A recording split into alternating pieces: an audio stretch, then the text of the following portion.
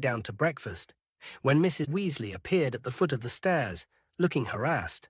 "Arthur," she called up the staircase. "Arthur, urgent message from the ministry." Harry flattened himself against the wall as Mr. Weasley came clattering past with his robes on back to front and hurtled out of sight. When Harry and the others entered the kitchen, they saw Mrs. Weasley rummaging anxiously in the drawers. "I've got a quill here somewhere." And Mr. Weasley bending over the fire, talking to. Harry shut his eyes hard and opened them again to make sure that they were working properly. Amos Diggory's head was sitting in the middle of the flames like a large bearded egg. It was talking very fast, completely unperturbed by the sparks flying around it and the flames licking its ears. Muggle neighbours heard bangs and shouting, so they went and called those what-do-you-call-ems please men. "Arthur, you've got to get over there." "Here," said Mrs. Weasley breathlessly, pushing a piece of parchment, a bottle of ink, and a crumpled quill into Mr. Weasley's hands.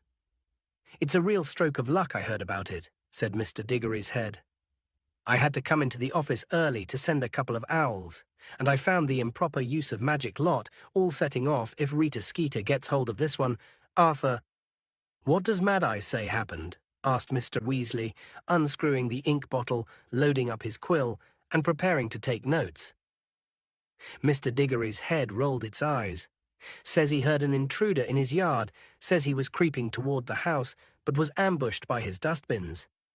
"What did the dustbins do?" asked Mr. Weasley, scribbling frantically. "Made one hell of a noise and fired rubbish everywhere, as far as I can tell," said Mr. Diggory. "Apparently one of them was still rocketing around when the please men turned up." Mr. Weasley groaned. "And what about the intruder?" "Arthur, you know Mad Eye," said Mr. Diggory's head, rolling its eyes again.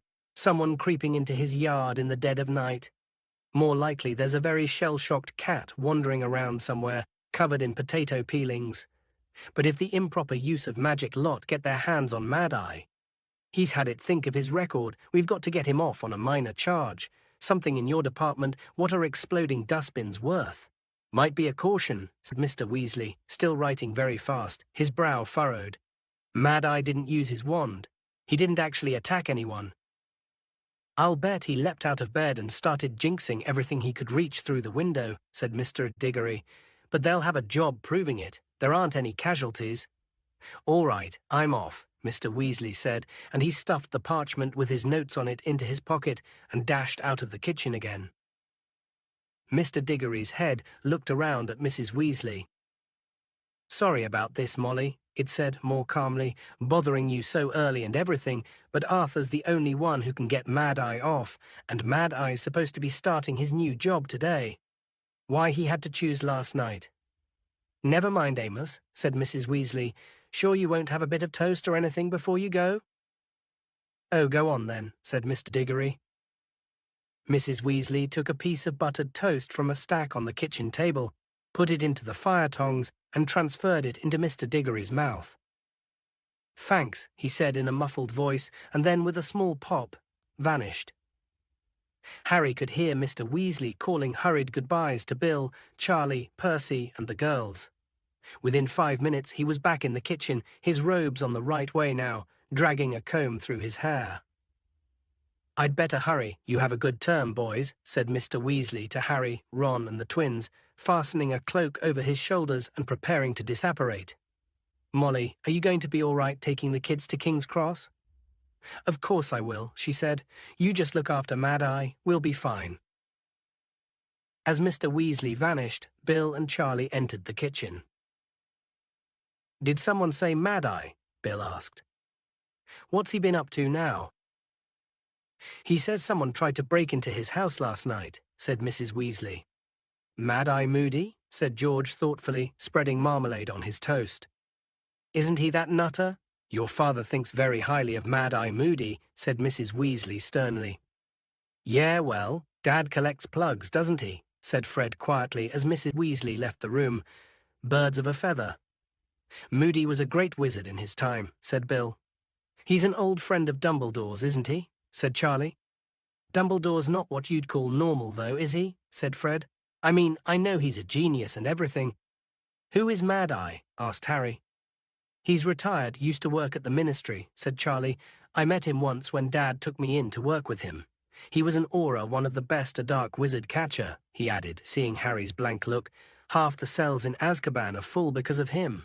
He made himself loads of enemies, though the families of people he caught mainly, and I heard he's been getting really paranoid in his old age. Doesn't trust anyone anymore. Sees dark wizards everywhere. Bill and Charlie decided to come and see everyone off at King's Cross Station, but Percy, apologizing most profusely, said that he really needed to get to work. I just can't justify taking more time off at the moment, he told them. Mr. Crouch is really starting to rely on me. Yeah, you know what, Percy, said George seriously.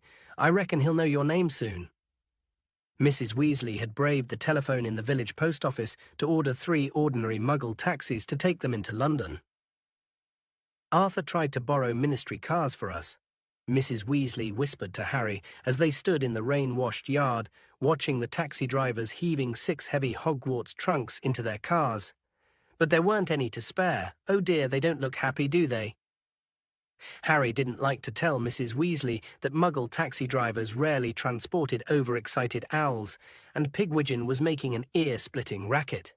Nor did it help that a number of Filibuster's fabulous wet start, no-heat fireworks went off unexpectedly when Fred's trunk sprang open, causing the driver carrying it to yell with fright and pain as Crookshanks clawed his way up the man's leg.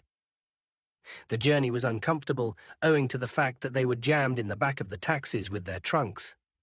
Crookshanks took quite a while to recover from the fireworks, and by the time they entered London, Harry, Ron and Hermione were all severely scratched. They were very relieved to get out at King's Cross, even though the rain was coming down harder than ever, and they got soaked carrying their trunks across the busy road and into the station. Harry was used to getting onto platform 9 3/4 by now. It was a simple matter of walking straight through the apparently solid barrier dividing platforms 9 and 10. The only tricky part was doing this in an unobtrusive way, so as to avoid attracting Muggle attention. They did it in groups today. Harry, Ron and Hermione, the most conspicuous since they were accompanied by Pigwidgeon and Crookshanks, went first. They leaned casually against the barrier, chatting unconcernedly, and slid sideways through it, and as they did so, platform 9 3/4 materialized in front of them.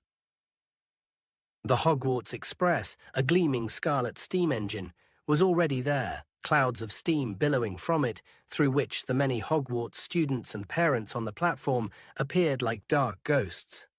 Pigwidgeon became noisier than ever in response to the hooting of many owls through the mist. Harry, Ron and Hermione set off to find seats and were soon stowing their luggage in a compartment halfway along the train. They then hopped back down onto the platform to say goodbye to Mrs. Weasley, Bill and Charlie. I might be seeing you all sooner than you think, said Charlie, grinning as he hugged Ginny goodbye. Why? Said Fred keenly. You'll see, said Charlie. Just don't tell Percy I mentioned it. It's classified information, until such time as the ministry sees fit to release it, after all.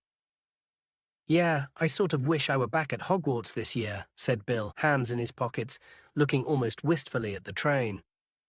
Why? Said George impatiently. You're going to have an interesting year, said Bill, his eyes twinkling.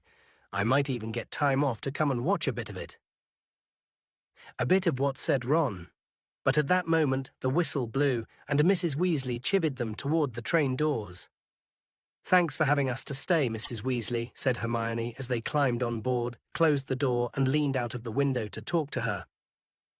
Yeah, thanks for everything, Mrs. Weasley, said Harry. Oh, it was my pleasure, dears, said Mrs. Weasley. I'd invite you for Christmas, but well, I expect you're all going to want to stay at Hogwarts. What with one thing and another. Mum, said Ron irritably, what do you 3 know that we don't? You'll find out this evening, I expect, said Mrs. Weasley, smiling. It's going to be very exciting, mind you. I'm very glad they've changed the rules. What rules? Said Harry, Ron, Fred and George together. I'm sure Professor Dumbledore will tell you. Now behave, won't you? Won't you, Fred? And you, George? The pistons hissed loudly and the train began to move. Tell us what's happening at Hogwarts, Fred bellowed out of the window as Mrs. Weasley, Bill and Charlie sped away from them. What rules are they changing? But Mrs. Weasley only smiled and waved. Before the train had rounded the corner, she, Bill, and Charlie had disapparated. Harry, Ron, and Hermione went back to their compartment. The thick rain splattering the windows made it very difficult to see out of them. Ron undid his trunk, pulled out his maroon dress robes, and flung them over Pigwidgeon's cage to muffle his hooting. Bagman wanted to tell us what's happening at Hogwarts, he said grumpily, sitting down next to Harry. At the World Cup, remember? But my own mother won't say. Wonder what? Shh, Hermione whispered suddenly, pressing her finger to her lips and pointing toward the compartment next to theirs. Harry and Ron listened and heard a familiar drawling voice drifting in through the open door. Father actually considered sending me to Durmstrang rather than Hogwarts, you know. He knows the headmaster, you see. Well, you know his opinion of Dumbledore. The man's such a mudblood lover, and Durmstrang doesn't admit that sort of riffraff. But Mother didn't like the idea of me going to school so far away. Father says Durmstrang takes a far more sensible line than Hogwarts about the dark arts. Durmstrang students actually learn them, not just the defense rubbish we do. Hermione got up, tiptoed to the compartment door, and slid it shut, blocking out Malfoy's voice. So he thinks Durmstrang would have suited him, does he? She said angrily. I wish he had gone, then we wouldn't have to put up with him. Durmstrang's another wizarding school, said Harry. Yes, said Hermione sniffily, and it's got a horrible reputation. According to an appraisal of magical education in Europe, it puts a lot of emphasis on the dark arts. I think I've heard of it, said Ron vaguely. Where is it? What country? Well, nobody knows, do they? Said Hermione, raising her eyebrows. Why not? Said Harry. There's traditionally been a lot of rivalry between all the magic schools. Durmstrang and Beauxbatons like to conceal their whereabouts so nobody can steal their secrets, said Hermione matter-of-factly. Come off it, said Ron, starting to laugh. Durmstrang's got to be about the same size as Hogwarts. How are you going to hide a great big castle? But Hogwarts is hidden, said Hermione in surprise. Everyone knows that well, everyone who's read Hogwarts. A history, anyway. Just you then, said Ron. So go on. How do you hide a place like Hogwarts? It's bewitched, said Hermione. If a muggle looks at it, all they see is a mouldering old ruin with a sign over the entrance saying danger, do not enter, unsafe. So Durmstrang will just look like a ruin to an outsider too. Maybe, said Hermione, shrugging, or it might have muggle-repelling charms on it, like the World Cup Stadium. And to keep foreign wizards from finding it, they'll have made it unplottable. Come again. Well, you can enchant a building, so it's impossible to plot on a map, can't you? If you say so, said Harry. But I think Durmstrang must be somewhere in the far north, said Hermione thoughtfully. Somewhere very cold, because they've got fur capes as part of their uniforms. Ah, think of the possibilities, said Ron dreamily. It would have been so easy to push Malfoy off a glacier and make it look like an accident. Shame his mother likes him. The rain became heavier and heavier as the train moved farther north. The sky was so dark and the windows so steamy that the lanterns were lit by midday. The lunch trolley came rattling along the corridor, and Harry bought a large stack of cauldron cakes for them to share. Several of their friends looked in on them as the afternoon progressed, including Seamus Finnegan, Dean Thomas and Neville Longbottom, a round-faced, extremely forgetful boy who had been brought up by his formidable witch of a grandmother. Seamus was still wearing his Ireland rosette. Some of its magic seemed to be wearing off now. It was still squeaking Troy Mullet Moran, but in a very feeble and exhausted sort of way. After half an hour or so, Hermione, growing tired of the endless Quidditch talk, buried herself once more in the Standard Book of Spells, Grade 4, and started trying to learn a summoning charm. Neville listened jealously to the others' conversation as they relived the cup match. Gran didn't want to go, he said miserably. Wouldn't buy tickets. It sounded amazing, though. It was, said Ron. Look at this, Neville. He rummaged in his trunk up in the luggage rack and pulled out the miniature figure of Victor Crumb. Oh, wow, said Neville enviously, as Ron tipped Crumb onto his pudgy hand. We saw him right up close as well, said Ron. We were in the top box. For the first and last time in your life, Weasley. Draco Malfoy had appeared in the doorway. Behind him stood Crabbe and Goyle, his enormous thuggish cronies, both of whom appeared to have grown at least a foot during the summer. Evidently they had overheard the conversation through the compartment door, which Dean and Seamus had left ajar. "Don't remember asking you to join us, Malfoy," said Harry coolly. "Weasley." "What is that?" said Malfoy, pointing at Pigwidgeon's cage. A sleeve of Ron's dress robes was dangling from it, swaying with the motion of the train, the mouldy lace cuff very obvious. Ron made to stuff the robes out of sight, but Malfoy was too quick for him. He seized the sleeve and pulled.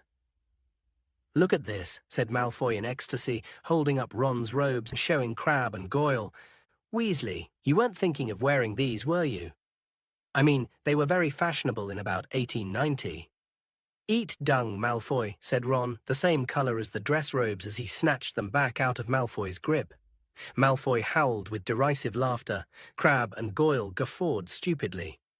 "So going to enter, Weasley? Going to try and bring a bit of glory to the family name?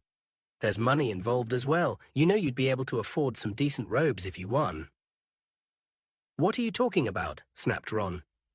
"Are you going to enter?" Malfoy repeated. "I suppose you will, Potter. You never miss a chance to show off, do you?"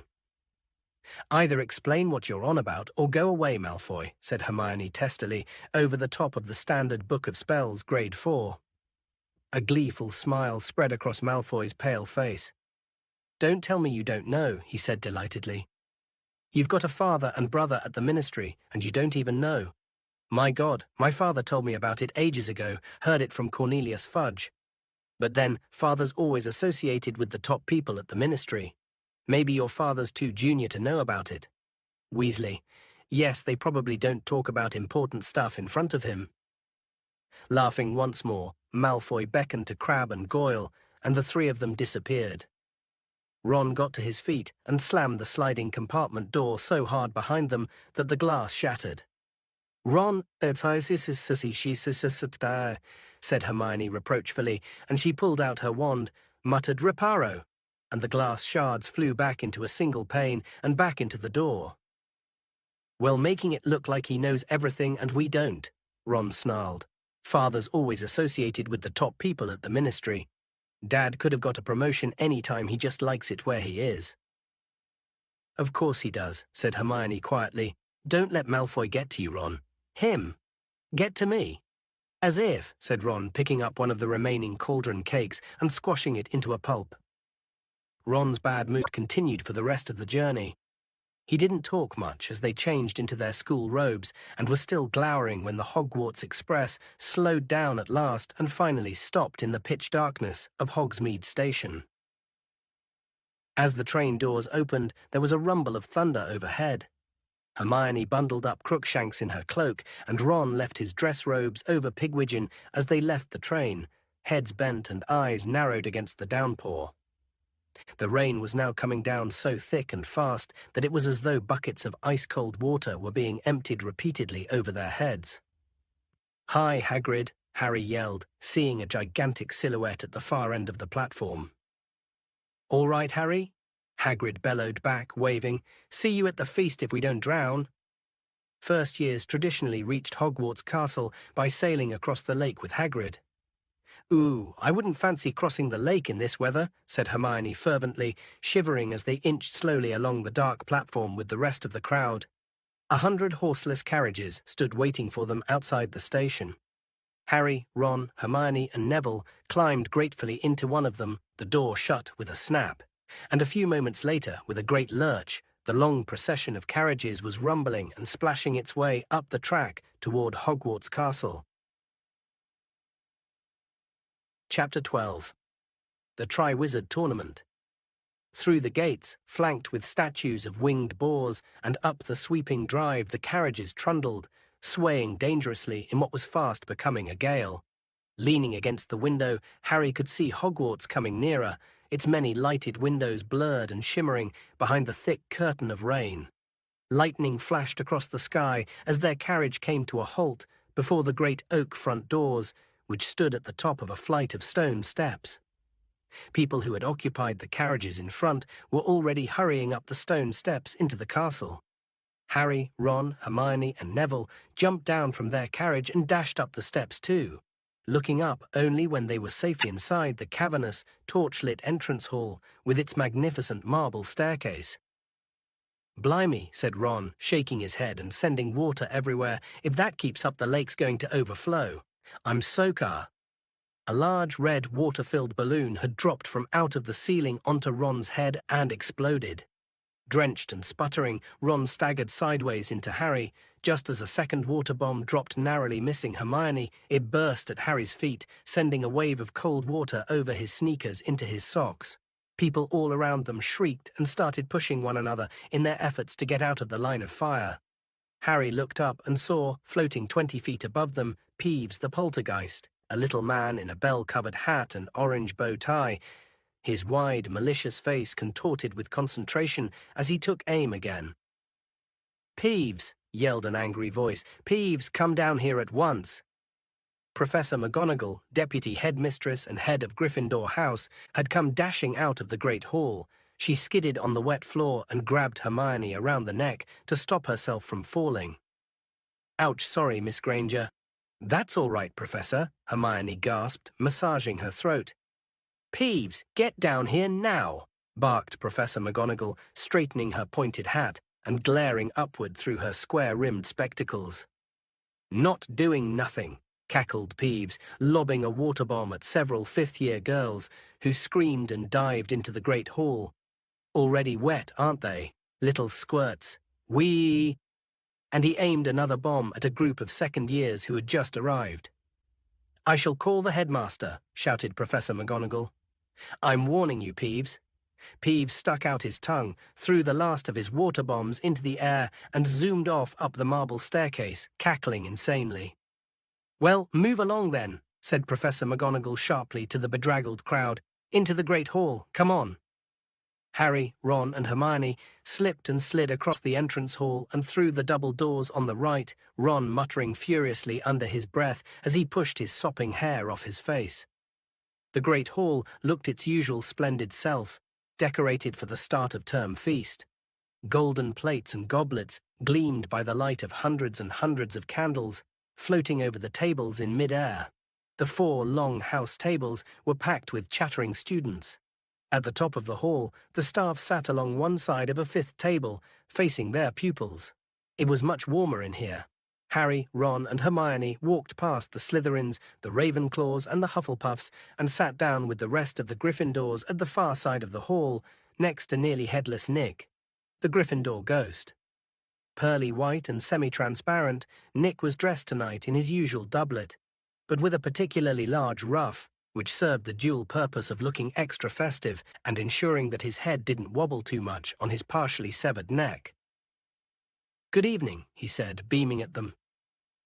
"Says who?" said Harry, taking off his sneakers and emptying them of water. "Hope they hurry up with the sorting. I'm starving." The sorting of the new students into houses took place at the start of every school year, but by an unlucky combination of circumstances, Harry hadn't been present at one since his own. He was quite looking forward to it. Just then, a highly excited, breathless voice called down the table. "Hiya, Harry." It was Colin Creevey, a 3rd year to whom Harry was something of a hero. "Hi, Colin," said Harry warily. "Harry, guess what?" "Guess what, Harry? My brother's starting. My brother Dennis." Good," said Harry. "He's really excited," said Colin, practically bouncing up and down in his seat. "I just hope he's in Gryffindor. Keep your fingers crossed, eh, Harry?" Yeah, all right," said Harry. He turned back to Hermione, Ron, and nearly headless Nick. "Brothers and sisters usually go in the same houses, don't they?" he said. He was judging by the Weasleys, all 7 of whom had been put into Gryffindor. "Oh no, not necessarily," said Hermione. "Parvati Patil's twins are Ravenclaw, and they're identical. You'd think they'd be together, wouldn't you?" Harry looked up at the staff table. There seemed to be rather more empty seats there than usual. Hagrid, of course, was still fighting his way across the lake with the first years. Professor McGonagall was presumably supervising the drying of the entrance hall floor, but there was another empty chair too, and Harry couldn't think who else was missing. "Where's the new Defense Against the Dark Arts teacher?" said Hermione, who was also looking up at the teachers. They had never yet had a defense against the dark arts teacher who had lasted more than 3 terms. Harry's favorite by far had been Professor Lupin, who had resigned last year. He looked up and down the staff table. There was definitely no new face there. Maybe they couldn't get anyone, said Hermione, looking anxious. Harry scanned the table more carefully. Tiny little Professor Flitwick, the charms teacher, was sitting on a large pile of cushions beside Professor Sprout, the herbology teacher, whose hat was askew over her flyaway grey hair. She was talking to Professor Sinistra of the astronomy department. On Professor Sinistra's other side was the sallow-faced, hook-nosed, greasy-haired potions master, Snape, Harry's least favourite person at Hogwarts. Harry's loathing of Snape was matched only by Snape's hatred of him, a hatred which had, if possible, intensified last year, when Harry had helped Sirius escape right under Snape's overlarge nose. Snape and Sirius had been enemies since their own school days. On Snape's other side was an empty seat, which Harry guessed was Professor McGonagall's. Next to it, and in the very centre of the table, sat Professor Dumbledore, the headmaster, his sweeping silver hair and beard shining in the candlelight, his magnificent deep green robes embroidered with many stars and moons. The tips of Dumbledore's long, thin fingers were together, and he was resting his chin upon them, staring up at the ceiling through his half-moon spectacles, as though lost in thought. Harry glanced up at the ceiling too. It was enchanted to look like the sky outside, and he had never seen it look this stormy. Black and purple clouds were swirling across it, and as another thunderclap sounded outside, a fork of lightning flashed across it. "Oh, hurry up," Ron moaned beside Harry. "I could eat a hippogriff." The words were no sooner out of his mouth than the doors of the great hall opened and silence fell. Professor McGonagall was leading a long line of first years up to the top of the hall. If Harry, Ron, and Hermione were wet, it was nothing to how these first years looked. They appeared to have swum across the lake rather than sailed. All of them were shivering with a combination of cold and nerves as they filed along the staff table and came to a halt in a line facing the rest of the school, all of them except the smallest of the lot, a boy with mousy hair who was wrapped in what Harry recognized as Hagrid's moleskin overcoat. The coat was so big for him that it looked as though he were draped in a furry black circus tent. His small face protruded from over the collar, looking almost painfully excited. When he had lined up with his terrified-looking peers, he caught Colin Creevy's eye, gave a double thumbs up, and mouthed, "I fell in the lake." He looked positively delighted about it. Professor McGonagall now placed a 4-legged stool on the ground before the first years, and, on top of it, an extremely old, dirty, patched wizard's hat. The first years stared at it. So did everyone else. For a moment there was silence. Then a long tear near the brim opened wide like a mouth, and the hat broke into song. 1,000 years or more ago, when I was newly sown, there lived 4 wizards of renown, whose names are still well known. Bold Gryffindor from Wild Moor, fair Ravenclaw from Glen, sweet Hufflepuff from Valley Broad, shrewd Slytherin from Fen. They shared a wish, a hope, a dream. They hatched a daring plan to educate young sorcerers. Thus Hogwarts School began.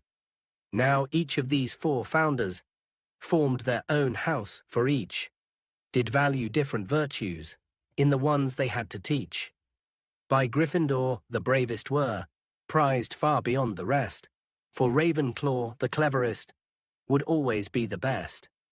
For Hufflepuff hard workers were, most worthy of admission, and power-hungry Slytherin loved those of great ambition. While still alive they did divide their favourites from the throng. Yet how to pick the worthy ones? When they were dead and gone, 'twas Gryffindor who found the way. He whipped me off his head. The founders put some brains in me, so I could choose instead. Now slip me snug about your ears. I've never yet been wrong.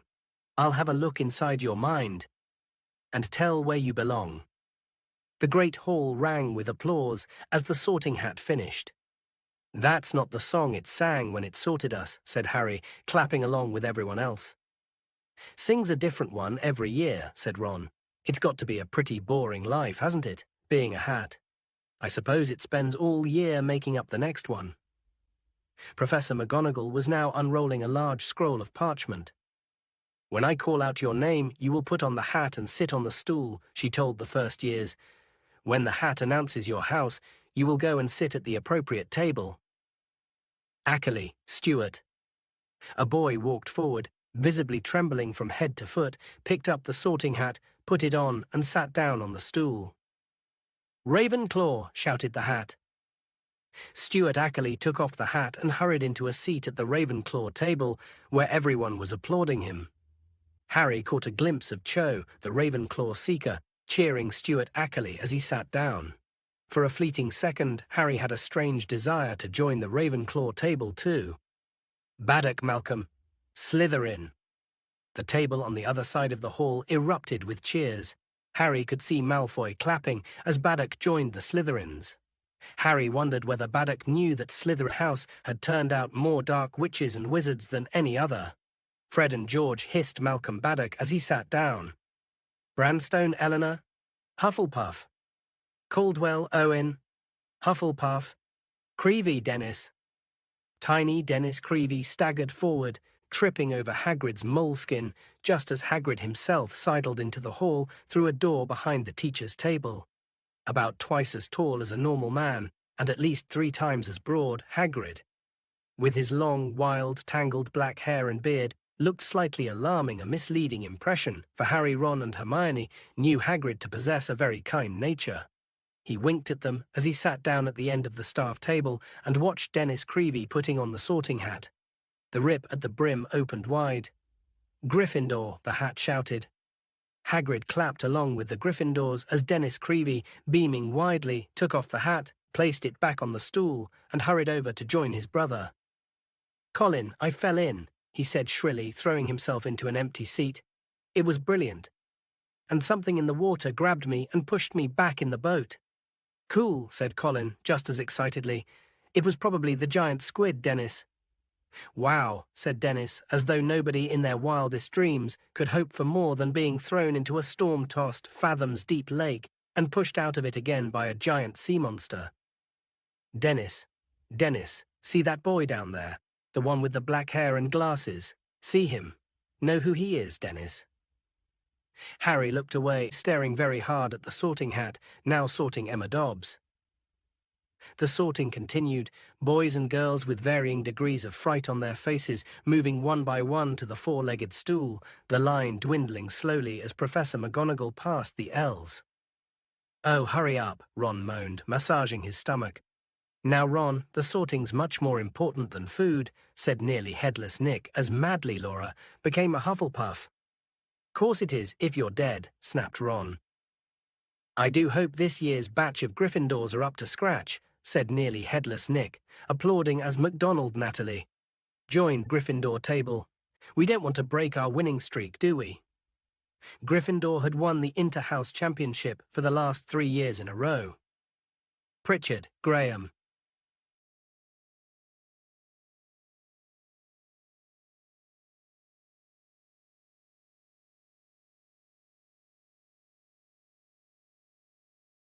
Slytherin. Quirk, Orla, Ravenclaw. And finally with Whitby, Kevin, Hufflepuff. The sorting ended. Professor McGonagall picked up the hat and the stool and carried them away. "About time," said Ron, seizing his knife and fork and looking expectantly at his golden plate. Professor Dumbledore had gotten to his feet. He was smiling around at the students, his arms opened wide in welcome. "I have only 2 words to say to you," he told them, his deep voice echoing around the hall. "Tuck in." "Here, here," said Harry and Ron loudly as the empty dishes filled magically before their eyes. Nearly headless Nick watched mournfully as Harry, Ron and Hermione loaded their own plates. "Ah, at's bear," said Ron with his mouth full of mashed potato. "You're lucky there's a feast at all tonight, you know," said nearly headless Nick. "There was trouble in the kitchens earlier." "Why, what happened?" said Harry through a sizable chunk of steak. "Peeves, of course," said nearly headless Nick, shaking his head, which wobbled dangerously. He pulled his ruff a little higher up on his neck. "The usual argument, you know." He wanted to attend the feast well, it's quite out of the question. You know what he's like, utterly uncivilized, can't see a plate of food without throwing it. We held a ghosts' council, the fat friar was all for giving him the chance, but most wisely, in my opinion, the bloody baron put his foot down. The bloody baron was the Slytherin ghost, a gaunt and silent spectre covered in silver bloodstains. He was the only person at Hogwarts who could really control Peeves. Yeah, we thought Peeves seemed hacked off about something, said Ron darkly. So what did he do in the kitchens? Oh, the usual, said nearly headless Nick, shrugging. Wreaked havoc and mayhem, pots and pans everywhere, place swimming in soup, terrified the house elves out of their wits. Clang. Hermione had knocked over her golden goblet. Pumpkin juice spread steadily over the tablecloth, staining several feet of white linen orange. But Hermione paid no attention. There are house elves here, she said, staring horror-struck at nearly headless Nick. Here at Hogwarts. Certainly, said nearly headless Nick, looking surprised at her reaction. The largest number in any dwelling in Britain, I believe. Over 100. I've never seen one, said Hermione. Well, they hardly ever leave the kitchen by day, do they? Said nearly headless Nick. They come out at night to do a bit of cleaning, see to the fires and so on. I mean, you're not supposed to see them, are you? That's the mark of a good house elf, isn't it? That you don't know it's there. Hermione stared at him. But they get paid, she said. They get holidays, don't they? And sick leave and pensions and everything. Nearly headless Nick chortled so much that his ruff slipped and his head flopped off, dangling on the inch or so of ghostly skin and muscle that still attached it to his neck. Sick leave and pensions, he said, pushing his head back onto his shoulders and securing it once more with his ruff. House elves don't want sick leave and pensions. Hermione looked down at her hardly touched plate of food, then put her knife and fork down upon it and pushed it away from her. Oh, come on, my knee, said Ron, accidentally spraying Harry with bits of Yorkshire pudding. Oops, sorry, Harry. He swallowed. You won't get them sick leave by starving yourself. Slave labor, said Hermione, breathing hard through her nose. That's what made this dinner, slave labor. And she refused to eat another bite. The rain was still drumming heavily against the high, dark glass. Another clap of thunder shook the windows, and the stormy ceiling flashed, illuminating the golden plates as the remains of the first course vanished and were replaced, instantly, with puddings. Treacle tart, Hermione, said Ron, deliberately wafting its smell toward her. Spotted Dick, look, chocolate gâteau. But Hermione gave him a look so reminiscent of Professor McGonagall that he gave up. When the puddings, too, had been demolished and the last crumbs had faded off the plates, leaving them sparkling clean, Albus Dumbledore got to his feet again. The buzz of chatter filling the hall ceased almost at once, so that only the howling wind and pounding rain could be heard. So, said Dumbledore, smiling around at them all, now that we are all fed and watered, said Hermione, I must once more ask for your attention while I give out a few notices. Mr. Filch, the caretaker, has asked me to tell you that the list of objects forbidden inside the castle has this year been extended to include screaming yo-yos, fanged frisbees, and ever-bashing boomerangs. The full list comprises some 437 items, I believe, and can be viewed in Mr. Filch's office, if anybody would like to check it. The corners of Dumbledore's mouth twitched. He continued, As ever, I would like to remind you all that the forest on the grounds is out of bounds to students, as is the village of Hogsmeade to all below third year. It is also my painful duty to inform you that the Inter-House Quidditch Cup will not take place this year. What? Harry gasped. He looked around at Fred and George, his fellow members of the Quidditch team. They were mouthing soundlessly at Dumbledore, apparently too appalled to speak. Dumbledore went on, This is due to an event that will be starting in October and continuing throughout the school year, taking up much of the teachers' time and energy, but I am sure you will all enjoy it immensely. I have great pleasure in announcing that this year at Hogwarts. But at that moment there was a deafening rumble of thunder and the doors of the great hall banged open. A man stood in the doorway, leaning upon a long staff, shrouded in a black travelling cloak. Every head in the great hall swiveled toward the stranger, suddenly brightly illuminated by a fork of lightning that flashed across the ceiling. He lowered his hood, shook out a long mane of grizzled dark grey hair, then began to walk up toward the teacher's table. A dull clunk echoed through the hall on his every other step. He reached the end of the top table, turned right, and limped heavily toward Dumbledore. Another flash of lightning crossed the ceiling. Hermione gasped. The lightning had thrown the man's face into sharp relief, and it was a face unlike any Harry had ever seen. It looked as though it had been carved out of weathered wood by someone who had only the vaguest idea of what human faces are supposed to look like, and was none too skilled with a chisel. Every inch of skin seemed to be scarred, the mouth looked like a diagonal gash, and a large chunk of the nose was missing. But it was the man's eyes that made him frightening. One of them was small, dark and beady. The other was large, round as a coin, and a vivid electric blue. The blue eye was moving ceaselessly, without blinking, and was rolling up, down and from side to side, quite independently of the normal eye, and then it rolled right over, pointing into the back of the man's head so that all they could see was whiteness. The stranger reached Dumbledore.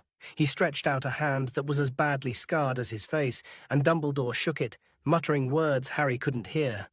He seemed to be making some inquiry of the stranger, who shook his head unsmilingly and replied in an undertone. Dumbledore nodded and gestured the man to the empty seat on his right-hand side. The stranger sat down, shook his mane of dark grey hair out of his face, pulled a plate of sausages toward him, raised it to what was left of his nose, and sniffed it. He then took a small knife out of his pocket, speared a sausage on the end of it, and began to eat. His normal eye was fixed upon the sausages, but the blue eye was still darting restlessly around in its socket, taking in the hall and the students. "May I introduce our new defense against the dark arts teacher?" said Dumbledore brightly into the silence, "Professor Moody."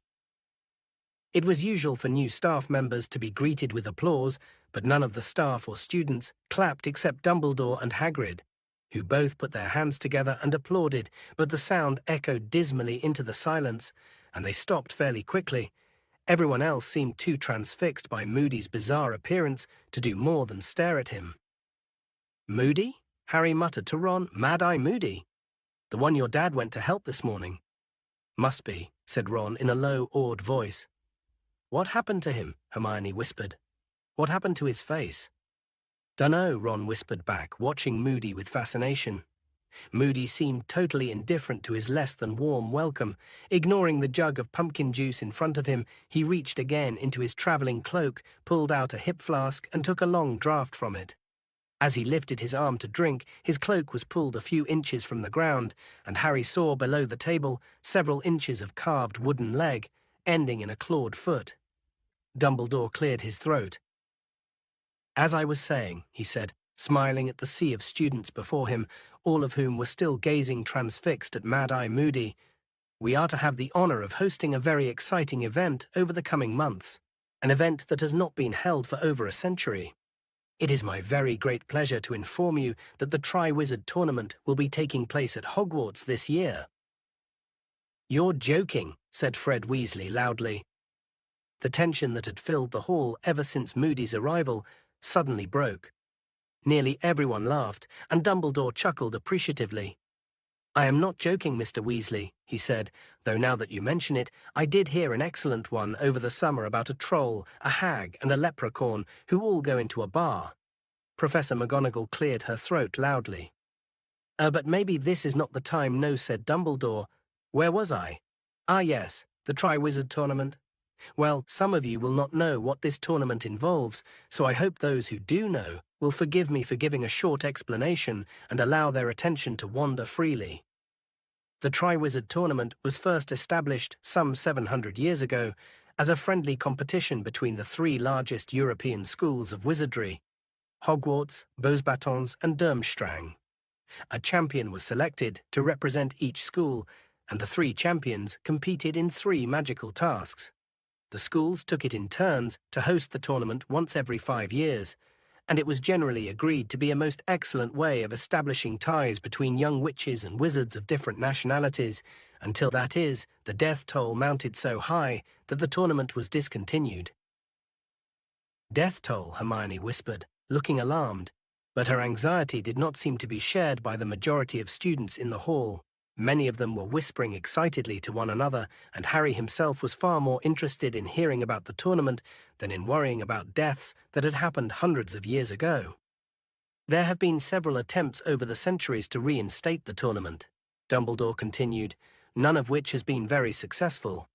However, our own departments of international magical cooperation and magical games and sports have decided the time is ripe for another attempt. We have worked hard over the summer to ensure that this time no champion will find himself or herself in mortal danger. The heads of Beauxbatons and Durmstrang will be arriving with their shortlisted contenders in October, and the selection of the 3 champions will take place at Halloween. An impartial judge will decide which students are most worthy to compete for the Triwizard Cup, the glory of their school, and 1,000 galleons, personal prize money. I'm going for it, Fred Weasley hissed down the table, his face lit with enthusiasm at the prospect of such glory and riches. He was not the only person who seemed to be visualizing himself as the Hogwarts champion. At every house table, Harry could see people either gazing raptly at Dumbledore or else whispering fervently to their neighbors. But then Dumbledore spoke again, and the hall quieted once more. Eager though I know all of you will be to bring the Triwizard Cup to Hogwarts, he said, the heads of the participating schools, along with the Ministry of Magic, have agreed to impose an age restriction on contenders this year. Only students who are of age, that is to say 17 years or older, will be allowed to put forward their names for consideration. This, Dumbledore raised his voice slightly, for several people had made noises of outrage at these words, and the Weasley twins were suddenly looking furious, is a measure we feel is necessary, given that the tournament tasks will still be difficult and dangerous, whatever precautions we take, and it is highly unlikely that students below 6th and 7th year will be able to cope with them. I will personally be ensuring that no underage student hoodwinks our impartial judge into making them Hogwarts champion.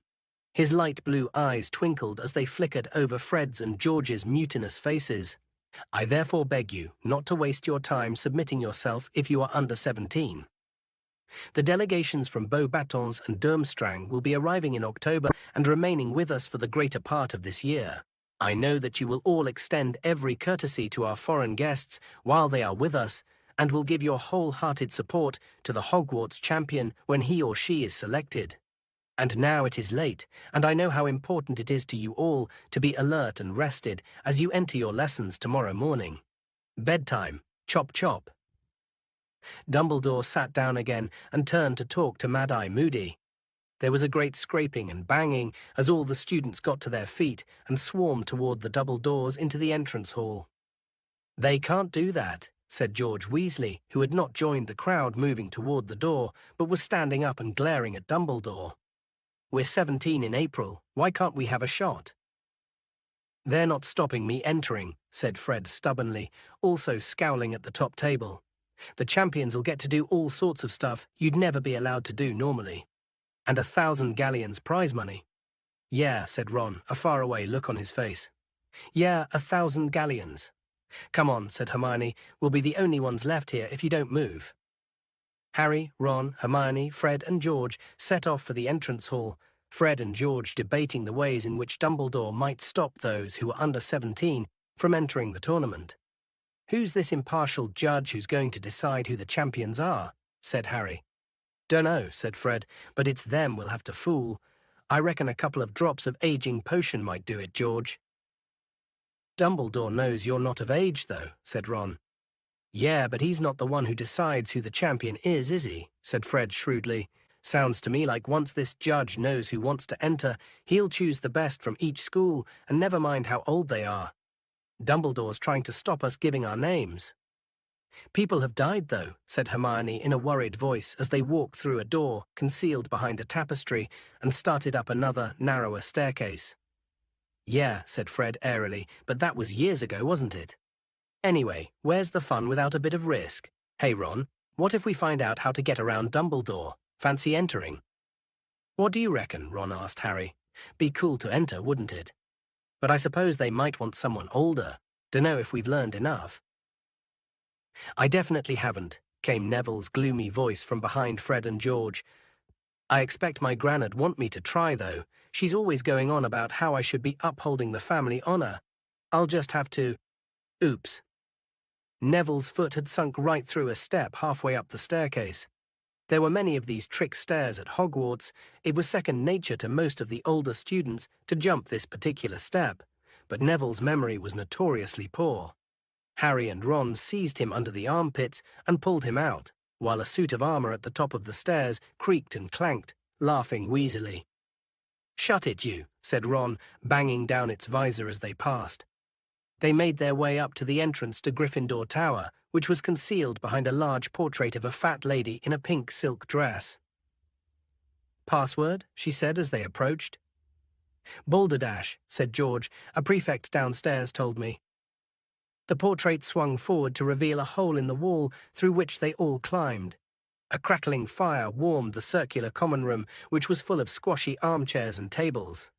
Hermione cast the merrily dancing flames a dark look, and Harry distinctly heard her mutter slave labor, before bidding them good night and disappearing through the doorway to the girls' dormitory. Harry, Ron, and Neville climbed up the last spiral staircase until they reached their own dormitory, which was situated at the top of the tower. 5 four-poster beds with deep crimson hangings stood against the walls, each with its owner's trunk at the foot. Dean and Seamus were already getting into bed. Seamus had pinned his Ireland rosette to his headboard, and Dean had tacked up a poster of Victor Crumb over his bedside table. His old poster of the West Ham football team was pinned right next to it. Mental, Ron sighed, shaking his head at the completely stationary soccer players. Harry, Ron, and Neville got into their pajamas and into bed. Someone, a house elf, no doubt had placed warming pans between the sheets. It was extremely comfortable, lying there in bed and listening to the storm raging outside. "I might go in for it, you know," Ron said sleepily through the darkness. "If Fred and George find out how to the tournament, you never know, do you?" "Suppose not." Harry rolled over in bed, a series of dazzling new pictures forming in his mind's eye. He had hoodwinked the impartial judge into believing he was 17. He had become Hogwarts champion. He was standing on the grounds, his arms raised in triumph in front of the whole school, all of whom were applauding and screaming he had just won the Tri-Wizard tournament. Cho's face stood out particularly clearly in the blurred crowd, her face glowing with admiration. Harry grinned into his pillow, exceptionally glad that Ron couldn't see what he could. Chapter 13. Mad-Eye Moody. The storm had blown itself out by the following morning, though the ceiling in the great hall was still gloomy. Heavy clouds of pewter grey swirled overhead as Harry, Ron, and Hermione examined their new course schedules at breakfast. A few seats along, Fred, George, and Lee Jordan were discussing magical methods of aging themselves and bluffing their way into the Tri-Wizard tournament. "Today's not bad outside all morning," said Ron, who was running his finger down his schedule. "Herbology with the Hufflepuffs and care of magical creatures, damn it. We're still with the Slytherins." "Double divination this afternoon," Harry groaned, looking down. Divination was his least favourite subject, apart from potions. Professor Trelawney kept predicting Harry's death, which he found extremely annoying. "You should have given it up like me, shouldn't you?" said Hermione briskly, buttering herself some toast. "Then you'd be doing something sensible like arithmancy." "You're eating again, I notice," said Ron, watching Hermione adding liberal amounts of jam to her toast too. "I've decided there are better ways of making a stand about elf rights," said Hermione haughtily. "Yeah, and you were hungry," said Ron, grinning. There was a sudden rustling noise above them, and 100 owls came soaring through the open windows, carrying the morning mail. Instinctively, Harry looked up, but there was no sign of white among the mass of brown and grey. The owls circled the tables, looking for the people to whom their letters and packages were addressed. A large tawny owl soared down to Neville Longbottom and deposited a parcel into his lap. Neville almost always forgot to pack something. On the other side of the hall, Draco Malfoy's eagle owl had landed on his shoulder, carrying what looked like his usual supply of sweets and cakes from home. Trying to ignore the sinking feeling of disappointment in his stomach, Harry returned to his porridge. Was it possible that something had happened to Hedwig and that Sirius hadn't even got his letter? His preoccupation lasted all the way across the sodden vegetable patch until they arrived in Greenhouse 3, but here he was distracted by Professor Sprout showing the class the ugliest plants Harry had ever seen. Indeed, they looked less like plants than thick, black, giant slugs protruding vertically out of the soil. Each was squirming slightly and had a number of large, shiny swellings upon it, which appeared to be full of liquid. Bubatubers, Professor Sprout told them briskly. They need squeezing. You will collect the pus. The what? Said Seamus Finnegan, sounding revolted. Pus, Finnegan, pus, said Professor Sprout, and it's extremely valuable, so don't waste it. You will collect the pus, I say, in these bottles. Wear your dragon hide gloves. It can do funny things to the skin when undiluted bubotuber pus. Squeezing the bubatubers was disgusting but oddly satisfying. As each swelling was popped, a large amount of thick yellowish-green liquid burst forth, which smelled strongly of petrol. They caught it in the bottles, as Professor Sprout had indicated, and by the end of the lesson had collected several pints. This'll keep Madame Pumphrey happy, said Professor Sprout, stoppering the last bottle with a cork. An excellent remedy for the more stubborn forms of acne, bubatuber pus. Should stop students resorting to desperate measures to rid themselves of pimples. Like poor Eloise Midgeon, said Hannah Abbott, a Hufflepuff in a hushed voice. She tried to curse hers off. Silly girl, said Professor Sprout, shaking her head, but Madame Pumphrey fixed her nose back on in the end. A booming bell echoed from the castle across the wet grounds, signalling the end of the lesson, and the class separated, the Hufflepuffs climbing the stone steps for transfiguration and the Gryffindors heading in the other direction, down the sloping lawn toward Hagrid's small wooden cabin, which stood on the edge of the forbidden forest. Hagrid was standing outside his hut, one hand on the collar of his enormous black boarhound, Fang. There were several open wooden crates on the ground at his feet, and Fang was whimpering and straining at his collar, apparently keen to investigate the contents more closely. As they drew nearer, an odd rattling noise reached their ears, punctuated by what sounded like minor explosions. "Mornin'," Hagrid said, grinning at Harry, Ron, and Hermione. "Bear wait for the Slytherins. They won't want to miss this blast-ended Scroots." "Come again," said Ron. Hagrid pointed down into the crates. "You," squealed Lavender Brown, jumping backward. "You" just about summed up the blast-ended Scroots in Harry's opinion. They looked like deformed, shell-less lobsters, horribly pale and slimy-looking, with legs sticking out in very odd places and no visible heads. There were about 100 of them in each crate, each about 6 inches long, crawling over one another, bumping blindly into the sides of the boxes. They were giving off a very powerful smell of rotting fish. Every now and then, sparks would fly out of the end of a Scroot, and with a small foot, it would be propelled forward several inches. "Only just hatched," said Hagrid proudly, "so you'll be able to raise 'em yourselves. Thought we'd make a bit of a project of it." "And why would we want to raise them?" said a cold voice. The Slytherins had arrived. The speaker was Draco Malfoy. Crabbe and Goyle were chuckling appreciatively at his words. Hagrid looked stumped at the question. "I mean, what do they do?" asked Malfoy. "What is the point of them?" Hagrid opened his mouth, apparently thinking hard. There was a few seconds' pause, then he said roughly, "That's next lesson, Malfoy. You're just feeding 'em today. Now you'll want to try 'em on a few different things. I've never had 'em before. Not sure what they'll go for. I got ant eggs and frog livers and a bit of grass snake. Just try 'em out with a bit of each."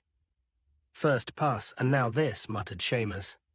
Nothing but deep affection for Hagrid could have made Harry, Ron, and Hermione pick up squelchy handfuls of frog liver and lower them into the crates to tempt the blast-ended Scroots.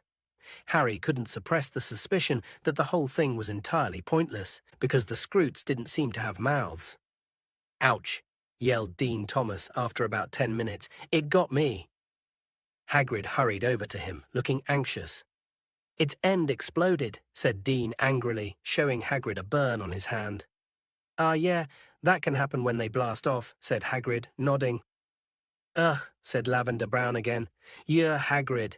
What's that pointy thing on it?"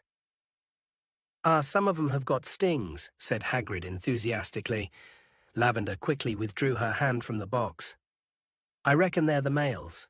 The females have got sort of sucker things on their bellies. I think they might be to suck blood." "Well, I can certainly see why we're trying to keep them alive," said Malfoy sarcastically. "Who wouldn't want pets that can burn, sting, and bite all at once?" "Just because they're not very pretty, it doesn't mean they're not useful," Hermione snapped. "Dragon blood's amazingly magical, but you wouldn't want a dragon for a pet, would you?"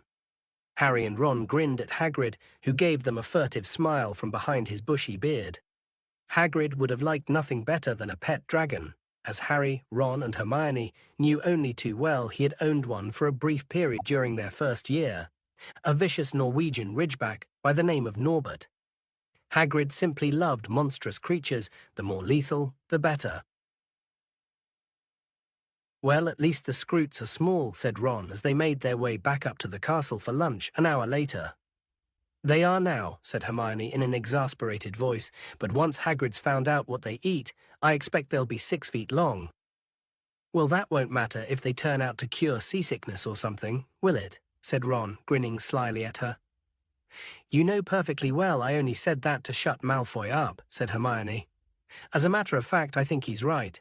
The best thing to do would be to stamp on the lot of them before they start attacking us all." They sat down at the Gryffindor table and helped themselves to lamb chops and potatoes. Hermione began to eat so fast that Harry and Ron stared at her. "Or is this the new stand on elf rights?" said Ron. "You're going to make yourself puke instead." "No," said Hermione, with as much dignity as she could muster, with her mouth bulging with sprouts. "I just want to get to the library." "What?" said Ron in disbelief. "Hermione, it's the first day back. We haven't even got homework yet." Hermione shrugged and continued to shovel down her food as though she had not eaten for days. Then she leapt to her feet, said, "See you at dinner," and departed at high speed. When the bell rang to signal the start of afternoon lessons, Harry and Ron set off for North Tower, where, at the top of a tightly spiraling staircase, a silver stepladder led to a circular trapdoor in the ceiling and the room where Professor Trelawney lived. The familiar sweet perfume spreading from the fire met their nostrils as they emerged at the top of the stepladder. As ever, the curtains were all closed. The circular room was bathed in a dim reddish light, cast by the many lamps, which were all draped with scarves and shawls. Harry and Ron walked through the mass of occupied chintz chairs and poufs that cluttered the room and sat down at the same small circular table. "Good day," said the misty voice of Professor Trelawney right behind Harry, making him jump. A very thin woman with enormous glasses that made her eyes appear far too large for her face, Professor Trelawney was peering down at Harry with the tragic expression she always wore whenever she saw him.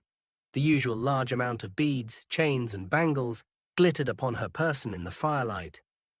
"You are preoccupied, my dear," she said mournfully to Harry. "My inner eye sees past your brave face to the troubled soul within, and I regret to say that your worries are not baseless. I see difficult times ahead for you. Alas, most difficult. I fear the thing you dread will indeed come to pass, and perhaps sooner than you think." Her voice dropped almost to a whisper. Ron rolled his eyes at Harry, who looked stonily back. Professor Trelawney swept past them and seated herself in a large winged armchair before the fire, facing the class. Lavender Brown and Parvati Patil, who deeply admired Professor Trelawney, were sitting on poufs very close to her.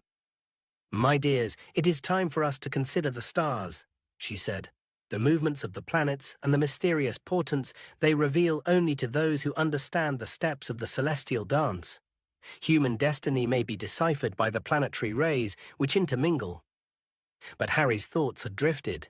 The perfumed fire always made him feel sleepy and dull-witted, and Professor Trelawney's rambling talks on fortune-telling never held him exactly spellbound, though he couldn't help thinking about what she had just said to him. "I fear the thing you dread will indeed come to pass." But Hermione was right, Harry thought irritably. Professor Trelawney really was an old fraud. He wasn't dreading anything at the moment at all, well, unless you counted his fears that Sirius had been caught. But what did Professor Trelawney know? He had long since come to the conclusion that her brand of fortune-telling was really no more than lucky guesswork and a spooky manner. Except, of course, for that time at the end of last term, when she had made the prediction about Voldemort rising again, and Dumbledore himself had said that he thought that trance had been genuine, when Harry had described it to him. "Harry," Ron muttered. "What?" Harry looked around. The whole class was staring at him. He sat up straight. He had been almost dozing off, lost in the heat and his thoughts. "I was saying, my dear, that you were clearly born under the baleful influence of Saturn," said Professor Trelawney, a faint note of resentment in her voice at the fact that he had obviously not been hanging on her words. "Born under what? Sorry," said Harry. "Saturn, dear, the planet Saturn," said Professor Trelawney, sounding definitely irritated that he wasn't riveted by this news. "I was saying that Saturn was surely in a position of power in the heavens at the moment of your birth. Your dark hair, your mean stature, tragic losses so young in life, I think I am right in saying, my dear, that you were born in midwinter." "No," said Harry, "I was born in July." Ron hastily turned his laugh into a hacking cough. Half an hour later, each of them had been given a complicated circular chart and was attempting to fill in the position of the planets at their moment of birth. It was dull work, requiring much consultation of timetables and calculation of angles. "I've got 2 Neptunes here," said Harry after a while, frowning down at his piece of parchment. "That can't be right, can it?" "Ah," said Ron, imitating Professor Trelawney's mystical whisper. "When 2 Neptunes appear in the sky, it is a sure sign that a midget in glasses is being born, Harry." Seamus and Dean, who were working nearby, sniggered loudly, though not loudly enough to mask the excited squeals from Lavender Brown. "Oh, Professor, look! I think I've got an unexpected planet." "Ooh, which one's that, Professor?" "It is Uranus, my dear," said Professor Trelawney, peering down at the chart. "Can I have a look at Uranus too, Lavender?" said Ron. Most unfortunately, Professor Trelawney heard him, and it was this, perhaps, that made her give them so much homework at the end of the class. "A detailed analysis of the way the planetary movements in the coming month will affect you, with reference to your personal chart," she snapped, sounding much more like Professor McGonagall than her usual airy-fairy self. "I want it ready to hand in next Monday, and no excuses." "Miserable old bat," said Ron bitterly, as they joined the crowds descending the staircases back to the Great Hall and dinner. "That'll take all weekend, that will." "Lots of homework?" said Hermione brightly, catching up with them. "Professor Vector didn't give us any at all." "Well, bully for Professor Vector," said Ron moodily. They reached the entrance hall, which was packed with people queuing for dinner. They had just joined the end of the line when a loud voice rang out behind them. "Weasley, hey! Weasley!" Harry, Ron, and Hermione turned. Malfoy, Crabbe, and Goyle were standing there, each looking thoroughly pleased about something. "What?" said Ron shortly. "Your dad's in the paper, Weasley," said Malfoy, brandishing a copy of the Daily Prophet and speaking very loudly, so that everyone in the packed entrance hall could hear. "Listen to this. For mistakes at the Ministry of Magic. It seems as though the Ministry of Magic's troubles are not yet at an end," writes Rita Skeeter, special correspondent. "Recently under fire for its poor crowd control at the Quidditch World Cup, and still unable to account for the disappearance of one of its witches, the Ministry was plunged into fresh embarrassment yesterday by the antics of Arnold Weasley, of the Misuse of Muggle Artifacts Office." Malfoy looked up. "Imagine them not even getting his name right, Weasley. It's almost as though he's a complete non-entity, isn't it?" he crowed. Everyone in the entrance hall was listening now. Malfoy straightened the paper with a flourish and read on. "Arnold Weasley, who was charged with possession of a flying car 2 years ago, was yesterday involved in a tussle with several Muggle lawkeepers, policemen, over a number of highly aggressive dustbins. Mr. Weasley appears to have rushed to the aid of Mad-Eye Moody, the aged ex-Auror who retired from the Ministry when no longer able to tell the difference between a handshake and attempted murder. Unsurprisingly, Mr. Weasley found, upon arrival at Mr. Moody's heavily guarded house, that Mr. Moody had once again raised a false alarm. Mr. Weasley was forced to modify several memories before he could escape from the policeman, but refused to answer Daily Prophet questions about why he had involved the ministry in such an undignified and potentially embarrassing scene. "And there's a picture, Weasley," said Malfoy, flipping the paper over and holding it up. "A picture of your parents outside their house, if you can call it a house. Your mother could do with losing a bit of weight, couldn't she?" Ron was shaking with fury. Everyone was staring at him. "Get stuffed, Malfoy," said Harry. "Come on, Ron." "Oh yeah, you were staying with them this summer, weren't you, Potter?" sneered Malfoy. "So tell me, is his mother really that porky, or is it just the picture?" "You know your mother, Malfoy," said Harry. Both he and Hermione had grabbed the back of Ron's robes to stop him from launching himself at Malfoy. "That expression she's got, like she's got dung under her nose. Has she always looked like that, or was it just because you were with her?" Malfoy's pale face went slightly pink. "Don't you dare insult my mother, Potter." "Keep your fat mouth shut then," said Harry, turning away. Bang! Several people screamed. Harry felt something white-hot graze the side of his face. He plunged his hand into his robes for his wand, but before he'd even touched it, he heard a second loud bang and a roar that echoed through the entrance hall. "Oh, no you don't, laddie." Harry spun around. Professor Moody was limping down the marble staircase.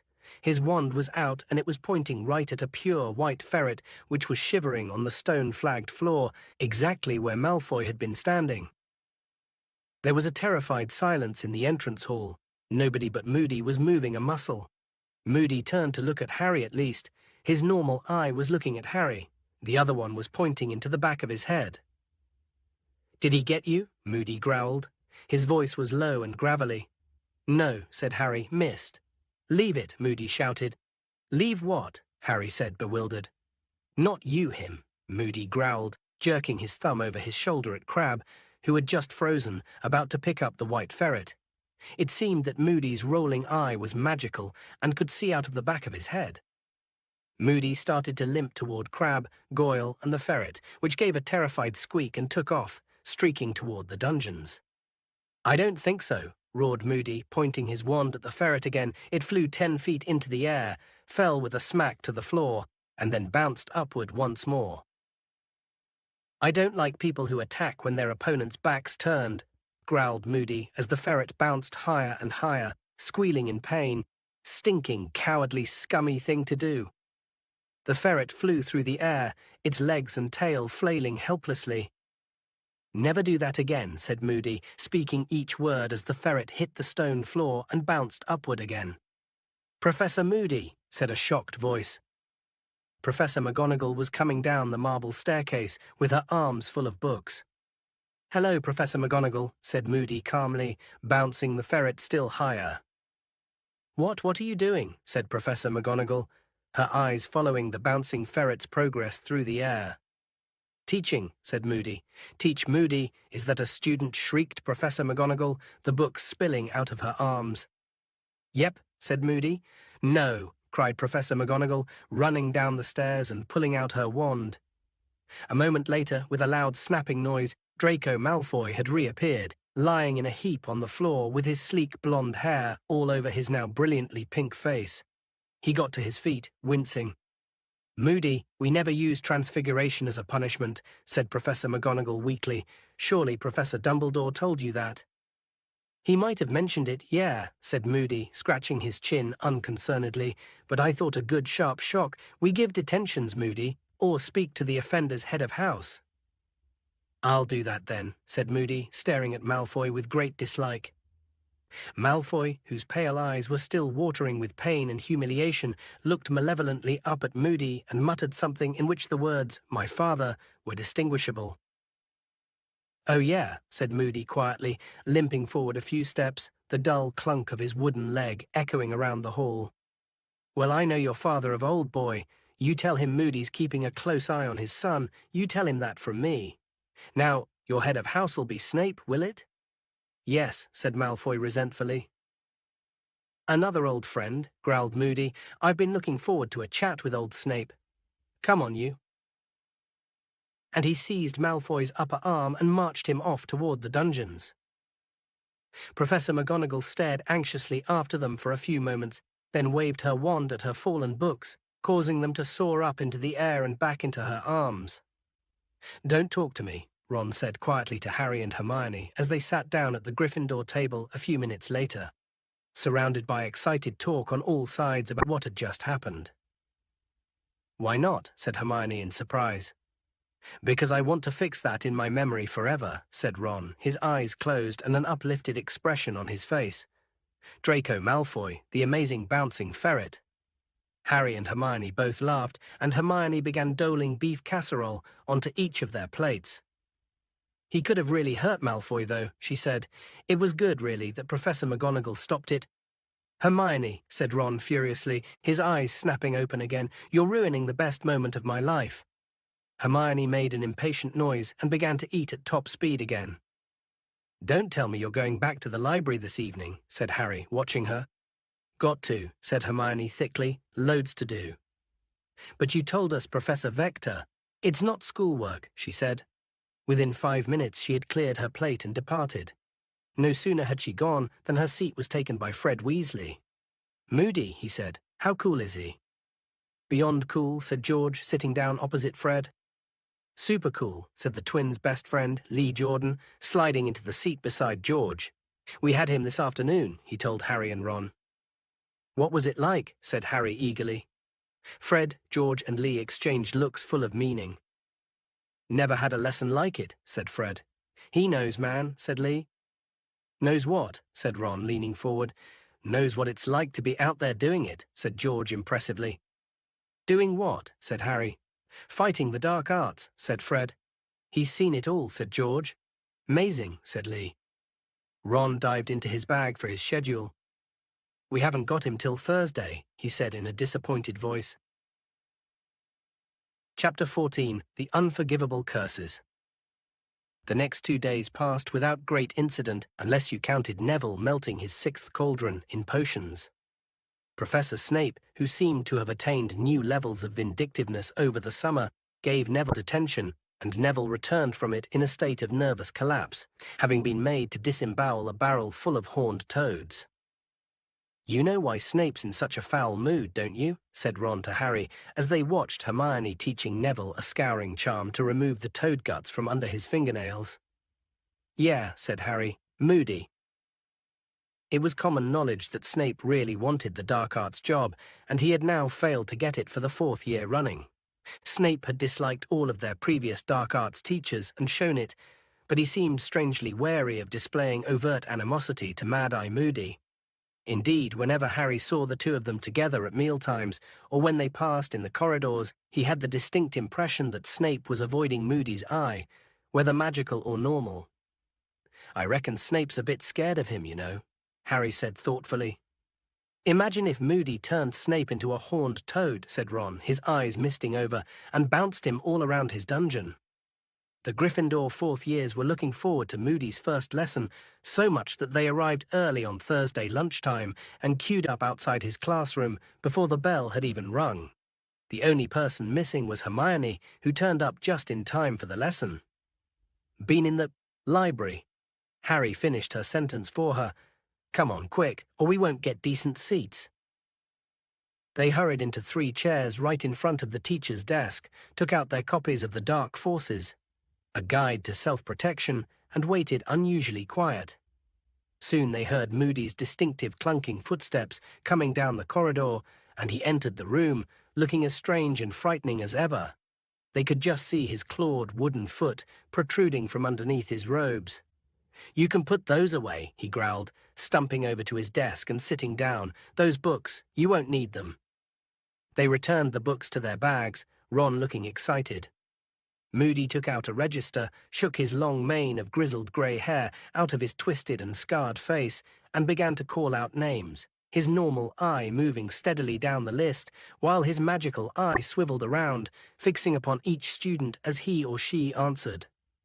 "Right then," he said, when the last person had declared themselves present, "I've had a letter from Professor Lupin about this class. Seems you've had a pretty thorough grounding in tackling dark creatures. You've covered boggarts, redcaps, hinkypunks, grindylows, kappas, and werewolves. Is that right?" There was a general murmur of assent. But you're behind, very behind on dealing with curses, said Moody, so I'm here to bring you up to scratch on what wizards can do to each other. I've got 1 year to teach you how to deal with dark. What, aren't you staying? Ron blurted out. Moody's magical eye spun around to stare at Ron. Ron looked extremely apprehensive, but after a moment Moody smiled the first time Harry had seen him do so. The effect was to make his heavily scarred face look more twisted and contorted than ever, but it was nevertheless good to know that he ever did anything as friendly as smile. Ron looked deeply relieved. "You'll be Arthur Weasley's son, eh?" Moody said. "Your father got me out of a very tight corner a few days ago." "Yeah, I'm staying just the 1 year. Special favor to Dumbledore. 1 year, and then back to my quiet retirement." He gave a harsh laugh and then clapped his gnarled hands together. "So straight into it. Curses. They come in many strengths and forms. Now, according to the Ministry of Magic, I'm supposed to teach you counter-curses and leave it at that. I'm not supposed to show you what illegal dark curses look like until you're in the 6th year. You're not supposed to be old enough to deal with it till then. But Professor Dumbledore's got a higher opinion of your nerves. He reckons you can cope. And I say, the sooner you know what you're up against, the better. How are you supposed to defend yourself against something you've never seen? A wizard who's about to put an illegal curse on you isn't going to tell you what he's about to do. He's not going to do it nice and polite to your face. You need to be prepared. You need to be alert and watchful. You need to put that away, Miss Brown, when I'm talking." Lavender jumped and blushed. She had been showing Parvati her completed horoscope under the desk. Apparently Moody's magical eye could see through solid wood as well as out of the back of his head. "So do any of you know which curses are most heavily punished by wizarding law?" Several hands rose tentatively into the air, including Ron's and Hermione's. Moody pointed at Ron, though his magical eye was still fixed on Lavender. Said Ron tentatively. "My dad told me about one. Is it called the Imperious Curse or something?" "Ah, yes," said Moody appreciatively. "Your father would know that one. Gave the Ministry a lot of trouble at one time. The Imperious Curse." Moody got heavily to his mismatched feet, opened his desk drawer, and took out a glass jar. 3 large black spiders were scuttling around inside it. Harry felt Ron recoil slightly next to him. Ron hated spiders. Moody reached into the jar, caught one of the spiders, and held it in the palm of his hand so that they could all see it. He then pointed his wand at it and muttered, "Imperio." The spider leapt from Moody's hand on a fine thread of silk and began to swing backward and forward as though on a trapeze. It stretched out its legs rigidly, then did a backflip, breaking the thread and landing on the desk, where it began to cartwheel in circles. Moody jerked his wand, and the spider rose onto 2 of its hind legs and went into what was unmistakably a tap dance. Everyone was laughing, everyone except Moody. "Think it's funny, do you?" he growled. "You'd like it, would you, if I did it to you?" The laughter died away almost instantly. "Total control," said Moody quietly, as the spider balled itself up and began to roll over and over. "I could make it jump out of the window, drown itself, throw itself down one of your throats." Ron gave an involuntary shudder. "Years back there were a lot of witches and wizards being controlled by the Imperious Curse," said Moody, and Harry knew he was talking about the days in which Voldemort had been all-powerful. Some job for the Ministry, trying to sort out who was being forced to act, and who was acting of their own free will. "The Imperious Curse can be fought, and I'll be teaching you how, but it takes real strength of character, and not everyone's got it. Better avoid being hit with it if you can." "Constant vigilance," he barked, and everyone jumped. Moody picked up the somersaulting spider and threw it back into the jar. "Anyone else know one? Another illegal curse?" Hermione's hand flew into the air again, and so, to Harry's slight surprise, did Neville's. The only class in which Neville usually volunteered information was herbology, which was easily his best subject. Neville looked surprised at his own daring. "Yes," said Moody, his magical eye rolling right over to fix on Neville. "There's one, the Cruciatus Curse," said Neville in a small but distinct voice. Moody was looking very intently at Neville, this time with both eyes. "Your name's Longbottom," he said, his magical eye swooping down to check the register again. Neville nodded nervously, but Moody made no further inquiries. Turning back to the class at large, he reached into the jar for the next spider and placed it upon the desktop, where it remained motionless, apparently too scared to move. "The Cruciatus curse," said Moody. "Needs to be a bit bigger for you to get the idea," he said, pointing his wand at the spider. "Engorgio." The spider swelled. It was now larger than a tarantula. Abandoning all pretense, Ron pushed his chair backward, as far away from Moody's desk as possible. Moody raised his wand again, pointed it at the spider and muttered, "Crucio." At once the spider's legs bent in upon its body. It rolled over and began to twitch horribly, rocking from side to side. No sound came from it, but Harry was sure that if it could have given voice, it would have been screaming. Moody did not remove his wand, and the spider started to shudder and jerk more violently. "Stop it," Hermione said shrilly. Harry looked around at her. She was looking not at the spider, but at Neville, and Harry, following her gaze, saw that Neville's hands were clenched upon the desk in front of him, his knuckles white, his eyes wide and horrified. Moody raised his wand. The spider's legs relaxed, but it continued to twitch. "Reducio," Moody muttered, and the spider shrank back to its proper size. He put it back into the jar. "Pain," said Moody softly. "You don't need thumbscrews or knives to torture someone if you can perform the Cruciatus curse. That one was very popular once, too." "Right. Anyone know any others?" Harry looked around. From the looks on everyone's faces, he guessed they were all wondering what was going to happen to the last spider. Hermione's hand shook slightly as, for the third time, she raised it into the air. "Yes?" said Moody, looking at her. "Avada Kedavra," Hermione whispered. Several people looked uneasily around at her, including Ron. "Ah," said Moody, another slight smile twisting his lopsided mouth. "Yes, the last and worst. Avada Kedavra, the killing curse." He put his hand into the glass jar, and almost as though it knew what was coming, the third spider scuttled frantically around the bottom of the jar, trying to evade Moody's fingers, but he trapped it and placed it upon the desktop. It started to scuttle frantically across the wooden surface. Moody raised his wand, and Harry felt a sudden thrill of foreboding. "Avada Kedavra," Moody roared. There was a flash of blinding green light and a rushing sound, as though a vast, invisible something was soaring through the air instantaneously. The spider rolled over onto its back, unmarked but unmistakably dead. Several of the students stifled cries. Ron had thrown himself backward and almost toppled off his seat as the spider skidded toward him. Moody swept the dead spider off the desk onto the floor. "Not nice," he said calmly, "not pleasant, and there's no countercurse. There's no blocking it. Only one known person has ever survived it, and he's sitting right in front of me." Harry felt his face redden as Moody's eyes, both of them, looked into his own. He could feel everyone else looking around at him too. Harry stared at the blank blackboard as though fascinated by it, but not really seeing it at all. So that was how his parents had died, exactly like that spider. Had they been unblemished and unmarked too? Had they simply seen the flash of green light and heard the rush of speeding death before life was wiped from their bodies? Harry had been picturing his parents' deaths over and over again for 3 years now, ever since he'd found out they had been murdered, ever since he'd found out what had happened that night. Wormtail had betrayed his parents' whereabouts to Voldemort, who had come to find them at their cottage. How Voldemort had killed Harry's father first. How James Potter had tried to hold him off, while he shouted at his wife to take Harry and run.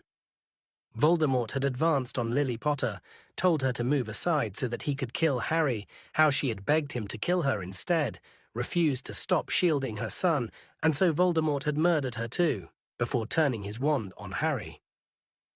Harry knew these details because he had heard his parents' voices when he had fought the Dementors last year. For that was the terrible power of the Dementors, to force their victims to relive the worst memories of their lives and drown, powerless, in their own despair. Moody was speaking again from a great distance, it seemed to Harry. With a massive effort, he pulled himself back to the present and listened to what Moody was saying. "Avada Kedavra's a curse that needs a powerful bit of magic behind it. You could all get your wands out now and point them at me and say the words, and I doubt I'd get so much as a nosebleed." But that doesn't matter. I'm not here to teach you how to do it.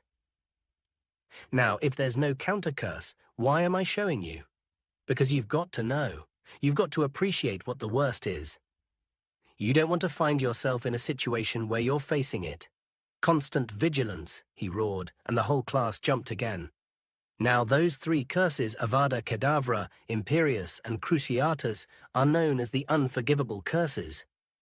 The use of any one of them on a fellow human being is enough to earn a life sentence in Azkaban. That's what you're up against. That's what I've got to teach you to fight. You need preparing, you need arming. But most of all, you need to practice constant, never-ceasing vigilance. Get out your quills, copy this down. They spent the rest of the lesson taking notes on each of the unforgivable curses. No one spoke until the bell rang, but when Moody had dismissed them and they had left the classroom, a torrent of talk burst forth. Most people were discussing the curses in awed voices. Did you see it twitch? And when he killed it just like that? They were talking about the lesson, Harry thought, as though it had been some sort of spectacular show. But he hadn't found it very entertaining, and nor, it seemed, had Hermione. "Hurry up," she said tensely to Harry and Ron. "Not the ruddy library again," said Ron. "No," said Hermione curtly, pointing up a side passage. "Neville." Neville was standing alone, halfway up the passage, staring at the stone wall opposite him, with the same horrified, wide-eyed look he had worn when Moody had demonstrated the Cruciatus curse. "Neville?" Hermione said gently.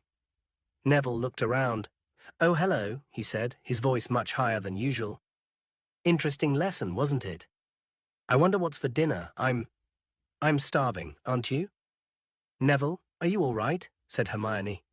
"Oh yes, I'm fine," Neville gabbled in the same unnaturally high voice. "Very interesting dinner. I mean lesson. What's for eating?" Ron gave Harry a startled look. "Neville, what?" But an odd clunking noise sounded behind them, and they turned to see Professor Moody limping toward them. All four of them fell silent, watching him apprehensively, but when he spoke, it was in a much lower and gentler growl than they had yet heard. "It's all right, Sonny," he said to Neville. "Why don't you come up to my office? Come on, we can have a cup of tea." Neville looked even more frightened at the prospect of tea with Moody. He neither moved nor spoke. Moody turned his magical eye upon Harry. "You all right, are you, Potter?" "Yes," said Harry, almost defiantly. Moody's blue eye quivered slightly in its socket as it surveyed Harry. Then he said, "You've got to know. It seems harsh, maybe, but you've got to know. No point pretending." "Well, come on, Longbottom. I've got some books that might interest you." Neville looked pleadingly at Harry, Ron, and Hermione, but they didn't say anything, so Neville had no choice but to allow himself to be steered away, one of Moody's gnarled hands on his shoulder. "What was that about?" said Ron, watching Neville and Moody turn the corner. "I don't know," said Hermione, looking pensive. "Some lesson, though, eh?" said Ron to Harry, as they set off for the Great Hall. "Fred and George were right, weren't they? He really knows his stuff, Moody, doesn't he? When he did Avada Kedavra, the way that spider just died, just snuffed it right." But Ron fell suddenly silent at the look on Harry's face and didn't speak again until they reached the Great Hall, when he said he supposed they had better make a start on Professor Trelawney's predictions tonight, since they would take hours.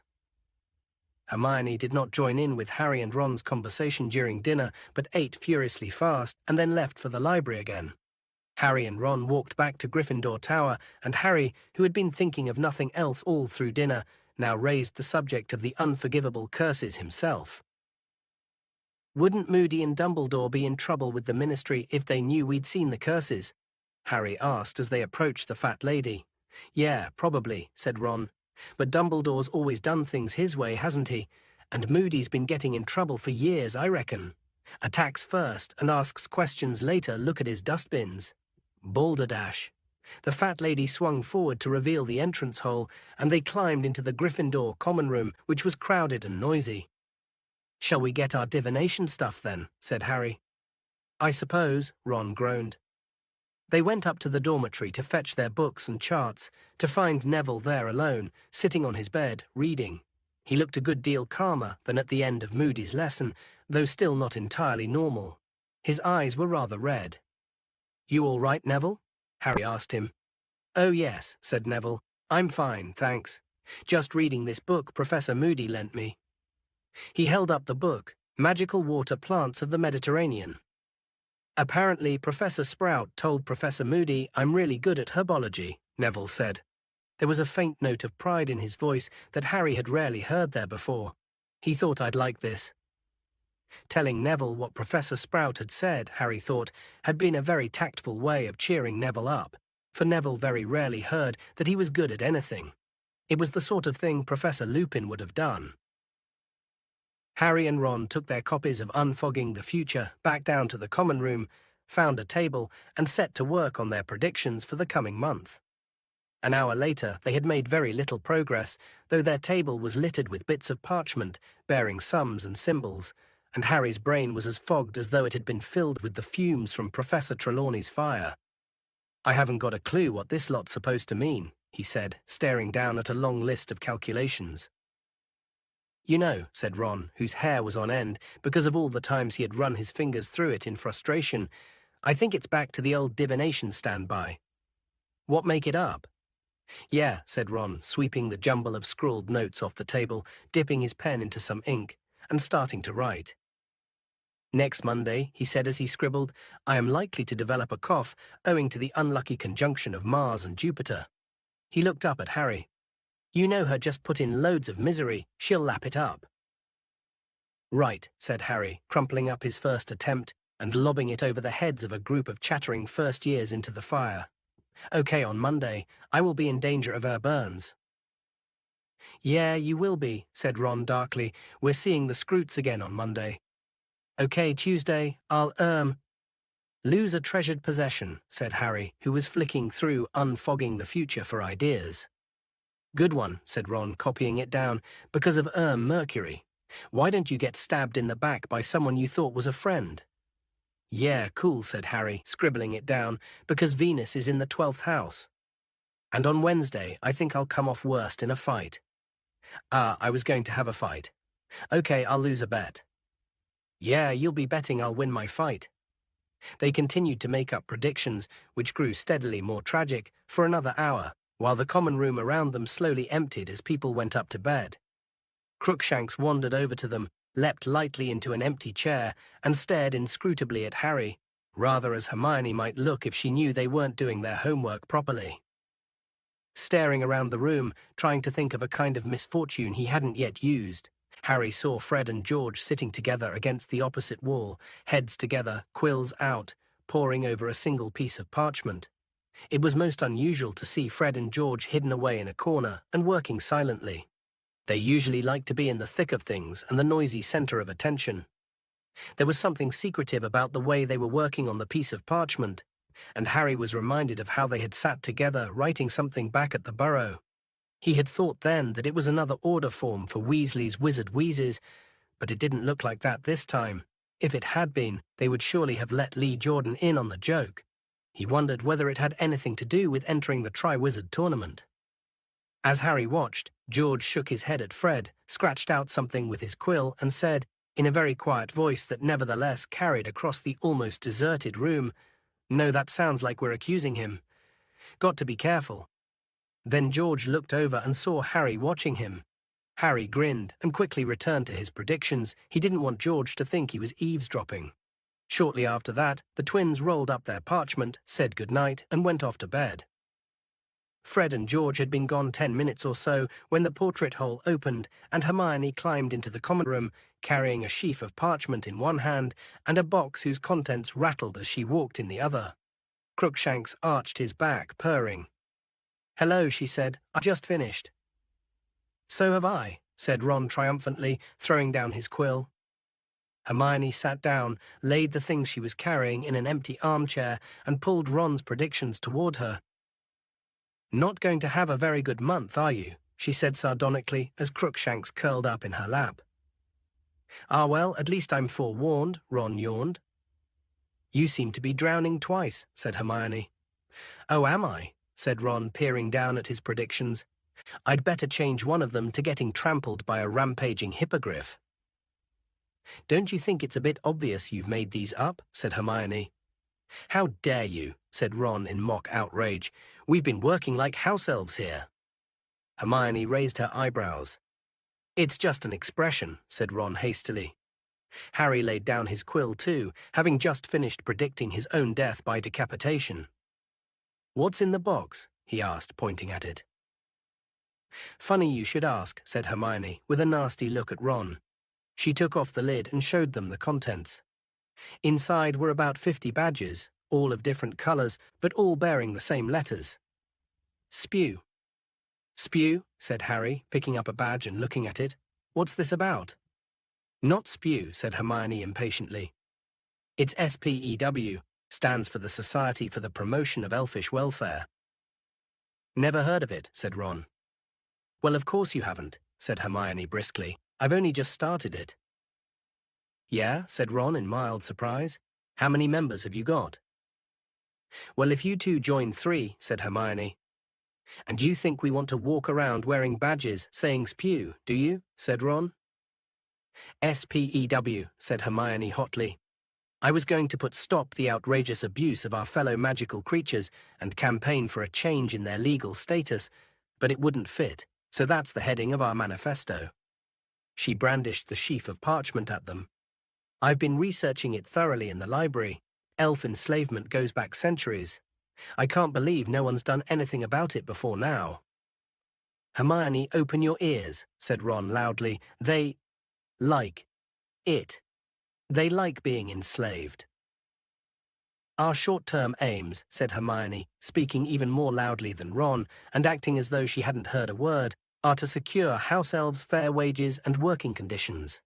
Our long-term aims include changing the law about non-wand use and trying to get an elf into the department for the regulation and control of magical creatures, because they're shockingly underrepresented." "And how do we do all this?" Harry asked. "We start by recruiting members," said Hermione happily. "I thought 2 sickles to join that buys a badge and the proceeds can fund our leaflet campaign. You're treasurer, Ron. I've got you a collecting tin upstairs. And Harry, you're secretary, so you might want to write down everything I'm saying now as a record of our first meeting." There was a pause in which Hermione beamed at the pair of them, and Harry sat, torn between exasperation at Hermione and amusement at the look on Ron's face. The silence was broken, not by Ron, who in any case looked as though he was temporarily dumbstruck, but by a soft tap on the window. Harry looked across the now empty common room and saw, illuminated by the moonlight, a snowy owl perched on the windowsill. "Hedwig!" he shouted, and he launched himself out of his chair and across the room to pull open the window. Hedwig flew inside, soared across the room, and landed on the table on top of Harry's predictions. "About time," said Harry, hurrying after her. "She's got an answer," said Ron excitedly, pointing at the grubby piece of parchment tied to Hedwig's leg. Harry hastily untied it and sat down to read, whereupon Hedwig fluttered onto his knee, hooting softly. "What does it say?" Hermione asked breathlessly. The letter was very short and looked as though it had been scrawled in a great hurry. Harry read it aloud. "Harry, I'm flying north immediately. This news about your scar is the latest in a series of strange rumors that have reached me here. If it hurts again, go straight to Dumbledore. They're saying he's got Mad-Eye out of retirement, which means he's reading the signs, even if no one else is. I'll be in touch soon. My best to Ron and Hermione. Keep your eyes open, Harry." Harry looked up at Ron and Hermione, who stared back at him. "He's flying north," Hermione whispered. "He's coming back." "Dumbledore's reading what signs?" said Ron, looking perplexed. "Harry, what's up?" For Harry had just hit himself in the forehead with his fist, jolting Hedwig out of his lap. "I shouldn't have told him," Harry said furiously. "What are you on about?" said Ron in surprise. "It's made him think he's got to come back," said Harry, now slamming his fist on the table so that Hedwig landed on the back of Ron's chair, hooting indignantly.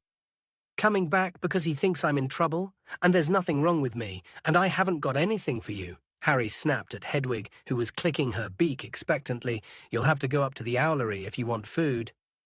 Hedwig gave him an extremely offended look and took off for the open window, cuffing him around the head with her outstretched wing as she went. "Harry," Hermione began, in a pacifying sort of voice.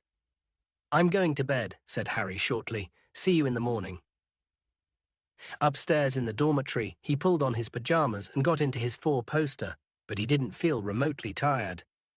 If Sirius came back and got caught, it would be Harry's fault. Why hadn't he kept his mouth shut?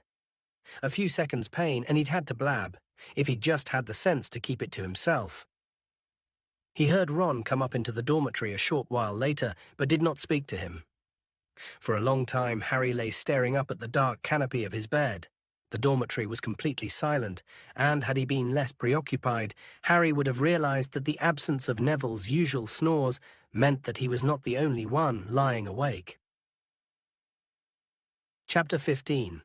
Beauxbatons and Durmstrang. Early next morning, Harry woke with a plan fully formed in his mind, as though his sleeping brain had been working on it all night. He got up, dressed in the pale dawn light, left the dormitory without waking Ron, and went back down to the deserted common room. Here he took a piece of parchment from the table upon which his divination homework still lay, and wrote the following letter. Dear Sirius, I reckon I just imagined my scar hurting. I was half asleep when I wrote to you last time. There's no point coming back. Everything's fine here. Don't worry about me. My head feels completely normal.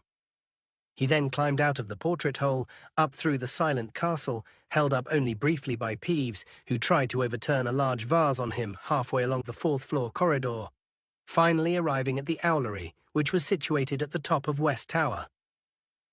The owlery was a circular stone room, rather cold and draughty, because none of the windows had glass in them. The floor was entirely covered in straw, owl droppings, and the regurgitated skeletons of mice and voles.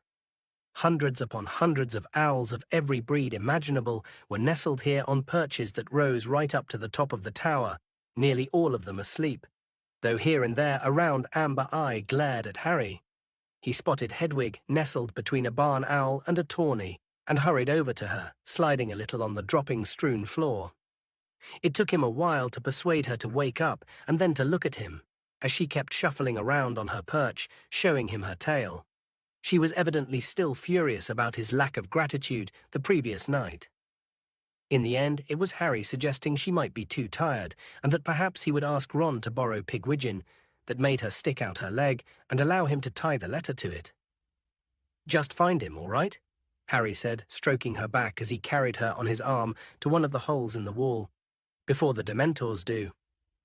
She nipped his finger, perhaps rather harder than she would ordinarily have done, but hooted softly in a reassuring sort of way all the same. Then she spread her wings and took off into the sunrise. Harry watched her fly out of sight with the familiar feeling of unease back in his stomach. He had been so sure that Sirius's reply would alleviate his worries rather than increasing them. That was a lie, Harry, said Hermione sharply over breakfast. When he told her and Ron what he had done, you didn't imagine your scar hurting, and you know it. So what? Said Harry. He's not going back to Azkaban because of me. Drop it, said Ron sharply to Hermione as she opened her mouth to argue some more, and for once Hermione heeded him and fell silent. Harry did his best not to worry about Sirius over the next couple of weeks. True, he could not stop himself from looking anxiously around every morning when the post owls arrived, nor late at night before he went to sleep prevent himself from seeing horrible visions of Sirius, cornered by Dementors down some dark London street. But between times he tried to keep his mind off his godfather. He wished he still had Quidditch to distract him. Nothing worked so well on a troubled mind as a good, hard training session.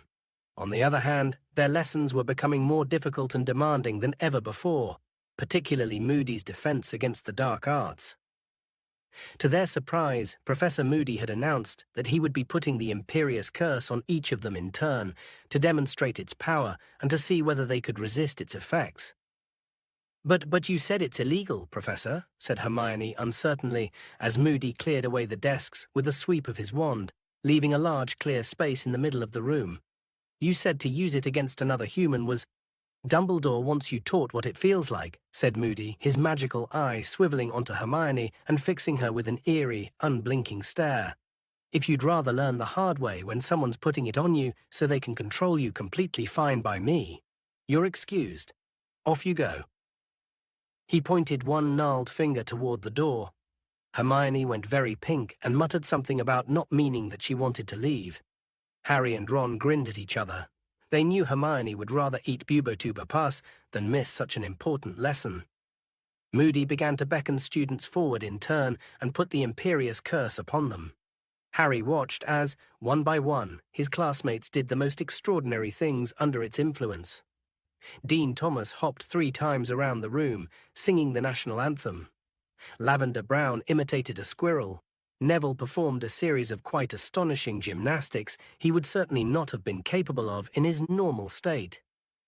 Not one of them seemed to be able to fight off the curse, and each of them recovered only when Moody had removed it.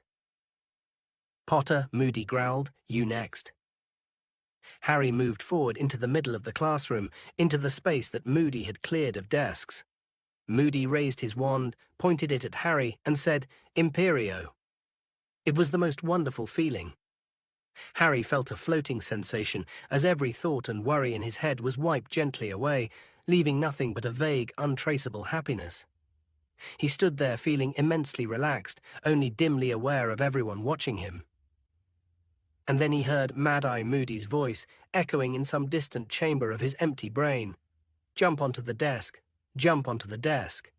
Harry bent his knees obediently, preparing to spring. Jump onto the desk. Why, though? Another voice had awoken in the back of his brain. "Stupid thing to do, really," said the voice. "Jump onto the desk." "No, I don't think I will." "Thanks," said the other voice, a little more firmly. "No, I don't really want to." "Jump, now." The next thing Harry felt was considerable pain. He had both jumped and tried to prevent himself from jumping.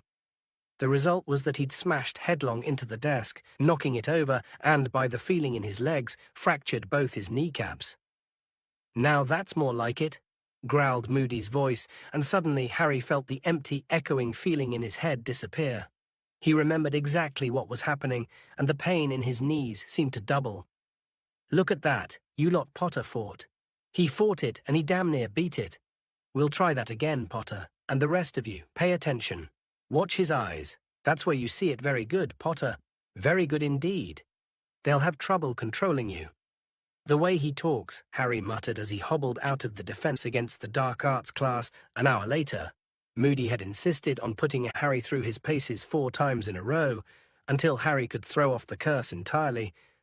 "You'd think we were all going to be attacked any second." "Yeah, I know," said Ron, who was skipping on every alternate step. He had had much more difficulty with the curse than Harry, though Moody assured him the effects would wear off by lunchtime. Talk about paranoid. Ron glanced nervously over his shoulder to check that Moody was definitely out of earshot and went on. "No wonder they were glad to get shot of him at the ministry. Did you hear him telling Seamus what he did to that witch who shouted boo behind him on April Fool's Day? And when are we supposed to read up on resisting the imperious curse with everything else we've got to do?" All the 4th years had noticed a definite increase in the amount of work they were required to do this term. Professor McGonagall explained why when the class gave a particularly loud groan at the amount of transfiguration homework she had assigned. "You are now entering a most important phase of your magical education," she told them, her eyes glinting dangerously behind her square spectacles. "Your ordinary wizarding levels are drawing closer." "We don't take OWLs till 5th year," said Dean Thomas indignantly. "Maybe not, Thomas, but believe me, you need all the preparation you can get. Miss Granger remains the only person in this class who has managed to turn a hedgehog into a satisfactory pincushion. I might remind you that your pincushion, Thomas, still curls up in fright if anyone approaches it with a pin." Hermione, who had turned rather pink again, seemed to be trying not to look too pleased with herself. Harry and Ron were deeply amused when Professor Trelawney told them that they had received top marks for their homework in their next divination class. She read out large portions of their predictions, commending them for their unflinching acceptance of the horrors in store for them, but they were less amused when she asked them to do the same thing for the month after next. Both of them were running out of ideas for catastrophes. Meanwhile, Professor Binns, the ghost who taught history of magic, had them writing weekly essays on the goblin rebellions of the 18th century. Professor Snape was forcing them to research antidotes. They took this one seriously, as he had hinted that he might be poisoning one of them before Christmas to see if their antidote worked. Professor Flitwick had asked them to read 3 extra books in preparation for their lesson on summoning charms. Even Hagrid was adding to their workload. The blast-ended Scroots were growing at a remarkable pace, given that nobody had yet discovered what they ate. Hagrid was delighted, and as part of their project, suggested that they come down to his hut on alternate evenings to observe the Scroots and make notes on their extraordinary behavior. "I will not," said Draco Malfoy flatly when Hagrid had proposed this with the air of Father Christmas, pulling an extra-large toy out of his sack. "I see enough of these foul things during lessons, thanks." Hagrid's smile faded off his face. "You'll do what you're told," he growled, "or I'll be taking a leaf out of Professor Moody's book. I hear you made a good ferret, Malfoy." The Gryffindors roared with laughter. Malfoy flushed with anger, but apparently the memory of Moody's punishment was still sufficiently painful to stop him from retorting. Harry, Ron, and Hermione returned to the castle at the end of the lesson in high spirits. Seeing Hagrid put down Malfoy was particularly satisfying, especially because Malfoy had done his very best to get Hagrid sacked the previous year. When they arrived in the entrance hall, they found themselves unable to proceed, owing to the large crowd of students congregated there, all milling around a large sign that had been erected at the foot of the marble staircase. Ron, the tallest of the 3, stood on tiptoe to see over the heads in front of them and read the sign aloud to the other 2. Tri-Wizard Tournament. The delegations from Beauxbatons and Durmstrang will be arriving at 6 o'clock on Friday, the 30th of October. Lessons will end half an hour early. "Brilliant," said Harry. "It's potions last thing on Friday. Snape won't have time to poison us all." Students will return their bags and books to their dormitories and assemble in front of the castle to greet our guests before the welcoming feast. "Only a week away," said Ernie Macmillan of Hufflepuff, emerging from the crowd, his eyes gleaming. "I wonder if Cedric knows. Think I'll go and tell him." "Cedric?" said Ron blankly as Ernie hurried off. "Diggory," said Harry. "He must be entering the tournament." "That idiot, Hogwarts champion," said Ron as they pushed their way through the chattering crowd toward the staircase. "He's not an idiot. You just don't like him because he beat Gryffindor at Quidditch," said Hermione. "I've heard he's a really good student, and he's a prefect." She spoke as though this settled the matter. "You only like him because he's handsome," said Ron scathingly. "Excuse me, I don't like people just because they're handsome," said Hermione indignantly. Ron gave a loud false cough, which sounded oddly like Lockhart. The appearance of the sign in the entrance hall had a marked effect upon the inhabitants of the castle. During the following week, there seemed to be only one topic of conversation, no matter where Harry went: the Tri-Wizard Tournament. Rumors were flying from student to student like highly contagious germs. Who was going to try for Hogwarts champion? What the tournament would involve? How the students from Beauxbatons and Durmstrang differed from themselves. Harry noticed, too, that the castle seemed to be undergoing an extra thorough cleaning. Several grimy portraits had been scrubbed, much to the displeasure of their subjects, who sat huddled in their frames, muttering darkly and wincing as they felt their raw pink faces. The suits of armor were suddenly gleaming and moving without squeaking, and Argus Filch, the caretaker, was behaving so ferociously to any students who forgot to wipe their shoes that he terrified a pair of first-year girls into hysterics. Other members of the staff seemed oddly tense, too. "Longbottom, kindly do not reveal that you can't even perform a simple switching spell in front of anyone from Durmstrang." Professor McGonagall barked at the end of one particularly difficult lesson, during which Neville had accidentally transplanted his own ears onto a cactus. When they went down to breakfast on the morning of the 30th of October, they found that the Great Hall had been decorated overnight. Enormous silk banners hung from the walls, each of them representing a Hogwarts house: red with a gold lion for Gryffindor, blue with a bronze eagle for Ravenclaw, yellow with a black badger for Hufflepuff, and green with a silver serpent for Slytherin. Behind the teacher's table, the largest banner of all bore the Hogwarts coat of arms: lion, eagle, badger, and snake united around a large letter H. Harry, Ron, and Hermione sat down beside Fred and George at the Gryffindor table. Once again, and most unusually, they were sitting apart from everyone else and conversing in low voices. Ron led the way over to them. It's a bummer, all right, George was saying gloomily to Fred, but if he won't talk to us in person, we'll have to send him the letter after all.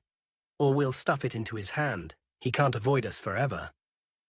Who's avoiding you? Said Ron, sitting down next to them. Wish you would, said Fred, looking irritated at the interruption. What's a bummer? Ron asked George. Having a nosy git like you for a brother, said George. You two got any ideas on the Triwizard tournament yet? Harry asked. Thought any more about trying to enter? I asked McGonagall how the champions are chosen, but she wasn't telling, said George bitterly. She just told me to shut up and get on with transfiguring my raccoon. Wonder what the tasks are going to be, said Ron thoughtfully. You know, I bet we could do them, Harry. We've done dangerous stuff before.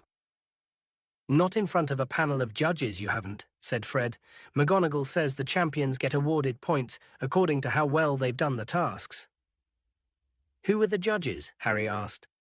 Well, the heads of the participating schools are always on the panel, said Hermione, and everyone looked around at her rather surprised, because all three of them were injured during the tournament of 1792, when a cockatrice the champions were supposed to be catching went on the rampage. She noticed them all looking at her and said, with her usual air of impatience that nobody else had read all the books she had, it's all in Hogwarts, a history. Though, of course, that book's not entirely reliable. A revised history of Hogwarts would be a more accurate title, or a highly biased and selective history of Hogwarts, which glosses over the nastier aspects of the school. What are you on about? Said Ron, though Harry thought he knew what was coming. House elves, said Hermione, her eyes flashing. Not once in over 1,000 pages does Hogwarts, a history, mention that we are all colluding in the oppression of 100 slaves. Harry shook his head and applied himself to his scrambled eggs. His and Ron's lack of enthusiasm had done nothing whatsoever to curb Hermione's determination to pursue justice for house elves. True, both of them had paid 2 sickles for a spew badge, but they had only done it to keep her quiet. Their sickles had been wasted, however. If anything, they seemed to have made Hermione more vociferous. She had been badgering Harry and Ron ever since, first to wear the badges, then to persuade others to do the same, and she had also taken to rattling around the Gryffindor common room every evening, cornering people and shaking the collecting tin under their noses. You do realize that your sheets are changed, your fires lit, your classrooms cleaned, and your food cooked by a group of magical creatures who are unpaid and enslaved, she kept saying fiercely. Some people, like Neville, had paid up just to stop Hermione from glowering at them. A few seemed mildly interested in what she had to say, but were reluctant to take a more active role in campaigning. Many regarded the whole thing as a joke. Ron now rolled his eyes at the ceiling, which was flooding them all in autumn sunlight, and Fred became extremely interested in his bacon. Both twins had refused to buy a spew badge. George, however, leaned in toward Hermione. Listen, have you ever been down in the kitchens, Hermione? No, of course not, said Hermione curtly. I hardly think students are supposed to. Well, we have, said George, indicating Fred, loads of times to nick food. And we've met them, and they're happy. They think they've got the best job in the world. That's because they're uneducated and brainwashed, Hermione began hotly, but her next few words were drowned out by the sudden whooshing noise from overhead, which announced the arrival of the post owls. Harry looked up at once and saw Hedwig soaring toward him. Hermione stopped talking abruptly. She and Ron watched Hedwig anxiously as she fluttered down onto Harry's shoulder, folded her wings, and held out her leg wearily. Harry pulled off Sirius's reply and offered Hedwig his bacon rinds, which she ate gratefully. Then, checking that Fred and George were safely immersed in further discussions about the Triwizard tournament, Harry read out Sirius's letter in a whisper to Ron and Hermione.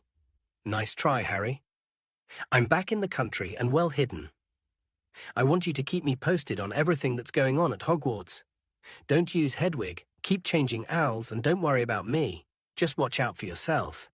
Don't forget what I said about your scar. Why do you have to keep changing owls? Ron asked in a low voice.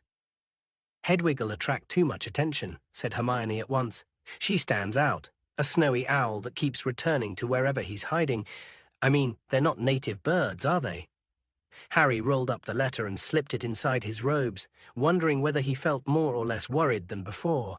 He supposed that Sirius managing to get back without being caught was something. He couldn't deny either that the idea that Sirius was much nearer was reassuring. At least he wouldn't have to wait so long for a response every time he wrote. "Thanks, Hedwig," he said, stroking her. She hooted sleepily, dipped her beak briefly into his goblet of orange juice, then took off again, clearly desperate for a good long sleep in the owlery. There was a pleasant feeling of anticipation in the air that day. Nobody was very attentive in lessons, being much more interested in the arrival that evening of the people from Beauxbatons and Durmstrang. Even potions was more bearable than usual, as it was half an hour shorter. When the bell rang early, Harry, Ron, and Hermione hurried up to Gryffindor Tower, deposited their bags and books as they had been instructed, pulled on their cloaks, and rushed back downstairs into the entrance hall. The heads of houses were ordering their students into lines. "Weasley, straighten your hat," Professor McGonagall snapped at Ron. "Miss Patil, take that ridiculous thing out of your hair." Parvati scowled and removed a large ornamental butterfly from the end of her plait. "Follow me, please," said Professor McGonagall. "First years in front, no pushing." They filed down the steps and lined up in front of the castle. It was a cold, clear evening. Dusk was falling, and a pale, transparent-looking moon was already shining over the Forbidden Forest. Harry, standing between Ron and Hermione in the fourth row from the front, saw Dennis Creevey positively shivering with anticipation among the other first years. "Nearly 6, said Ron, checking his watch and then staring down the drive that led to the front gates. "How do you reckon they're coming? The train?" "I doubt it," said Hermione. "How then? Broomsticks?" Harry suggested, looking up at the starry sky. "I don't think so, not from that far away." "A portkey?" Ron suggested. "Or they could apparate. Maybe you're allowed to do it under 17, wherever they come from." "You can't apparate inside the Hogwarts grounds. How often do I have to tell you?" said Hermione impatiently.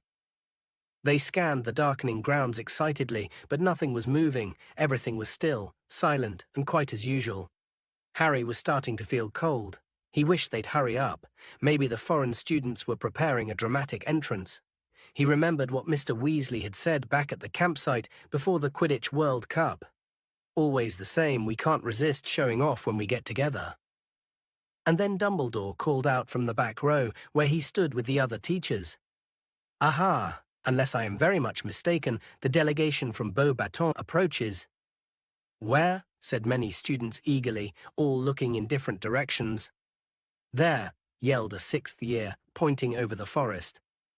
Something large, much larger than a broomstick, or indeed 100 broomsticks, was hurtling across the deep blue sky toward the castle, growing larger all the time. "It's a dragon," shrieked one of the first years, losing her head completely.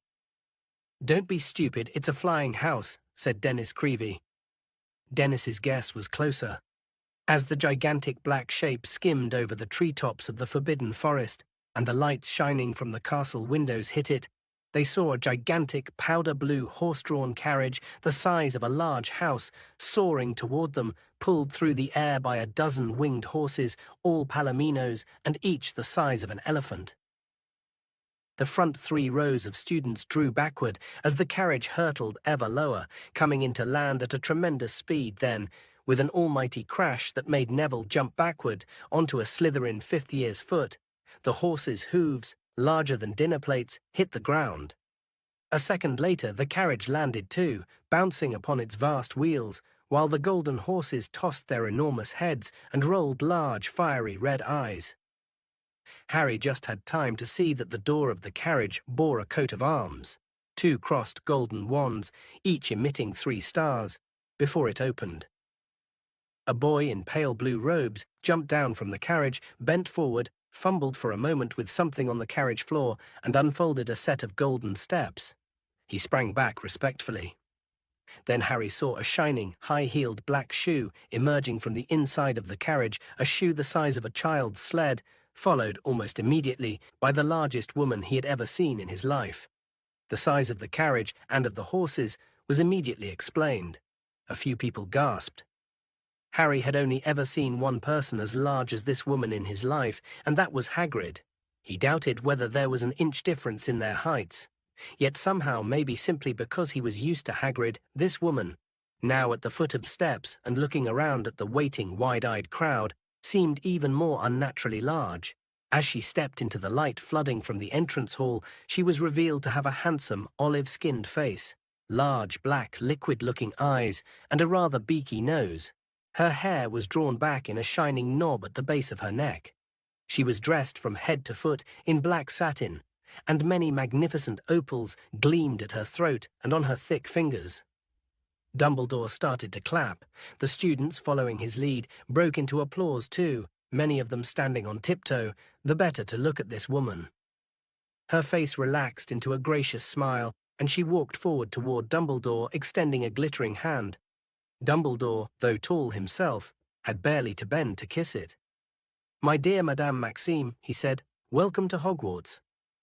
"Dumbledore," said Madame Maxime in a deep voice, "I hope I find you well." "In excellent form, I thank you," said Dumbledore. "My pupils," said Madame Maxime, waving one of her enormous hands carelessly behind her. Harry, whose attention had been focused completely upon Madame Maxime, now noticed that about a dozen boys and girls, all by the look of them in their late teens, had emerged from the carriage and were now standing behind Madame Maxime. They were shivering, which was unsurprising, given that their robes seemed to be made of fine silk, and none of them were wearing cloaks. A few had wrapped scarves and shawls around their heads. From what Harry could see of them, they were standing in Madame Maxime's enormous shadow. They were staring up at Hogwarts with apprehensive looks on their faces. "Has Karkaroff arrived yet?" Madame Maxime asked. "He should be here any moment," said Dumbledore. "Would you like to wait here and greet him, or would you prefer to step inside and warm up a trifle?" "Warm up, I think," said Madame Maxime, "but the horses—" "Our care of magical creatures teacher will be delighted to take care of them," said Dumbledore, "the moment he has returned from dealing with a slight situation that has arisen with some of his other charges." "Scroots," Ron muttered to Harry, grinning. "My steeds require a forceful handling," said Madame Maxime, looking as though she doubted whether any care of magical creatures teacher at Hogwarts could be up to the job. "They are very strong." "I assure you that Hagrid will be well up to the job," said Dumbledore, smiling. "Very well," said Madame Maxime, bowing slightly. "Will you please inform this Hagrid that the horses drink only single malt whiskey?" "It will be attended to," said Dumbledore, also bowing. "Come," said Madame Maxime imperiously to her students, and the Hogwarts crowd parted to allow her and her students to pass up the stone steps. "How big do you reckon Durmstrang's horses are going to be?" Seamus Finnegan said, leaning around Lavender and Parvati to address Harry and Ron. "Well, if they're any bigger than this lot, even Hagrid won't be able to handle them," said Harry. "That's if he hasn't been attacked by his Scroots. Wonder what's up with them." "Maybe they've escaped," said Ron hopefully. "Oh, don't say that," said Hermione with a shudder. "Imagine that lot loose on the grounds." They stood shivering slightly now, waiting for the Durmstrang party to arrive. Most people were gazing hopefully up at the sky. For a few minutes the silence was broken only by Madame Maxime's huge horses snorting and stamping. But then— "Can you hear something?" said Ron suddenly. Harry listened. A loud and oddly eerie noise was drifting toward them from out of the darkness, a muffled rumbling and sucking sound, as though an immense vacuum cleaner were moving along a riverbed. "The lake," yelled Lee Jordan, pointing down at it. "Look at the lake." From their position at the top of the lawns overlooking the grounds, they had a clear view of the smooth black surface of the water, except that the surface was suddenly not smooth at all. Some disturbance was taking place deep in the center. Great bubbles were forming on the surface, waves were now washing over the muddy banks, and then, out in the very middle of the lake, a whirlpool appeared, as if a giant plug had just been pulled out of the lake's floor.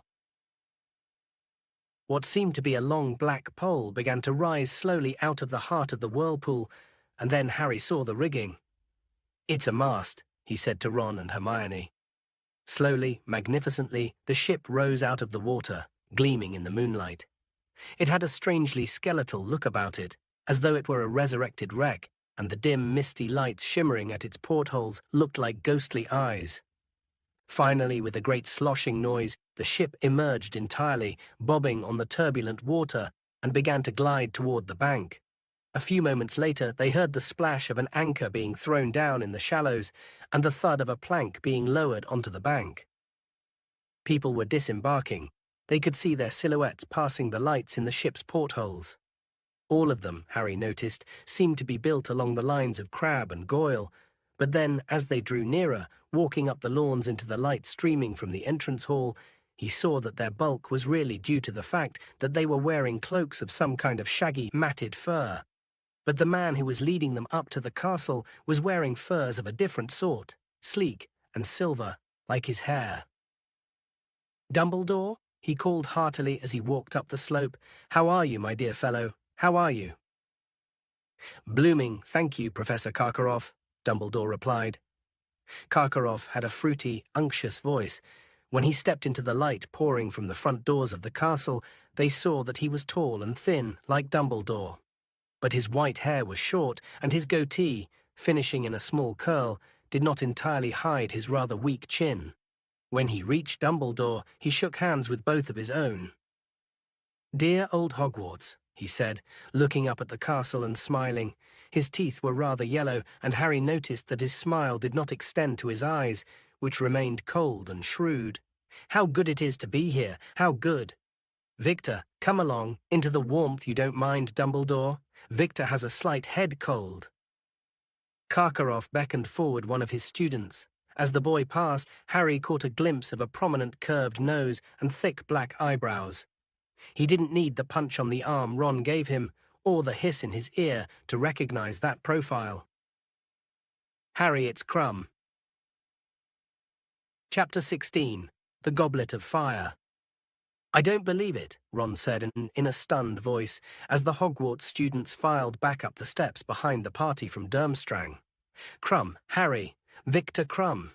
"For heaven's sake, Ron, he's only a Quidditch player," said Hermione. "Only a Quidditch player," Ron said, looking at her as though he couldn't believe his ears. "Hermione, he's one of the best seekers in the world. I had no idea he was still at school." As they recrossed the entrance hall with the rest of the Hogwarts students heading for the Great Hall, Harry saw Lee Jordan jumping up and down on the soles of his feet to get a better look at the back of Crumb's head.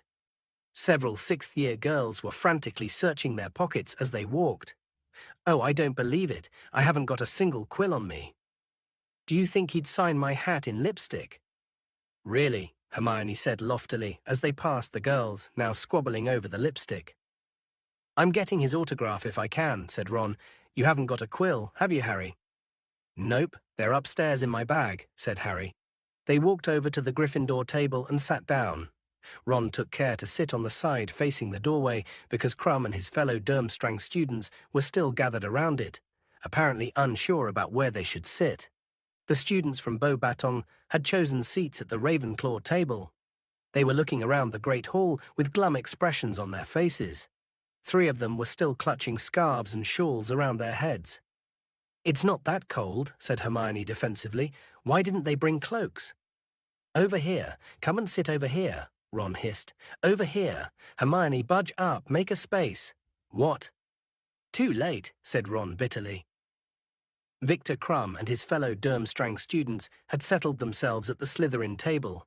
Harry could see Malfoy, Crabbe, and Goyle looking very smug about this. As he watched, Malfoy bent forward to speak to Crumb. "Yeah, that's right. Smarm up to him, Malfoy," said Ron scathingly. "I bet Crumb can see right through him, though bet he gets people fawning over him all the time.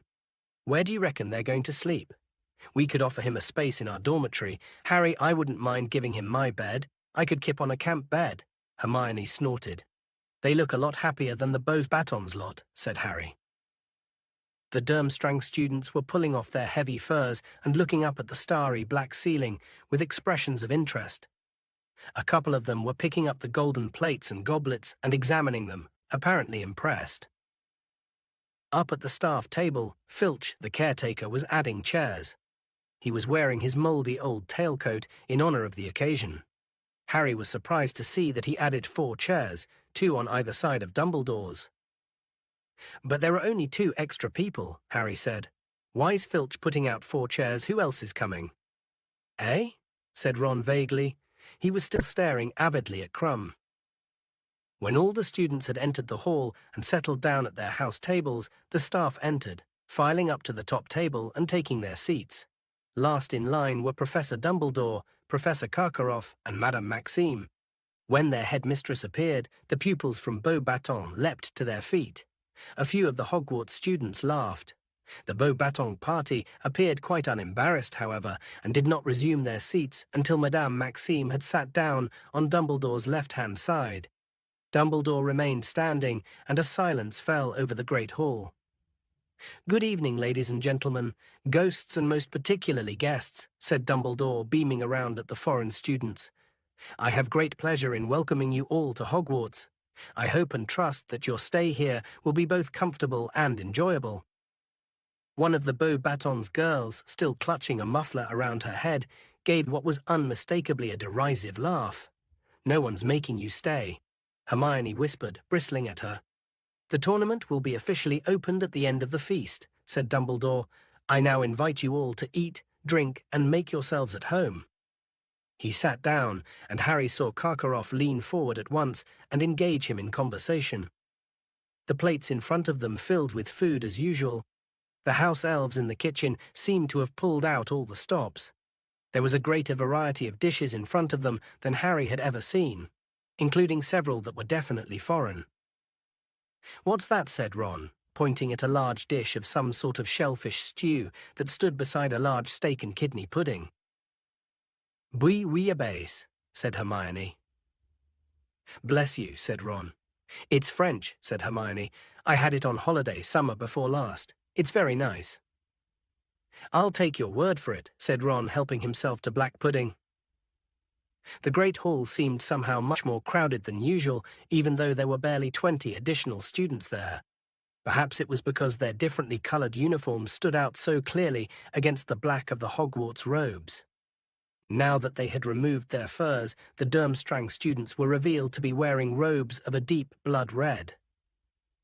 Hagrid sidled into the hall through a door behind the staff table 20 minutes after the start of the feast. He slid into his seat at the end and waved at Harry, Ron, and Hermione with a very heavily bandaged hand.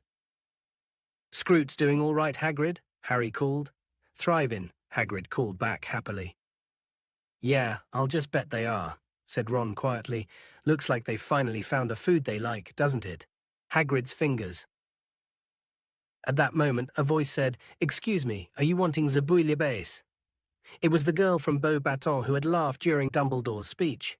She had finally removed her muffler. A long sheet of silvery blonde hair fell almost to her waist. She had large, deep blue eyes and very white, even teeth. Ron went purple. He stared up at her, opened his mouth to reply, but nothing came out except a faint gurgling noise. "Yeah, have it," said Harry, pushing the dish toward the girl. "You've finished, whiz it." "Yeah," Ron said breathlessly. "Yeah, it was excellent."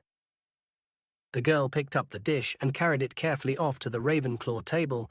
Ron was still goggling at the girl as though he had never seen one before. Harry started to laugh. The sound seemed to jog Ron back to his senses. "She's a Veela," he said hoarsely to Harry. "Of course she isn't," said Hermione tartly. "I don't see anyone else gaping at her like an idiot." But she wasn't entirely right about that. As the girl crossed the hall, many boys' heads turned, and some of them seemed to have become temporarily speechless, just like Ron. "I'm telling you, that's not a normal girl," said Ron, leaning sideways so he could keep a clear view of her. "They don't make them like that at Hogwarts." "They make them okay at Hogwarts," said Harry without thinking. Cho happened to be sitting only a few places away from the girl with the silvery hair. "When you've both put your eyes back in," said Hermione briskly, "you'll be able to see who's just arrived." She was pointing up at the staff table. The 2 remaining empty seats had just been filled. Ludo Bagman was now sitting on Professor Karkaroff's other side, while Mr. Crouch, Percy's boss, was next to Madame Maxime. "What are they doing here?" said Harry in surprise. "They organized the Triwizard Tournament, didn't they?" said Hermione. "I suppose they wanted to be here to see it start." When the second course arrived, they noticed a number of unfamiliar desserts, too. Ron examined an odd sort of pale blancmange closely, then moved it carefully a few inches to his right so that it would be clearly visible from the Ravenclaw table. The girl who looked like a Veela appeared to have eaten enough, however, and did not come over to get it. Once the golden plates had been wiped clean, Dumbledore stood up again. A pleasant sort of tension seemed to fill the hall now. Harry felt a slight thrill of excitement, wondering what was coming. Several seats down from them, Fred and George were leaning forward, staring at Dumbledore with great concentration. "The moment has come," said Dumbledore, smiling around at the sea of upturned faces. "The Triwizard Tournament is about to start. I would like to say a few words of explanation before we bring in the casket." "The what?" Harry muttered. Ron shrugged. "Just to clarify the procedure that we will be following this year. But first, let me introduce, for those who do not know them, Mr. Bartemius Crouch, head of the Department of International Magical Cooperation." There was a smattering of polite applause. "And Mr. Ludo Bagman, head of the Department of Magical Games and Sports." There was a much louder round of applause for Bagman than for Crouch, perhaps because of his fame as a beater, or simply because he looked so much more likable. He acknowledged it with a jovial wave of his hand. Bartemius Crouch did not smile or wave when his name was announced. Remembering him in his neat suit at the Quidditch World Cup, Harry thought he looked strange in wizard's robes. His toothbrush mustache and severe parting looked very odd next to Dumbledore's long white hair and beard. "Mr. Bagman and Mr. Crouch have worked tirelessly over the last few months on the arrangements for the Triwizard Tournament," Dumbledore continued, "and they will be joining myself, Professor Karkaroff, and Madame Maxime on the panel that will judge the champions' efforts." At the mention of the word champions, the attentiveness of the listening students seemed to sharpen. Perhaps Dumbledore had noticed their sudden stillness, for he smiled as he said, "The casket then, if you please, Mr. Filch." Filch, who had been lurking unnoticed in a far corner of the hall, now approached Dumbledore carrying a great wooden chest encrusted with jewels. It looked extremely old. A murmur of excited interest rose from the watching students. Dennis Creevey actually stood on his chair to see it properly, but being so tiny, his head hardly rose above anyone else's. "The instructions for the tasks the champions will face this year have already been examined by Mr. Crouch and Mr. Bagman," said Dumbledore as Filch placed the chest carefully on the table before him, "and they have made the necessary arrangements for each challenge. There will be 3 tasks, spaced throughout the school year, and they will test the champions in many different ways. Their magical prowess, their daring, their powers of deduction, and of course, their ability to cope with danger." At this last word, the hall was filled with a silence so absolute that nobody seemed to be breathing. "As you know, 3 champions compete in the tournament," Dumbledore went on calmly, "one from each of the participating schools. They will be marked on how well they perform each of the tournament tasks, and the champion with the highest total after Task 3 will win the Triwizard Cup. The champions will be chosen by an impartial selector, the Goblet of Fire." Dumbledore now took out his wand and tapped 3 times upon the top of the casket. The lid creaked slowly open. Dumbledore reached inside it and pulled out a large, roughly hewn wooden cup. It would have been entirely unremarkable had it not been full to the brim with dancing blue-white flames. Dumbledore closed the casket and placed the goblet carefully on top of it, where it would be clearly visible to everyone in the hall.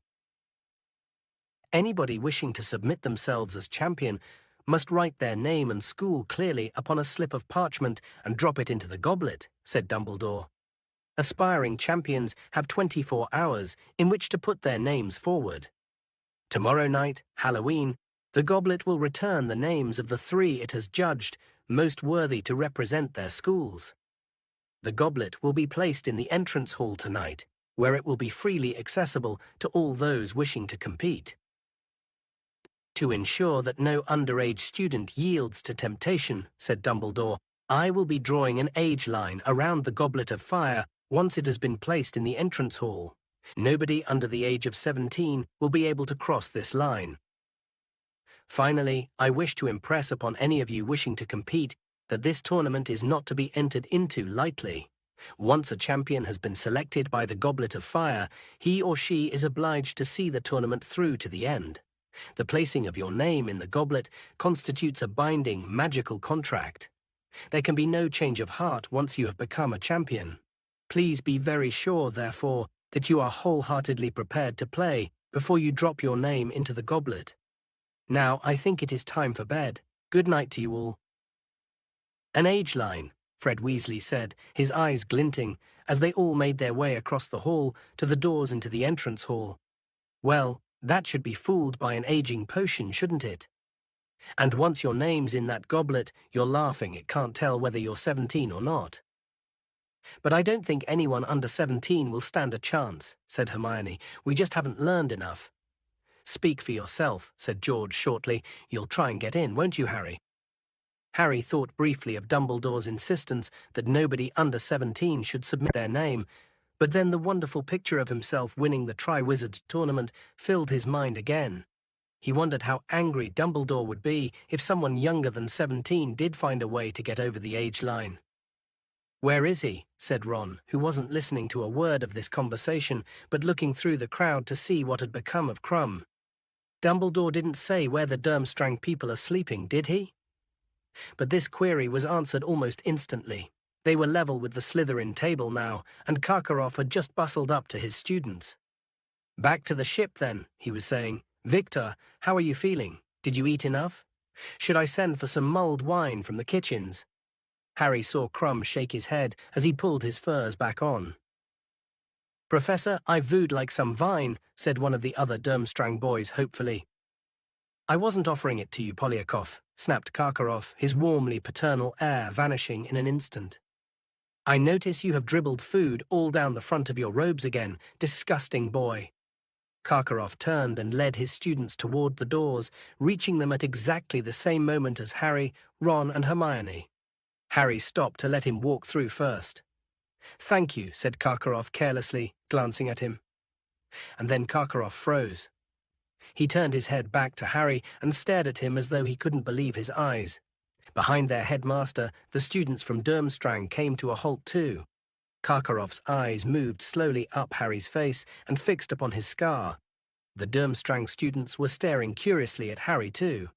Out of the corner of his eye, Harry saw comprehension dawn on a few of their faces. The boy with food all down his front nudged the girl next to him and pointed openly at Harry's forehead. "Yeah, that's Harry Potter," said a growling voice from behind them. Professor Karkaroff spun around. Mad-Eye Moody was standing there, leaning heavily on his staff, his magical eye glaring unblinkingly at the Durmstrang headmaster. The color drained from Karkaroff's face as Harry watched. A terrible look of mingled fury and fear came over him. "You," he said, staring at Moody as though unsure he was really seeing him. "Me," said Moody grimly, "and unless you've got anything to say to Potter, Karkaroff, you might want to move. You're blocking the doorway." It was true. Half the students in the hall were now waiting behind them, looking over one another's shoulders to see what was causing the hold-up. Without another word, Professor Karkaroff swept his students away with him. Moody watched him until he was out of sight, his magical eye fixed upon his back, a look of intense dislike upon his mutilated face. As the next day was Saturday, most students would normally have breakfasted late. Harry, Ron, and Hermione, however, were not alone in rising much earlier than they usually did on weekends. When they went down into the entrance hall, they saw about 20 people milling around it, some of them eating toast, all examining the goblet of fire. It had been placed in the center of the hall on the stool that normally bore the sorting hat. A thin golden line had been traced on the floor, forming a circle 10 feet around it in every direction. "Anyone put their name in yet?" Ron asked a third-year girl eagerly. "All the Durmstrang lot," she replied, "but I haven't seen anyone from Hogwarts yet." "Bet some of them put it in last night after we'd all gone to bed," said Harry. "I would have if it had been me, wouldn't have wanted everyone watching. What if the goblet just gobbed you right back out again?" Someone laughed behind Harry. Turning, he saw Fred, George, and Lee Jordan hurrying down the staircase, all three of them looking extremely excited. "Done it," Fred said in a triumphant whisper to Harry, Ron, and Hermione. "Just taken it." "What?" said Ron. "The aging potion, dung brains," said Fred. "1 drop each," said George, rubbing his hands together with glee. "We only need to be a few months older." "We're going to split the 1,000 galleons between the 3 of us if one of us wins," said Lee, grinning broadly. "I'm not sure this is going to work, you know," said Hermione warningly. I'm sure Dumbledore will have thought of this. Fred, George, and Lee ignored her. Ready? Fred said to the other two, quivering with excitement. Come on, then I'll go first. Harry watched, fascinated, as Fred pulled a slip of parchment out of his pocket, bearing the words Fred Weasley Hogwarts. Fred walked right up to the edge of the line and stood there, rocking on his toes like a diver preparing for a 50-foot drop. Then, with the eyes of every person in the entrance hall upon him, he took a great breath and stepped over the line. For a split second, Harry thought it had worked. George certainly thought so, for he let out a yell of triumph and leapt after Fred. But next moment there was a loud sizzling sound, and both twins were hurled out of the golden circle as though they had been thrown by an invisible shot putter. They landed painfully, 10 feet away on the cold stone floor, and to add insult to injury, there was a loud popping noise, and both of them sprouted identical long white beards. The entrance hall rang with laughter. Even Fred and George joined in, once they had gotten to their feet and taken a good look at each other's beards. I did warn you, said a deep, amused voice, and everyone turned to see Professor Dumbledore coming out of the great hall. He surveyed Fred and George, his eyes twinkling. I suggest you both go up to Madame Pumphrey. She is already tending to Miss Fawcett of Ravenclaw and Mr. Summers of Hufflepuff, both of whom decided to age themselves up a little too. Though I must say, neither of their beards is anything like as fine as yours. Fred and George set off for the hospital wing, accompanied by Lee, who was howling with laughter, and Harry, Ron, and Hermione, also chortling, went in to breakfast. The decorations in the Great Hall had changed this morning. As it was Halloween, a cloud of live bats was fluttering around the enchanted ceiling, while hundreds of carved pumpkins leered from every corner. Harry led the way over to Dean and Seamus, who were discussing those Hogwarts students of 17 or over who might be entering. There's a rumor going around that Warrington got up early and put his name in, Dean told Harry, that big bloke from Slytherin who looks like a sloth. Harry, who had played Quidditch against Warrington, shook his head in disgust. We can't have a Slytherin champion. And all the Hufflepuffs are talking about Diggory, said Seamus contemptuously. But I wouldn't have thought he'd have wanted to risk his good looks. Listen, said Hermione suddenly. People were cheering out in the entrance hall. They all swiveled around in their seats and saw Angelina Johnson coming into the hall, grinning in an embarrassed sort of way. A tall black girl who played chaser on the Gryffindor Quidditch team. Angelina came over to them, sat down, and said, Well, I've done it. Just put my name in. You're kidding, said Ron, looking impressed. Are you 17 then? Asked Harry. Course she is. Can't see a beard, can you? Said Ron. I had my birthday last week, said Angelina. Well, I'm glad someone from Gryffindor's entering, said Hermione.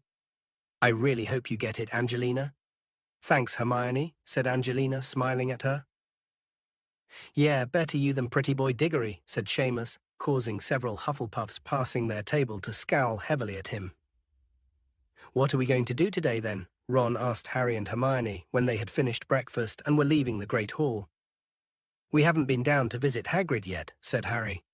Okay, said Ron, just as long as he doesn't ask us to donate a few fingers to the Scroots. A look of great excitement suddenly dawned on Hermione's face. I've just realized I haven't asked Hagrid to join Spew yet, she said brightly. Wait for me, will you, while I nip upstairs and get the badges? What is it with her? Said Ron, exasperated as Hermione ran away up the marble staircase. Hey, Ron, said Harry suddenly, it's your friend. The students from Beauxbatons were coming through the front doors from the grounds, among them the Vila girl. Those gathered around the goblet of fire stood back to let them pass, watching eagerly. Madame Maxime entered the hall behind her students and organized them into a line. One by one, the Beauxbatons students stepped across the age line and dropped their slips of parchment into the blue-white flames. As each name entered the fire, it turned briefly red and emitted sparks. What do you reckon'll happen to the ones who aren't chosen? Ron muttered to Harry as the Vila girl dropped her parchment into the goblet of fire. Reckon they'll go back to school, or hang around to watch the tournament? Dunno, said Harry. Hang around, I suppose. Madame Maxime's staying to judge, isn't she? When all the Beauxbatons students had submitted their names, Madame Maxime led them back out of the hall and out onto the grounds again.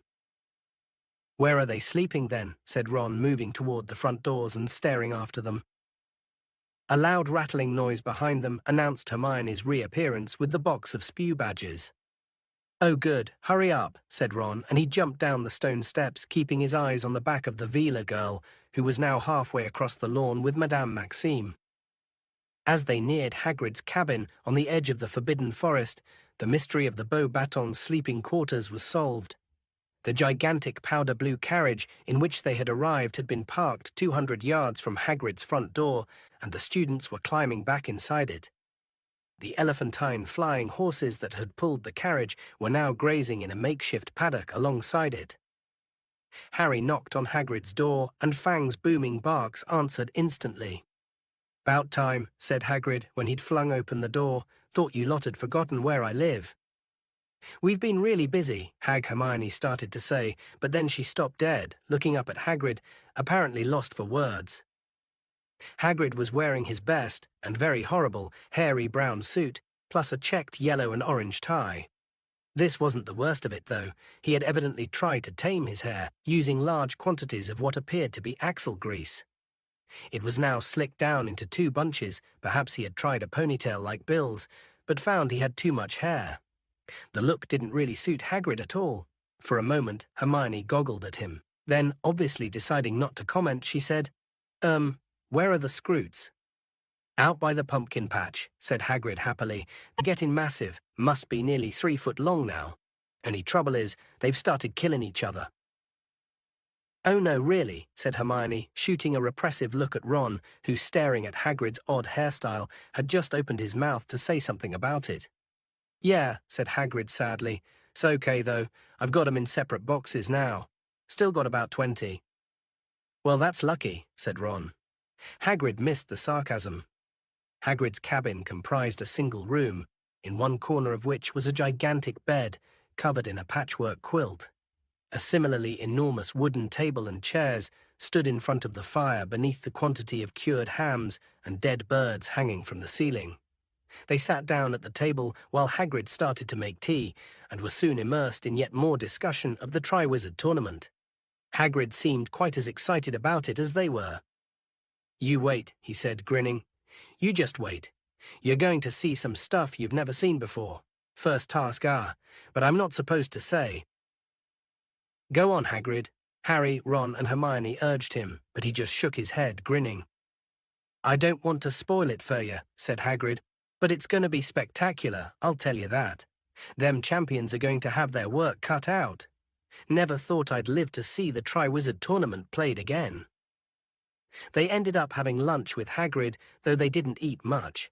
Hagrid had made what he said was a beef casserole, but after Hermione unearthed a large talon in hers, she, Harry, and Ron rather lost their appetites. However, they enjoyed themselves trying to make Hagrid tell them what the tasks in the tournament were going to be, speculating which of the entrants were likely to be selected as champions, and wondering whether Fred and George were beardless yet. A light rain had started to fall by mid-afternoon. It was very cozy sitting by the fire, listening to the gentle patter of the drops on the window, watching Hagrid darning his socks and arguing with Hermione about house elves, for he flatly refused to join Spew when she showed him her badges. "It'd be doing him an unkindness, Hermione," he said gravely, threading a massive bone needle with thick yellow yarn. "It's in their nature to look after humans, that's what they like. See? You'd be making 'em unhappy to take away their work and insulting 'em if you tried to pay 'em." "But Harry set Dobby free, and he was over the moon about it," said Hermione, "and we heard he's asking for wages now." "Yeah, well, you get weirdos in every breed. I'm not saying there isn't the odd elf who'd take freedom, but you'll never persuade most of 'em to do it. No nothing doing, Hermione." Hermione looked very cross indeed and stuffed her box of badges back into her cloak pocket. By 5:30 it was growing dark, and Ron, Harry, and Hermione decided it was time to get back up to the castle for the Halloween feast and, more important, the announcement of the school champions. "I'll come with you," said Hagrid, putting away his darning. "Just give us a sec." Hagrid got up, went across to the chest of drawers beside his bed, and began searching for something inside it. They didn't pay too much attention until a truly horrible smell reached their nostrils. Coughing, Ron said, "Hagrid, what's that?" "Eh?" said Hagrid, turning around with a large bottle in his hand. "Don't you like it?" "Is that aftershave?" said Hermione in a slightly choked voice. Eau de cologne," Hagrid muttered. He was blushing. "Maybe it's a bit much," he said gruffly. "I'll go take it off. Hang on." He stumped out of the cabin, and they saw him washing himself vigorously in the water barrel outside the window. "Eau de cologne," said Hermione in amazement. "Hagrid?" "And what's with the hair and the suit?" said Harry in an undertone. "Look," said Ron suddenly, pointing out of the window. Hagrid had just straightened up and turned round. If he had been blushing before, it was nothing to what he was doing now. Getting to their feet very cautiously so that Hagrid wouldn't spot them, Harry, Ron, and Hermione peered through the window and saw that Madame Maxime and the Beauxbatons students had just emerged from their carriage, clearly about to set off for the feast too. They couldn't hear what Hagrid was saying, but he was talking to Madame Maxime with a rapt, misty-eyed expression Harry had only ever seen him wear once before when he had been looking at the baby dragon Norbert. "He's going up to the castle with her," said Hermione indignantly. "I thought he was waiting for us."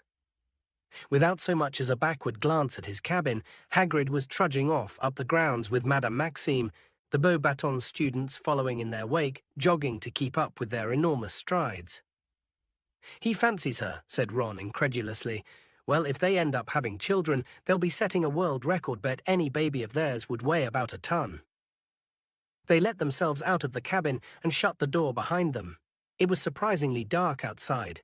Drawing their cloaks more closely around themselves, they set off up the sloping lawns. "Ooh, it's them, look," Hermione whispered.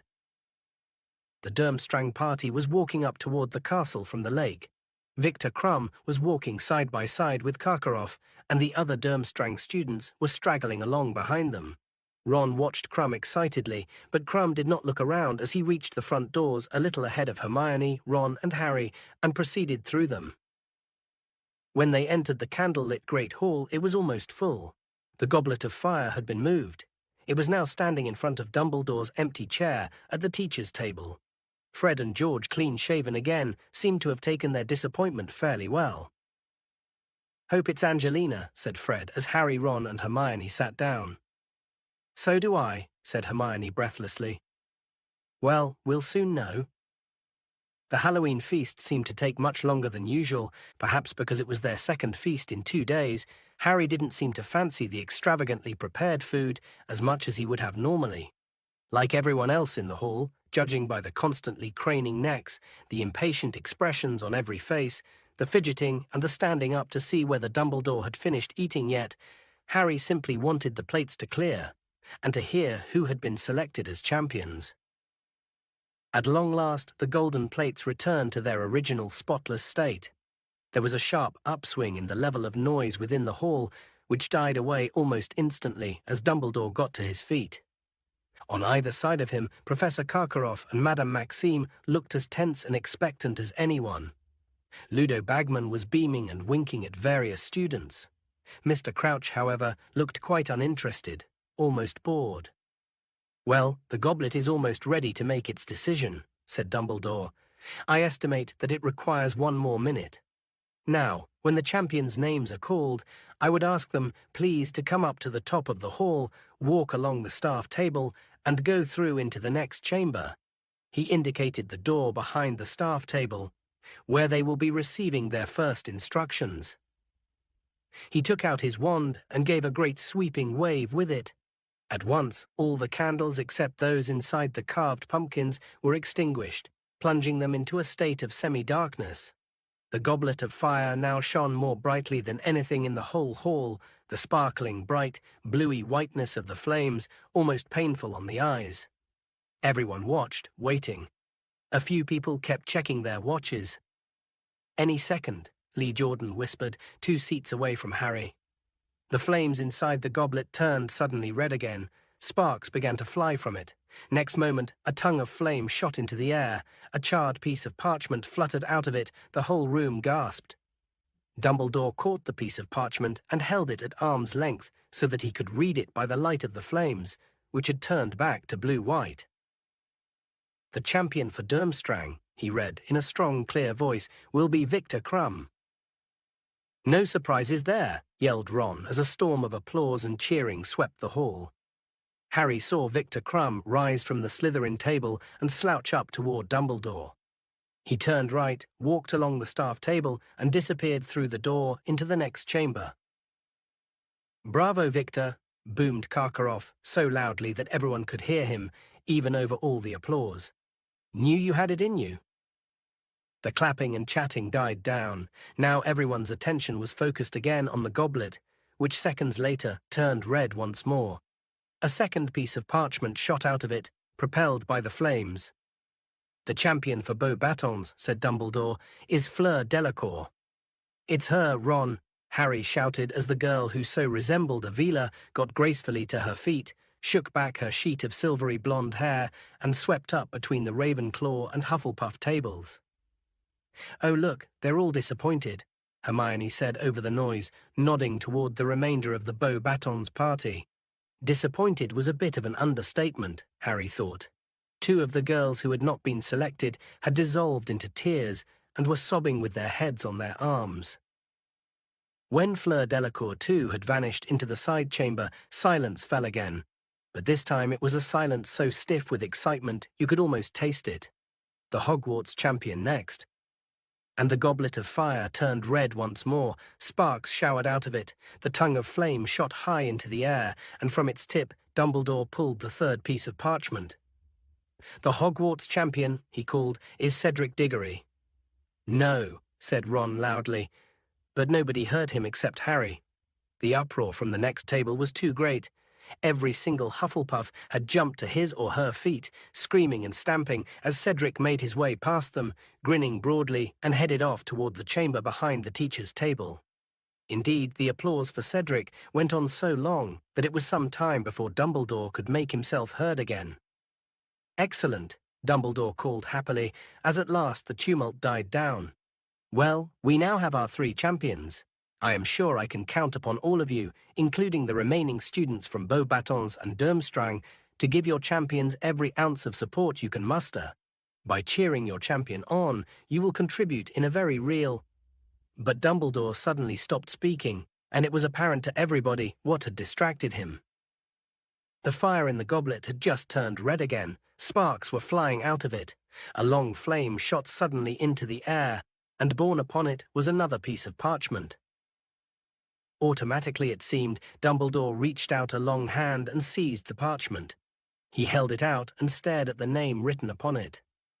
There was a long pause, during which Dumbledore stared at the slip in his hands, and everyone in the room stared at Dumbledore.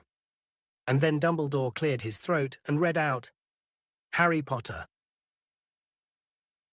Chapter 17. The 4 Champions. Harry sat there, aware that every head in the great hall had turned to look at him. He was stunned. He felt numb. He was surely dreaming. He had not heard correctly. There was no applause. A buzzing, as though of angry bees, was starting to fill the hall. Some students were standing up to get a better look at Harry as he sat, frozen, in his seat. Up at the top table, Professor McGonagall had got to her feet and swept past Ludo Bagman and Professor Karkaroff to whisper urgently to Professor Dumbledore, who bent his ear toward her, frowning slightly. Harry turned to Ron and Hermione. Beyond them, he saw the long Gryffindor table all watching him, open-mouthed. I didn't put my name in, Harry said blankly. You know I didn't. Both of them stared just as blankly back. At the top table, Professor Dumbledore had straightened up, nodding to Professor McGonagall. Harry Potter, he called again. Harry, up here, if you please. Go on, Hermione whispered, giving Harry a slight push. Harry got to his feet, trod on the hem of his robes, and stumbled slightly. He set off up the gap between the Gryffindor and Hufflepuff tables. It felt like an immensely long walk. The top table didn't seem to be getting any nearer at all, and he could feel hundreds and hundreds of eyes upon him, as though each were a searchlight. The buzzing grew louder and louder. After what seemed like an hour, he was right in front of Dumbledore, feeling the stares of all the teachers upon him. Well through the door, Harry, said Dumbledore. He wasn't smiling. Harry moved off along the teacher's table. Hagrid was seated right at the end. He did not wink at Harry, or wave, or give any of his usual signs of greeting. He looked completely astonished and stared at Harry as he passed like everyone else. Harry went through the door out of the great hall and found himself in a smaller room lined with paintings of witches and wizards. A handsome fire was roaring in the fireplace opposite him. The faces in the portraits turned to look at him as he entered. He saw a wizened witch flit out of the frame of her picture and into the one next to it, which contained a wizard with a walrus mustache. The wizened witch started whispering in his ear. Victor Crumb, Cedric Diggory, and Fleur Delacour were grouped around the fire. They looked strangely impressive, silhouetted against the flames. Crumb, hunched up and brooding, was leaning against the mantelpiece, slightly apart from the other two. Cedric was standing with his hands behind his back, staring into the fire. Fleur Delacour looked around when Harry walked in and threw back her sheet of long silvery hair. "What is it?" she said. "Does they want us back in the hall?" She thought he had come to deliver a message. Harry didn't know how to explain what had just happened. He just stood there, looking at the three champions. It struck him how very tall all of them were. There was a sound of scurrying feet behind him, and Ludo Bagman entered the room. He took Harry by the arm and led him forward. "Extraordinary," he muttered, squeezing Harry's arm. "Absolutely extraordinary. Gentlemen, lady," he added, approaching the fireside and addressing the other three, "may I introduce, incredible though it may seem, the fourth Triwizard champion." Victor Crumb straightened up. His surly face darkened as he surveyed Harry. Cedric looked nonplussed. He looked from Bagman to Harry and back again, as though sure he must have misheard what Bagman had said. Fleur Delacour, however, tossed her hair smiling and said, "Oh, very funny joke, Mr. Bagman." "Joke?" Bagman repeated, bewildered. No, not at all. Harry's name just came out of the goblet of fire." Crumb's thick eyebrows contracted slightly. Cedric was still looking politely bewildered. Fleur frowned. "But evidently Zaire has been a mistake," she said contemptuously to Bagman. "He cannot compete. He is too young." "Well, it is amazing," said Bagman, rubbing his smooth chin and smiling down at Harry. "But as you know, the age restriction was only imposed this year as an extra safety measure. And as his name's come out of the goblet, I don't think there can be any ducking out at this stage. It's down in the rules. You're obliged. Harry will just have to do the best he—" The door behind them opened again, and a large group of people came in. Professor Dumbledore, followed closely by Mr. Crouch, Professor Karkaroff, Madame Maxime, Professor McGonagall, and Professor Snape. Harry heard the buzzing of the hundreds of students on the other side of the wall before Professor McGonagall closed the door. "Madame Maxime," said Fleur at once, striding over to her headmistress, "they are saying that this little boy is to compete also." Somewhere under Harry's numb disbelief, he felt a ripple of anger. Little boy? Madame Maxime had drawn herself up to her full and considerable height. The top of her handsome head brushed the candle-filled chandelier, and her gigantic black satin bosom swelled. "What is the meaning of this, Dumbledore?" she said imperiously. "I'd rather like to know that myself, Dumbledore," said Professor Karkaroff. He was wearing a steely smile, and his blue eyes were like chips of ice. "Two Hogwarts champions? I don't remember anyone telling me the host school is allowed 2 champions, or have I not read the rules carefully enough?" He gave a short and nasty laugh. "C'est impossible," said Madame Maxime, whose enormous hand with its many superb opals was resting upon Fleur's shoulder. "Hogwarts cannot have 2 champions. It is most unjust." "We were under the impression that your age line would keep out younger contestants, Dumbledore," said Karkaroff, his steely smile still in place, though his eyes were colder than ever. "Otherwise, we would, of course, have brought along a wider selection of candidates from our own schools." "It's no one's fault but Potter's, Karkaroff," said Snape softly. His black eyes were alight with malice. "Don't go blaming Dumbledore for Potter's determination to break rules. He has been crossing lines ever since he arrived here." "Thank you, Severus," said Dumbledore firmly, and Snape went quiet, though his eyes still glinted malevolently through his curtain of greasy black hair.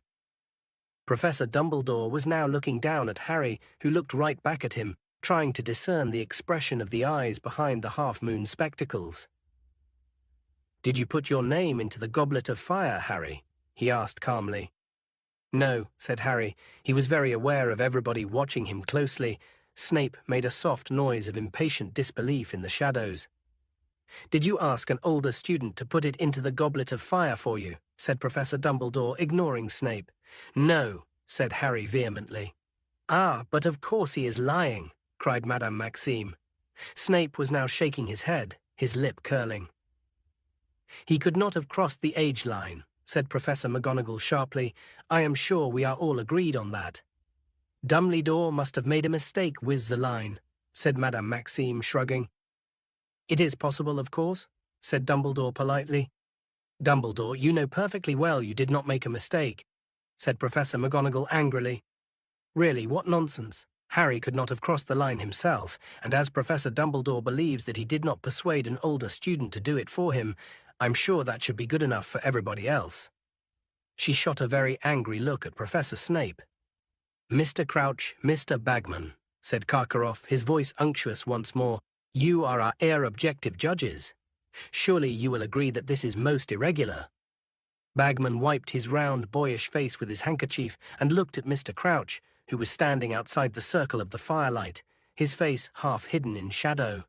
He looked slightly eerie, the half-darkness making him look much older, giving him an almost skull-like appearance. When he spoke, however, it was in his usual curt voice. "We must follow the rules, and the rules state clearly that those people whose names come out of the goblet of fire are bound to compete in the tournament." "Well, Barty knows the rule-book back to front," said Bagman, beaming and turning back to Karkaroff and Madame Maxime, as though the matter was now closed. "I insist upon resubmitting the names of the rest of my students," said Karkaroff. He had dropped his unctuous tone and his smile now. His face wore a very ugly look indeed. "You will set up the goblet of fire once more, and we will continue adding names until each school has 2 champions. It's only fair, Dumbledore." "But Karkaroff, it doesn't work like that," said Bagman. "The goblet of fire's just gone out. It won't reignite until the start of the next tournament, in which Durmstrang will most certainly not be competing," exploded Karkaroff. "After all our meetings and negotiations and compromises, I little expected something of this nature to occur. I have half a mind to leave now." "Empty threat, Karkaroff," growled a voice from near the door. "You can't leave your champion now. He's got to compete." "They've all got to compete. Binding magical contract, like Dumbledore said. Convenient, eh?" Moody had just entered the room. He limped toward the fire, and with every right step he took, there was a loud clunk. "Convenient," said Karkaroff. "I'm afraid I don't understand you, Moody." Harry could tell he was trying to sound disdainful, as though what Moody was saying was barely worth his notice, but his hands gave him away. They had balled themselves into fists. "Don't you?" said Moody quietly. "It's very simple, Karkaroff. Someone put Potter's name in that goblet, knowing he'd have to compete if it came out. Evidently, someone who wished to give Hogwarts 2 bites at the apple," said Madame Maxime. "I quite agree, Madame Maxime," said Karkaroff, bowing to her. "I shall be lodging complaints with the Ministry of Magic and the International Confederation of Wizards. If anyone's got reason to complain, it's Potter," growled Moody. "But funny thing, I don't hear him saying a word." "Why should I complain?" burst out Fleur Delacour, stamping her foot. "He has a chance to compete, hasn't he? We've all been hoping to be chosen for weeks and weeks. The honor for our schools. 1,000 galleons in prize money, this is a chance many would die for." "Maybe someone's hoping Potter is going to die for it," said Moody, with the merest trace of a growl. An extremely tense silence followed these words. Ludo Bagman, who was looking very anxious indeed, bounced nervously up and down on his feet and said, "Moody, old man, what a thing to say. We all know Professor Moody considers the morning wasted if he hasn't discovered 6 plots to murder him before lunchtime," said Karkaroff loudly. "Apparently he is now teaching his students to fear assassination too. An odd quality in a defense against the dark arts teacher, Dumbledore, but no doubt you had your reasons." "Imagining things, am I?" growled Moody. "Seeing things, eh? It was a skilled witch or wizard who put the boy's name in that goblet." Ah, what evidence is there of that, said Madame Maxime, throwing up her huge hands. Because they hoodwinked a very powerful magical object, said Moody. It would have needed an exceptionally strong confundus charm to bamboozle that goblet into forgetting that only 3 schools compete in the tournament. I'm guessing they submitted Potter's name under a 4th school to make sure he was the only one in his category. You seem to have given this a great deal of thought, Moody, said Karkaroff coldly, and a very ingenious theory it is, though of course I heard you recently got it into your head that one of your birthday presents contained a cunningly disguised basilisk egg and smashed it to pieces before realizing it was a carriage clock. So you'll understand if we don't take you entirely seriously. There are those who'll turn innocent occasions to their advantage, Moody retorted in a menacing voice. It's my job to think the way dark wizards do, Karkaroff, as you ought to remember. Alastair, said Dumbledore warningly. Harry wondered for a moment whom he was speaking to, but then realized Mad Eye could hardly be Moody's real first name. Moody fell silent, though still surveying Karkaroff with satisfaction. Karkaroff's face was burning. How this situation arose, we do not know, said Dumbledore, speaking to everyone gathered in the room. It seems to me, however, that we have no choice but to accept it. Both Cedric and Harry have been chosen to compete in the tournament. This, therefore, they will do. Ah, but Dumbledore, my dear Madame Maxime, if you have an alternative, I would be delighted to hear it. Dumbledore waited, but Madame Maxime did not speak. She merely glared. She wasn't the only one either. Snape looked furious, Karkaroff livid. Bagman, however, looked rather excited. Well, shall we crack on then? He said, rubbing his hands together and smiling around the room. Got to give our champions their instructions, haven't we? Barty want to do the honors. Mr. Crouch seemed to come out of a deep reverie. Yes, he said, instructions. Yes, the first task. He moved forward into the firelight. Close up, Harry thought he looked ill. There were dark shadows beneath his eyes and a thin, papery look about his wrinkled skin that had not been there at the Quidditch World Cup. The first task is designed to test your daring, he told Harry, Cedric, Fleur and Victor. So we are not going to be telling you what it is. Courage in the face of the unknown is an important quality in a wizard, very important. The first task will take place on November the 24th, in front of the other students and the panel of judges. The champions are not permitted to ask for or accept help of any kind from their teachers to complete the tasks in the tournament. The champions will face the first challenge armed only with their wands. They will receive information about the second task when the first is over. Owing to the demanding and time-consuming nature of the tournament, the champions are exempted from end-of-year tests. Mr. Crouch turned to look at Dumbledore. I think that's all, is it, Albus? I think so, said Dumbledore, who was looking at Mr. Crouch with mild concern. Are you sure you wouldn't like to stay at Hogwarts tonight, Barty? No, Dumbledore, I must get back to the ministry, said Mr. Crouch. It is a very busy, very difficult time at the moment. I've left young Weatherby in charge, very enthusiastic, a little over-enthusiastic, if truth be told. You'll come and have a drink before you go, at least, said Dumbledore. Come on, Barty, I'm staying, said Bagman brightly. It's all happening at Hogwarts now, you know. Much more exciting here than at the office. I think not, Ludo, said Crouch with a touch of his old impatience. Professor Karkaroff, Madame Maxime, a nightcap, said Dumbledore. But Madame Maxime had already put her arm around Fleur's shoulders and was leading her swiftly out of the room. Harry could hear them both talking very fast in French as they went off into the great hall. Karkaroff beckoned to Crumb, and they too exited, though in silence. Harry, Cedric, I suggest you go up to bed, said Dumbledore, smiling at both of them. I am sure Gryffindor and Hufflepuff are waiting to celebrate with you, and it would be a shame to deprive them of this excellent excuse to make a great deal of mess and noise. Harry glanced at Cedric, who nodded, and they left together. The great hall was deserted now. The candles had burned low, giving the jagged smiles of the pumpkins an eerie, flickering quality. So, said Cedric, with a slight smile, we're playing against each other again. I suppose, said Harry. He really couldn't think of anything to say. The inside of his head seemed to be in complete disarray, as though his brain had been ransacked. "So tell me," said Cedric as they reached the entrance hall, which was now lit only by torches in the absence of the goblet of fire. "How did you get your name in?" "I didn't," said Harry, staring up at him. "I didn't put it in. I was telling the truth." "Ah, okay," said Cedric. Harry could tell Cedric didn't believe him. "We'll see you then." Instead of going up the marble staircase, Cedric headed for a door to its right. Harry stood listening to him going down the stone steps beyond it. Then slowly he started to climb the marble ones. Was anyone except Ron and Hermione going to believe him, or would they all think he'd put himself in for the tournament? Yet how could anyone think that, when he was facing competitors who'd had 3 years more magical education than he had when he was now facing tasks that not only sounded very dangerous, but which were to be performed in front of hundreds of people? Yes, he'd thought about it, he'd fantasized about it, but it had been a joke, really, an idle sort of dream he'd never really, seriously considered entering. But someone else had considered it. Someone else had wanted him in the tournament, and had made sure he was entered. Why? To give him a treat?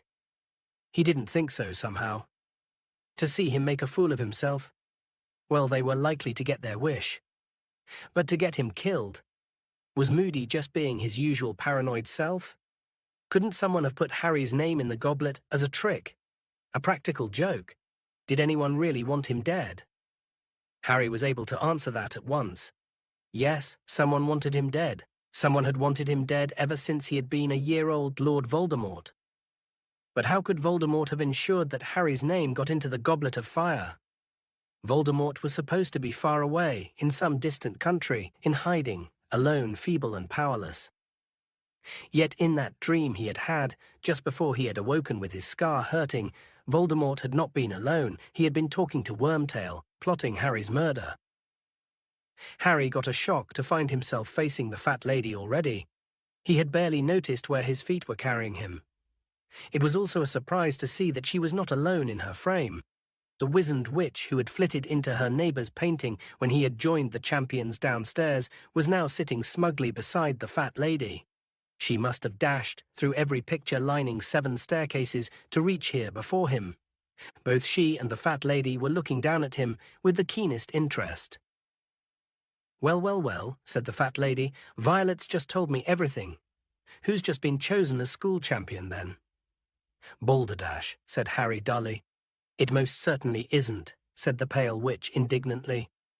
"No, no, Vi, it's the password," said the fat lady soothingly, and she swung forward on her hinges to let Harry into the common room.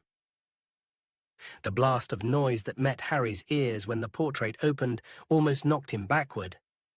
Next thing he knew, he was being wrenched inside the common room by about a dozen pairs of hands, and was facing the whole of Gryffindor House, all of whom were screaming, applauding, and whistling. "You should have told us you'd entered," bellowed Fred. He looked half annoyed, half deeply impressed. "How did you do it without getting a beard?" "Brilliant," roared George. "I didn't," Harry said. "I don't know how." But Angelina had now swooped down upon him. "Oh, if it couldn't be me, at least it's a Gryffindor. You'll be able to pay back Diggory for that last Quidditch match, Harry," shrieked Katie Bell, another of the Gryffindor chasers. "We've got food, Harry. Come and have some." "I'm not hungry. I had enough at the feast." But nobody wanted to hear that he wasn't hungry. Nobody wanted to hear that he hadn't put his name in the goblet. Not one single person seemed to have noticed that he wasn't at all in the mood to celebrate. Lee Jordan had unearthed a Gryffindor banner from somewhere, and he insisted on draping it around Harry like a cloak. Harry couldn't get away. Whenever he tried to sidle over to the staircase, up to the dormitories, the crowd around him closed ranks, forcing another butterbeer on him, stuffing crisps and peanuts into his hands. Everyone wanted to know how he had done it, how he had tricked Dumbledore's age line and managed to get his name into the goblet. "I didn't," he said over and over again. "I don't know how it happened." But for all the notice anyone took, he might just as well not have answered at all. "I'm tired," he bellowed finally, after nearly half an hour. "No, seriously, George, I'm going to bed." He wanted more than anything to find Ron and Hermione, to find a bit of sanity, but neither of them seemed to be in the common room. Insisting that he needed to sleep, and almost flattening the little Creevy brothers as they attempted to waylay him at the foot of the stairs, Harry managed to shake everyone off and climb up to the dormitory as fast as he could. To his great relief, he found Ron was lying on his bed in the otherwise empty dormitory, still fully dressed. He looked up when Harry slammed the door behind him. "Where have you been?" Harry said. "Oh, hello," said Ron. He was grinning, but it was a very odd, strained sort of grin. Harry suddenly became aware that he was still wearing the scarlet Gryffindor banner that Lee had tied around him. He hastened to take it off, but it was knotted very tightly. Ron lay on the bed without moving, watching Harry struggle to remove it. "So," he said, when Harry had finally removed the banner and thrown it into a corner, "congratulations." "What do you mean, congratulations?" said Harry, staring at Ron. There was definitely something wrong with the way Ron was smiling. It was more like a grimace. "Well, no one else got across the age line," said Ron. "Not even Fred and George. What did you use the invisibility cloak?" "The invisibility cloak wouldn't have got me over that line," said Harry slowly. "Oh, right," said Ron. "I thought you might have told me if it was the cloak, because it would have covered both of us, wouldn't it? But you found another way, did you?" "Listen," said Harry, "I didn't put my name in that goblet. Someone else must have done it." Ron raised his eyebrows. "What would they do that for?" "I don't know," said Harry. He felt it would sound very melodramatic to say, "to kill me." Ron's eyebrows rose so high that they were in danger of disappearing into his hair. "It's okay, no, you can tell me the truth," he said. "If you don't want everyone else to know, fine. But I don't know why you're bothering to lie. You didn't get into trouble for it, did you? That friend of the fat lady's, that Violet, she's already told us all Dumbledore's letting you enter. 1,000 galleons prize money, eh? And you don't have to do end-of-year tests either." "I didn't put my name in that goblet," said Harry, starting to feel angry. "Yeah, okay," said Ron, in exactly the same skeptical tone as Cedric. "Only you said this morning you'd have done it last night, and no one would have seen you. I'm not stupid, you know." "You're doing a really good impression of it," Harry snapped. "Yeah," said Ron, and there was no trace of a grin, forced or otherwise, on his face now. "You want to get to bed, Harry. I expect you'll need to be up early tomorrow for a photo call or something." He wrenched the hangings shut around his four-poster, leaving Harry standing there by the door, staring at the dark red velvet curtains, now hiding one of the few people he had been sure would believe him. Chapter 18. The Weighing of the Wands. When Harry woke up on Sunday morning, it took him a moment to remember why he felt so miserable and worried. Then the memory of the previous night rolled over him. He sat up and ripped back the curtains of his own four-poster, intending to talk to Ron, to force Ron to believe him, only to find that Ron's bed was empty. He had obviously gone down to breakfast. Harry dressed and went down the spiral staircase into the common room. The moment he appeared, the people who had already finished breakfast broke into applause again. The prospect of going down into the great hall and facing the rest of the Gryffindors, all treating him like some sort of hero, was not inviting. It was that, however, or stay here and allow himself to be cornered by the Creevy brothers, who were both beckoning frantically to him to join them. He walked resolutely over to the portrait hole, pushed it open, climbed out of it, and found himself face to face with Hermione. "Hello," she said, holding up a stack of toast, which she was carrying in a napkin. "I brought you this. Want to go for a walk?" "Good idea," said Harry gratefully.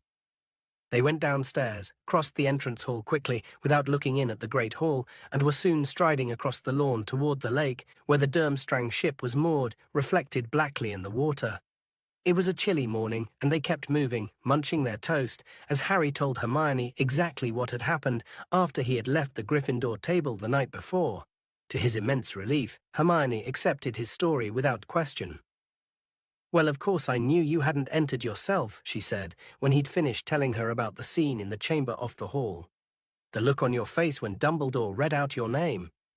But the question is, who did put it in? Because Moody's right, Harry. I don't think any student could have done it. They'd never be able to fool the goblet or get over Dumbledore's—" "Have you seen Ron?" Harry interrupted. Hermione hesitated. Yes, he was at breakfast," she said. "Does he still think I entered myself?" Well, no, I don't think so. Not really, said Hermione awkwardly. What's that supposed to mean? Not really. Oh, Harry, isn't it obvious? Hermione said despairingly. He's jealous. Jealous, Harry said incredulously. Jealous of what? He wants to make a prat of himself in front of the whole school, does he? Look, said Hermione patiently, it's always you who gets all the attention. You know it is.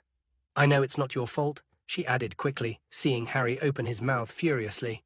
I know you don't ask for it, but well, you know, Ron's got all those brothers to compete against at home, and you're his best friend. And you're really famous. He's always shunted to one side whenever people see you, and he puts up with it, and he never mentions it. But I suppose this is just one time too many. Great, said Harry bitterly. Really great. Tell him from me I'll swap any time he wants. Tell him from me he's welcome to it. People gawping at my forehead everywhere I go. I'm not telling him anything, Hermione said shortly. Tell him yourself. It's the only way to sort this out. I'm not running around after him trying to make him grow up, Harry said, so loudly that several owls in a nearby tree took flight in alarm. Maybe he'll believe I'm not enjoying myself once I've got my neck broken, or... That's not funny, said Hermione quietly. That's not funny at all. She looked extremely anxious.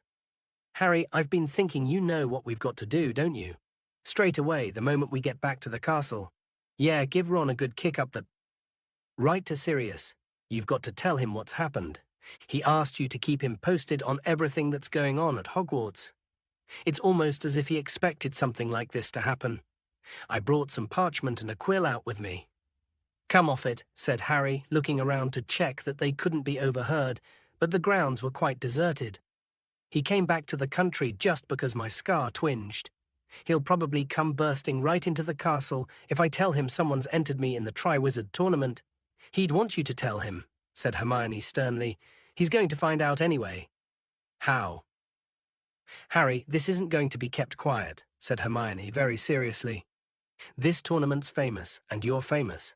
I'll be really surprised if there isn't anything in the Daily Prophet about you competing. You're already in half the books about you-know-who, you know, and Sirius would rather hear it from you. I know he would. Okay, I'll write to him, said Harry, throwing his last piece of toast into the lake. They both stood and watched it floating there for a moment before a large tentacle rose out of the water and scooped it beneath the surface. Then they returned to the castle. Whose owl am I going to use? Harry said as they climbed the stairs. He told me not to use Hedwig again. Ask Ron if you can borrow... I'm not asking Ron for anything, Harry said flatly. Well, borrow one of the school owls then. Anyone can use them, said Hermione. They went up to the owlery. Hermione gave Harry a piece of parchment, a quill, and a bottle of ink, then strolled around the long lines of perches, looking at all the different owls, while Harry sat down against a wall and wrote his letter. Dear Sirius, you told me to keep you posted on what's happening at Hogwarts, so here goes.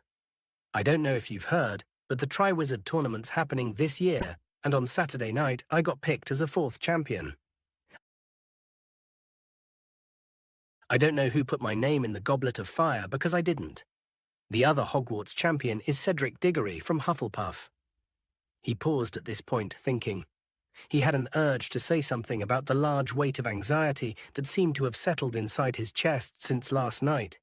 But he couldn't think how to translate this into words, so he simply dipped his quill back into the ink bottle and wrote, Hope you're okay, and Buckbeak. Finished, he told Hermione, getting to his feet and brushing straw off his robes. At this, Hedwig came fluttering down onto his shoulder and held out her leg. I can't use you, Harry told her, looking around for the school owls. I've got to use one of these. Hedwig gave a very loud hoot and took off so suddenly that her talons cut into his shoulder.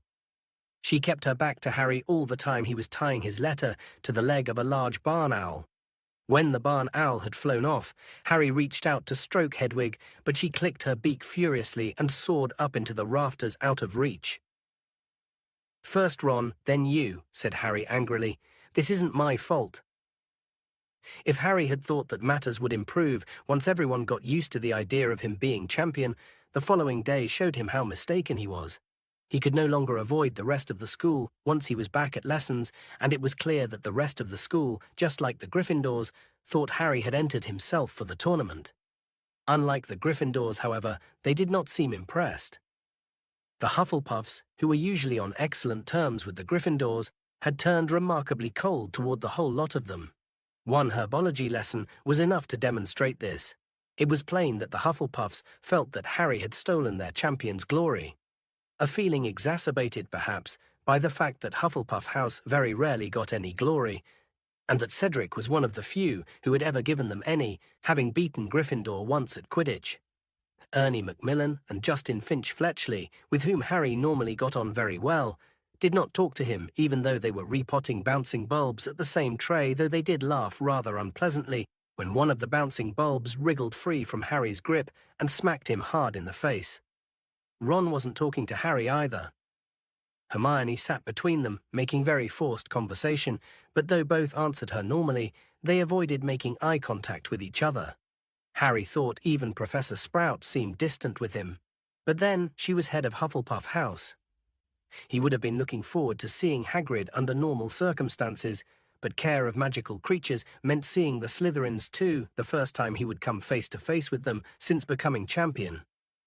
Predictably, Malfoy arrived at Hagrid's cabin with his familiar sneer firmly in place. "Ah, look, boys, it's the champion," he said to Crabbe and Goyle the moment he got within earshot of Harry. "Got your autograph books? Better get a signature now, because I doubt he's going to be around much longer. Half the Triwizard champions have died. How long do you reckon you're going to last, Potter? 10 minutes into the first task's my bet." Crabbe and Goyle guffawed sycophantically, but Malfoy had to stop there because Hagrid emerged from the back of his cabin, balancing a teetering tower of crates, each containing a very large blast-ended scroot. To the class's horror, Hagrid proceeded to explain that the reason the Scroots had been killing one another was an excess of pent-up energy, and that the solution would be for each student to fix a leash on a Scroot and take it for a short walk. The only good thing about this plan was that it distracted Malfoy completely. "Take this thing for a walk?" he repeated in disgust, staring into one of the boxes. "And where exactly are we supposed to fix the leash? Around the sting, the blasting end, or the sucker?"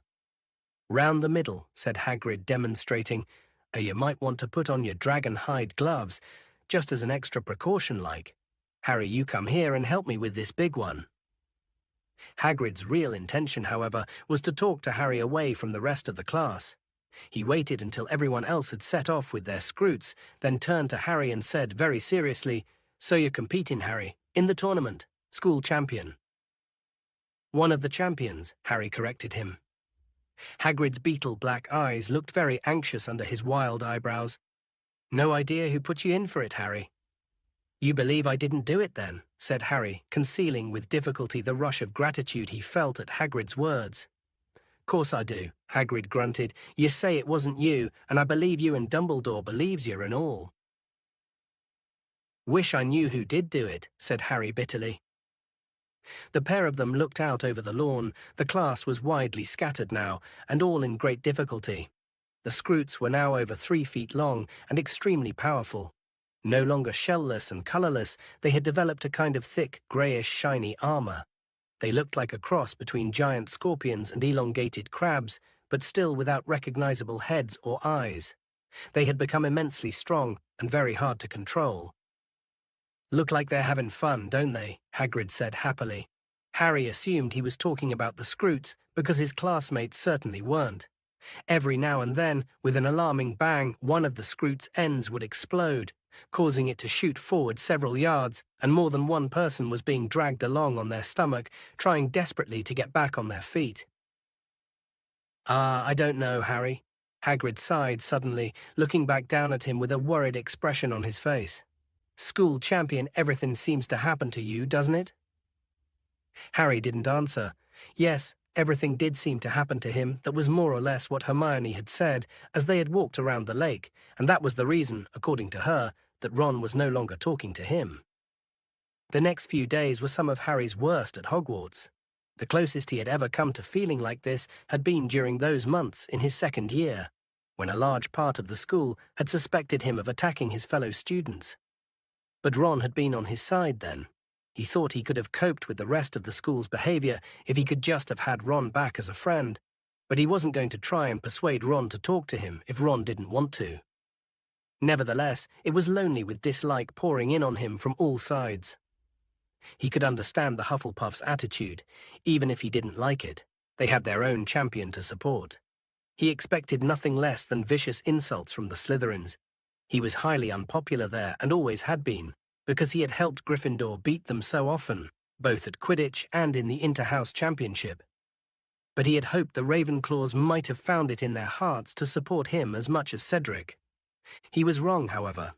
Most Ravenclaws seemed to think that he had been desperate to earn himself a bit more fame by tricking the goblet into accepting his name. Then there was the fact that Cedric looked the part of a champion so much more than he did. Exceptionally handsome, with his straight nose, dark hair, and grey eyes.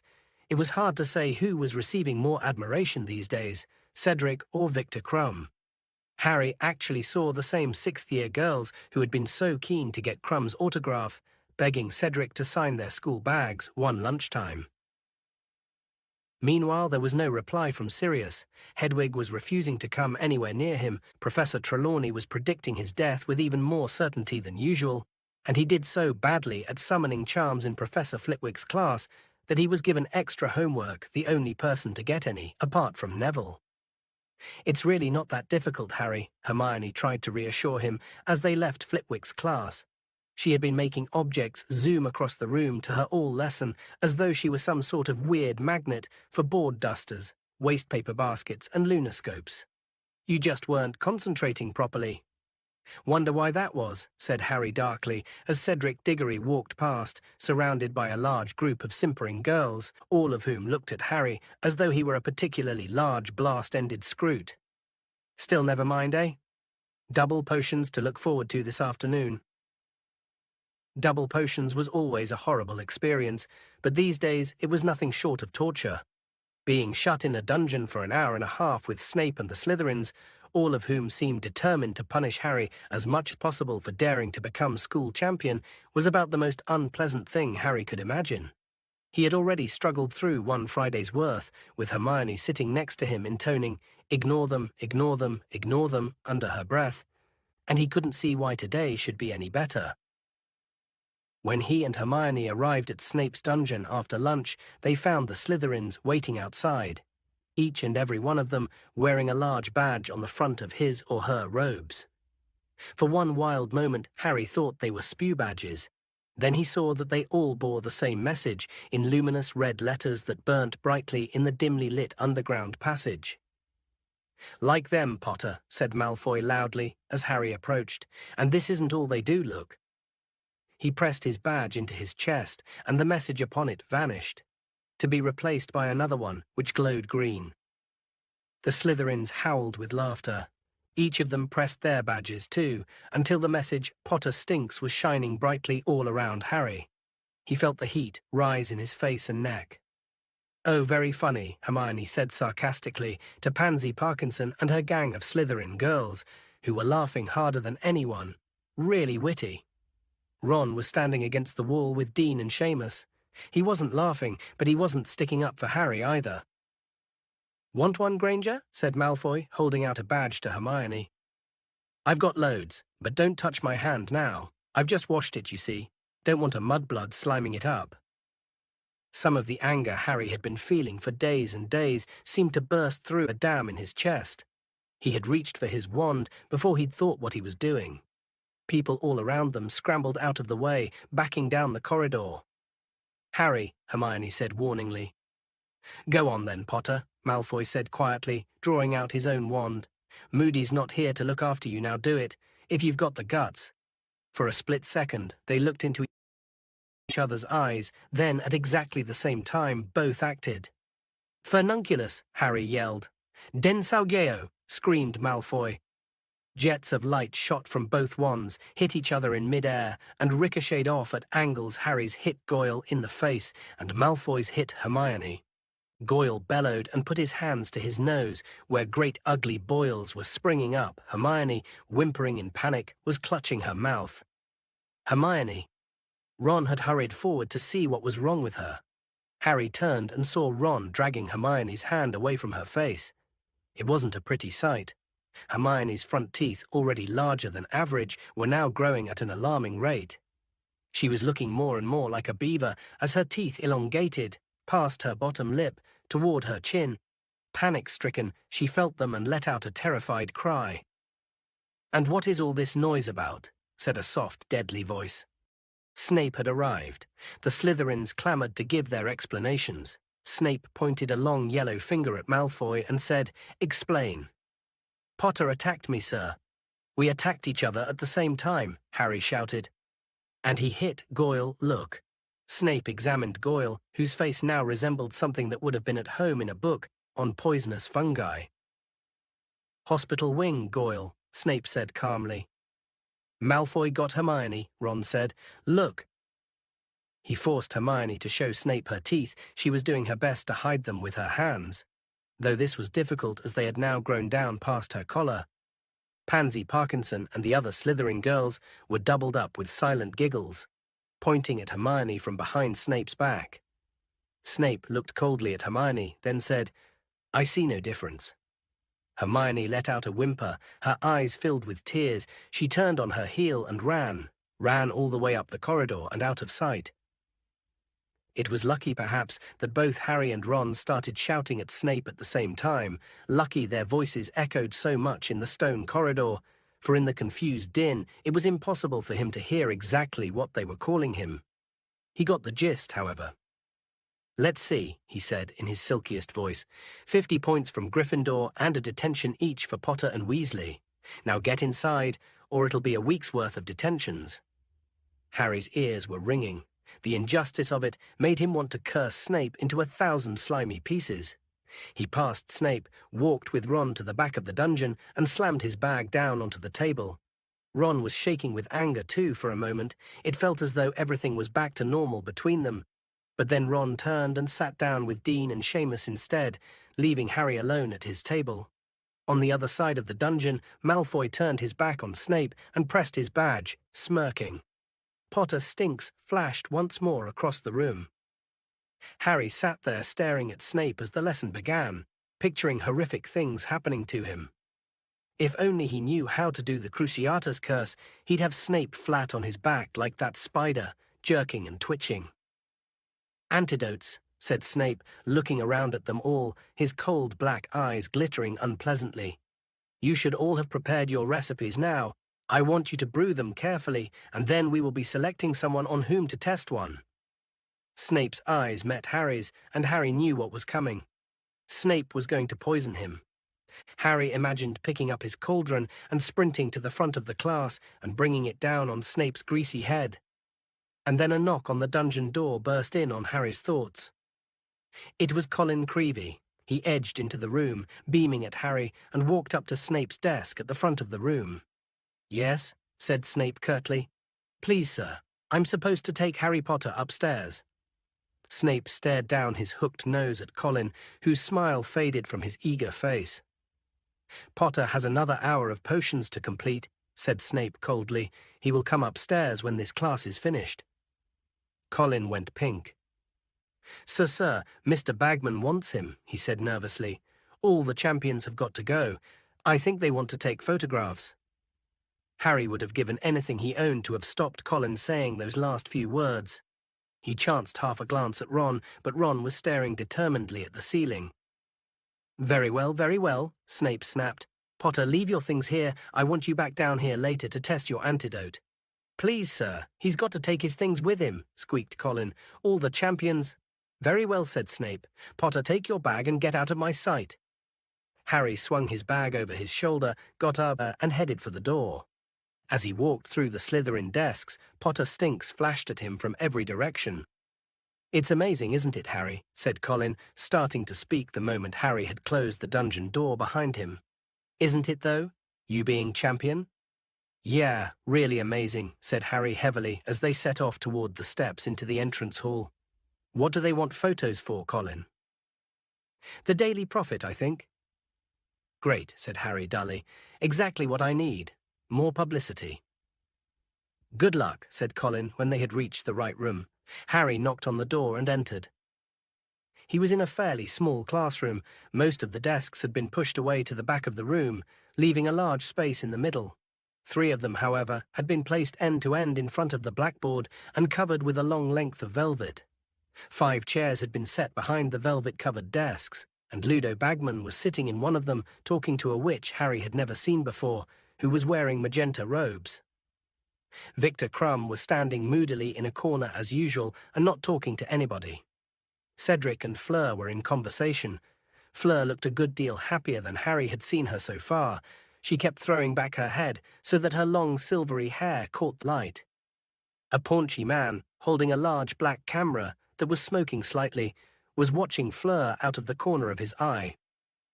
Bagman suddenly spotted Harry, got up quickly and bounded forward. "Ah, here he is. Champion number 4. In you come, Harry. In you come, nothing to worry about. It's just the wand-weighing ceremony. The rest of the judges will be here in a moment." "Wand-weighing?" Harry repeated nervously. "We have to check that your wands are fully functional. No problems, you know, as they're your most important tools in the tasks ahead," said Bagman. "The expert's upstairs now with Dumbledore. And then there's going to be a little photo shoot. This is Rita Skeeter," he added, gesturing toward the witch in magenta robes. "She's doing a small piece on the tournament for the Daily Prophet." "Maybe not that small, Ludo," said Rita Skeeter, her eyes on Harry. Her hair was set in elaborate and curiously rigid curls that contrasted oddly with her heavy-jawed face. She wore jeweled spectacles. The thick fingers clutching her crocodile skin handbag ended in 2-inch nails, painted crimson. "I wonder if I could have a little word with Harry before we start," she said to Bagman, but still gazing fixedly at Harry. "The youngest champion, you know, to add a bit of colour." "Certainly," cried Bagman. "That is, if Harry has no objection." Said Harry. "Lovely," said Rita Skeeter, and in a second her scarlet-taloned fingers had Harry's upper arm in a surprisingly strong grip, and she was steering him out of the room again and opening a nearby door. "We don't want to be in there with all that noise," she said. "Let's see her. Yes, this is nice and cozy." It was a broom cupboard. Harry stared at her. "Come along, dear, that's right, lovely," said Rita Skeeter again, perching herself precariously upon an upturned bucket, pushing Harry down onto a cardboard box and closing the door, throwing them into darkness. "Let's see now." She unsnapped her crocodile skin handbag and pulled out a handful of candles, which she lit with a wave of her wand and magicked into mid-air, so that they could see what they were doing. "You won't mind, Harry, if I use a quick quotes quill? It leaves me free to talk to you normally." "A what?" said Harry. Rita Skeeter's smile widened. Harry counted 3 gold teeth. She reached again into her crocodile bag and drew out a long acid-green quill and a roll of parchment, which she stretched out between them on a crate of Mrs. Scour's all-purpose magical mess remover. She put the tip of the green quill into her mouth, sucked it for a moment with apparent relish, then placed it upright on the parchment where it stood balanced on its point, quivering slightly. "Testing, my name is Rita Skeeter, Daily Prophet reporter." Harry looked down quickly at the quill. The moment Rita Skeeter had spoken, the green quill had started to scribble, skidding across the parchment. "Attractive blonde Rita Skeeter, 43, whose savage quill has punctured many inflated reputations." "Lovely," said Rita Skeeter yet again, and she ripped the top piece of parchment off, crumpled it up, and stuffed it into her handbag. Now she leaned toward Harry and said, "So, Harry, what made you decide to enter the Triwizard Tournament?" Said Harry again, but he was distracted by the quill. Even though he wasn't speaking, it was dashing across the parchment, and in its wake he could make out a fresh sentence. "An ugly scar, souvenir of a tragic past, disfigures the otherwise charming face of Harry Potter, whose eyes—" "Ignore the quill, Harry," said Rita Skeeter firmly. Reluctantly, Harry looked up at her instead. "Now, why did you decide to enter the tournament, Harry?" "I didn't," said Harry. "I don't know how my name got into the Goblet of Fire. I didn't put it in there." Rita Skeeter raised one heavily penciled eyebrow. "Come now, Harry, there's no need to be scared of getting into trouble. We all know you shouldn't really have entered at all, but don't worry about that. Our readers love a rebel." "But I didn't enter," Harry repeated. I don't know who. How do you feel about the tasks ahead? Said Rita Skeeter. Excited? Nervous? I haven't really thought yet. Nervous, I suppose, said Harry. His insides squirmed uncomfortably as he spoke. Champions have died in the past, haven't they? Said Rita Skeeter briskly. Have you thought about that at all?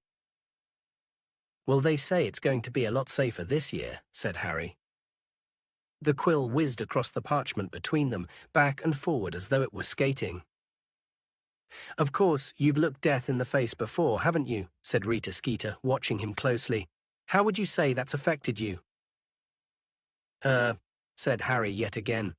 Do you think that the trauma in your past might have made you keen to prove yourself? To live up to your name? Do you think that perhaps you were tempted to enter the Triwizard Tournament because— I didn't enter, said Harry, starting to feel irritated. Can you remember your parents at all? Said Rita Skeeter, talking over him. No, said Harry. How do you think they'd feel if they knew you were competing in the Triwizard Tournament? Proud, worried, angry? Harry was feeling really annoyed now. How on earth was he to know how his parents would feel if they were alive? He could feel Rita Skeeter watching him very intently. Frowning, he avoided her gaze and looked down at words the quill had just written. Tears fill those startlingly green eyes as our conversation turns to the parents he can barely remember. I have not got tears in my eyes, said Harry loudly. Before Rita Skeeter could say a word, the door of the broom cupboard was pulled open. Harry looked around, blinking in the bright light. Albus Dumbledore stood there, looking down at both of them, squashed into the cupboard.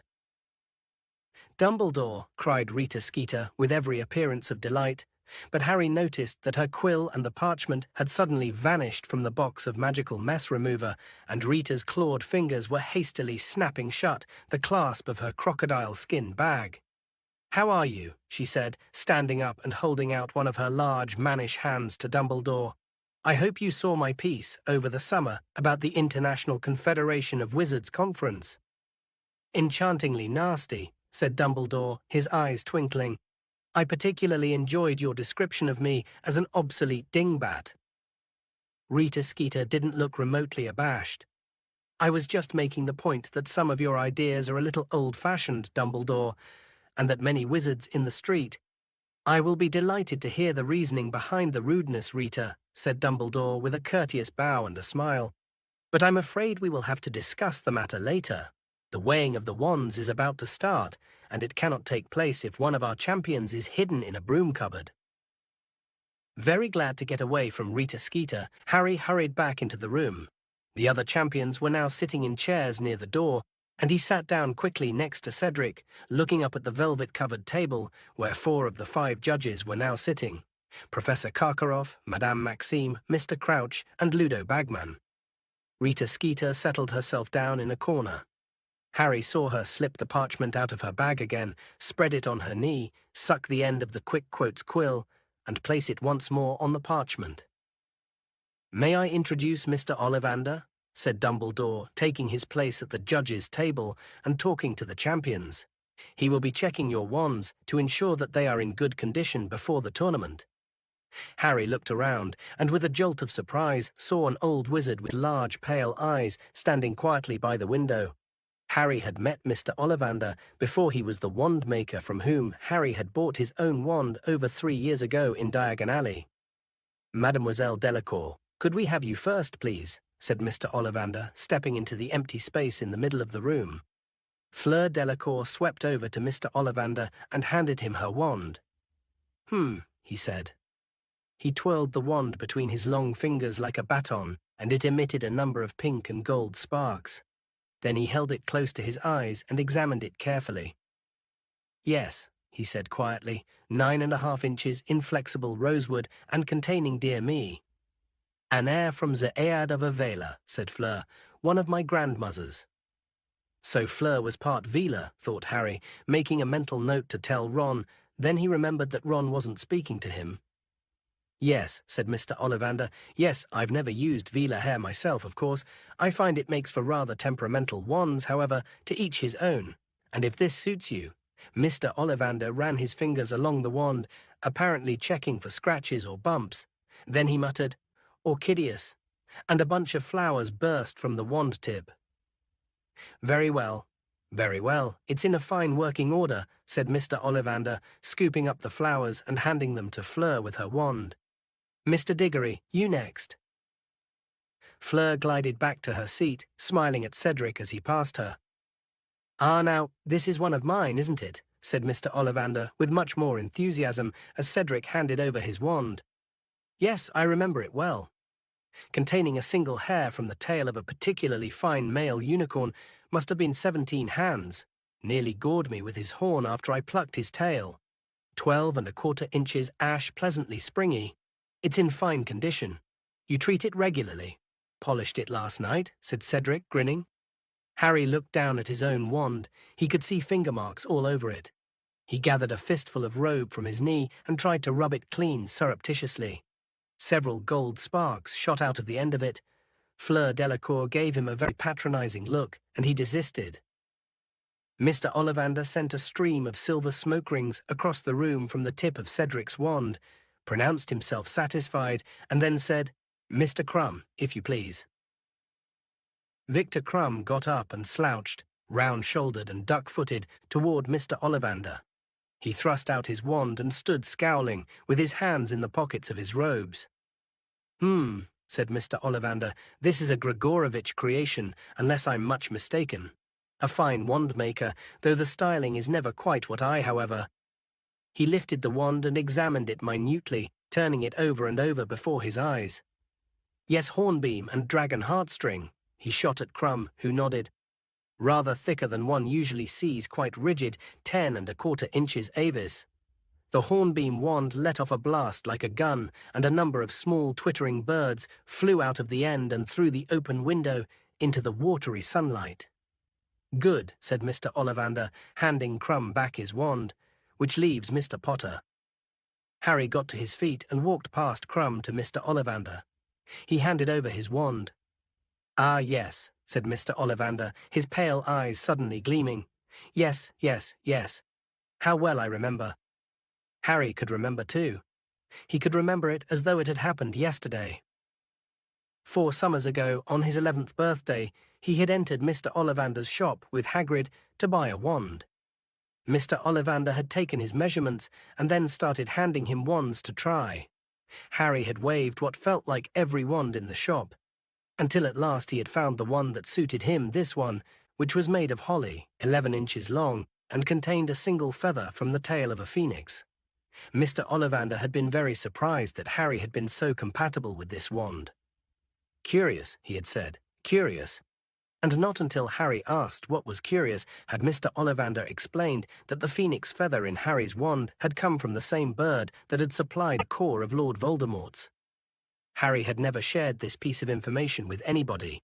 He was very fond of his wand, and as far as he was concerned, its relation to Voldemort's wand was something it couldn't help, rather, as he couldn't help being related to Aunt Petunia.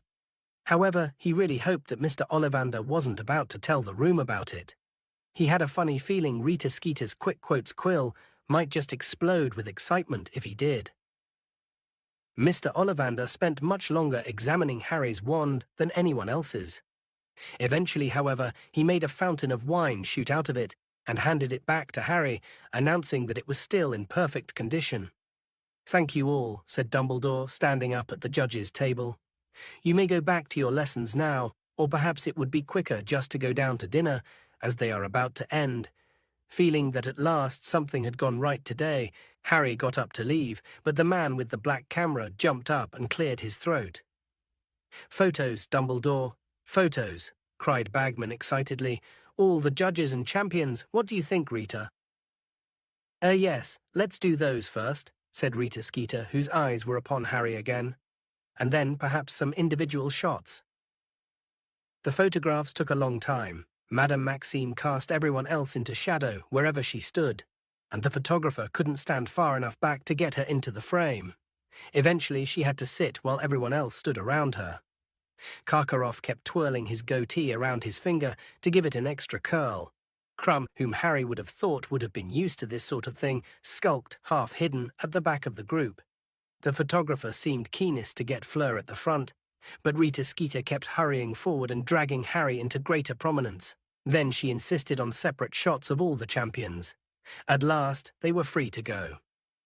Harry went down to dinner. Hermione wasn't there. He supposed she was still in the hospital wing, having her teeth fixed. He ate alone at the end of the table, then returned to Gryffindor Tower, thinking of all the extra work on summoning charms that he had to do. Up in the dormitory, he came across Ron. "You've had an owl," said Ron brusquely. The moment he walked in, he was pointing at Harry's pillow. The school barn owl was waiting for him there. "Oh, right," said Harry. "And we've got to do our detentions tomorrow night, Snape's dungeon," said Ron. He then walked straight out of the room, not looking at Harry. For a moment, Harry considered going after him. He wasn't sure whether he wanted to talk to him or hit him. Both seemed quite appealing, but the lure of Sirius's answer was too strong. Harry strode over to the barn owl, took the letter off its leg, and unrolled it. "Harry, I can't say everything I would like to in a letter. It's too risky in case the owl is intercepted. We need to talk face to face. Can you ensure that you are alone by the fire in Gryffindor Tower at 1 o'clock in the morning on the 22nd of November? I know better than anyone that you can look after yourself, and while you're around Dumbledore and Moody, I don't think anyone will be able to hurt you. However, someone seems to be having a good try. Entering you in that tournament would have been very risky, especially right under Dumbledore's nose. Be on the watch, Harry. I still want to hear about anything unusual. Let me know about the 22nd of November as quickly as you can." Chapter 19, The Hungarian Horntail. The prospect of talking face-to-face with Sirius was all that sustained Harry over the next fortnight, the only bright spot on a horizon that had never looked darker. The shock of finding himself school champion had worn off slightly now, and the fear of what was facing him had started to sink in. The first task was drawing steadily nearer. He felt as though it were crouching ahead of him like some horrific monster, barring his path. He had never suffered nerves like these. They were way beyond anything he had experienced before a Quidditch match, not even his last one against Slytherin, which had decided who would win the Quidditch Cup. Harry was finding it hard to think about the future at all. He felt as though his whole life had been leading up to, and would finish with, the first task. Admittedly, he didn't see how Sirius was going to make him feel any better about having to perform an unknown piece of difficult and dangerous magic in front of hundreds of people. But the mere sight of a friendly face would be something at the moment. Harry wrote back to Sirius, saying that he would be beside the common room fire at the time Sirius had suggested, and he and Hermione spent a long time going over plans for forcing any stragglers out of the common room on the night in question. If the worst came to the worst, they were going to drop a bag of dung bombs, but they hoped they wouldn't have to resort to that. Filch would skin them alive. In the meantime, life became even worse for Harry within the confines of the castle, for Rita Skeeter had published her piece about the Triwizard Tournament, and it had turned out to be not so much a report on the tournament as a highly coloured life story of Harry. Much of the front page had been given over to a picture of Harry. The article, continuing on pages 2, 6, and 7, had been all about Harry. The names of the Beauxbatons and Durmstrang champions, misspelled, had been squashed into the last line of the article, and Cedric hadn't been mentioned at all. The article had appeared 10 days ago, and Harry still got a sick, burning feeling of shame in his stomach every time he thought about it. Rita Skeeter had reported him saying an awful lot of things that he couldn't remember ever saying in his life, let alone in that broom cupboard. "I suppose I get my strength from my parents. I know they'd be very proud of me if they could see me now. Yes, sometimes at night I still cry about them. I'm not ashamed to admit it. I know nothing will hurt me during the tournament because they're watching over me." But Rita Skeeter had gone even further than transforming his ERs into long, sickly sentences. She had interviewed other people about him, too. Harry has at last found love at Hogwarts. His close friend, Colin Creevey, says that Harry is rarely seen out of the company of one Hermione Granger, a stunningly pretty, muggle-born girl who, like Harry, is one of the top students in the school. From the moment the article had appeared, Harry had had to endure people's Slytherins, mainly quoting it at him as he passed and making sneering comments. "Want a hanky, Potter, in case you start crying in Transfiguration? Since when have you been one of the top students in the school, Potter? Or is this a school you and Longbottom have set up together? Hey, Harry. Yeah, that's right. Harry found himself shouting as he wheeled around in the corridor, having had just about enough. I've just been crying my eyes out over my dead mum, and I'm just off to do a bit more. No, it was just you dropped your quill. It was Cho. Harry felt the colour rising in his face. Oh right, sorry, he muttered, taking the quill back. Good luck on Tuesday, she said. I really hope you do well. Which left Harry feeling extremely stupid. Hermione had come in for her fair share of unpleasantness too, but she hadn't yet started yelling at innocent bystanders. In fact, Harry was full of admiration for the way she was handling the situation. Stunningly pretty? Her? Pansy Parkinson had shrieked the first time she had come face to face with Hermione after Rita's article had appeared. What was she judging against a chipmunk? Ignore it, Hermione said in a dignified voice, holding her head in the air and stalking past the sniggering Slytherin girls as though she couldn't hear them. Just ignore it, Harry. But Harry couldn't ignore it. Ron hadn't spoken to him at all since he had told him about Snape's detentions. Harry had half hoped they would make things up during the 2 hours they were forced to pickle rats' brains in Snape's dungeon. But that had been the day Rita's article had appeared, which seemed to have confirmed Ron's belief that Harry was really enjoying all the attention. Hermione was furious with the pair of them. She went from one to the other, trying to force them to talk to each other, but Harry was adamant. He would talk to Ron again only if Ron admitted that Harry hadn't put his name in the Goblet of Fire and apologized for calling him a liar. I didn't start this, Harry said stubbornly. It's his problem. You miss him, Hermione said impatiently. And I know he misses you. Miss him, said Harry. I don't miss him. But this was a downright lie. Harry liked Hermione very much, but she just wasn't the same as Ron. There was much less laughter and a lot more hanging around in the library when Hermione was your best friend. Harry still hadn't mastered summoning charms. He seemed to have developed something of a block about them, and Hermione insisted that learning the theory would help. They consequently spent a lot of time poring over books during their lunchtimes. Victor Crumb was in the library an awful lot too, and Harry wondered what he was up to. Was he studying, or was he looking for things to help him through the first task? Hermione often complained about Crumb being there, not that he ever bothered them, but because groups of giggling girls often turned up to spy on him from behind bookshelves, and Hermione found the noise distracting. He's not even good-looking, she muttered angrily, glaring at Crumb's sharp profile. They only like him because he's famous. They wouldn't look twice at him if he couldn't do that wonky feint thing. Wronski feint, said Harry through gritted teeth. Quite apart from liking to get Quidditch terms correct, it caused him another pang to imagine Ron's expression if he could have heard Hermione talking about wonky feints. It is a strange thing, but when you are dreading something and would give anything to slow down time, it has a disobliging habit of speeding up. The days until the first task seemed to slip by, as though someone had fixed the clocks to work at double speed. Harry's feeling of barely controlled panic was with him wherever he went, as ever-present as the snide comments about the Daily Prophet article. On the Saturday before the first task, all students in the 3rd year and above were permitted to visit the village of Hogsmeade. Hermione told Harry that it would do him good to get away from the castle for a bit, and Harry didn't need much persuasion. What about Ron, though? He said. Don't you want to go with him? Oh well, Hermione went slightly pink. I thought we might meet up with him in the 3 Broomsticks. No, said Harry flatly. Oh, Harry, this is so stupid. I'll come, but I'm not meeting Ron, and I'm wearing my invisibility cloak. Oh, all right then. Hermione snapped, but I hate talking to you in that cloak. I never know if I'm looking at you or not. So Harry put on his invisibility cloak in the dormitory, went back downstairs, and together he and Hermione set off for Hogsmeade. Harry felt wonderfully free under the cloak. He watched other students walking past them as they entered the village, most of them sporting Support Cedric Diggory badges. But no horrible remarks came his way for a change, and nobody was quoting that stupid article.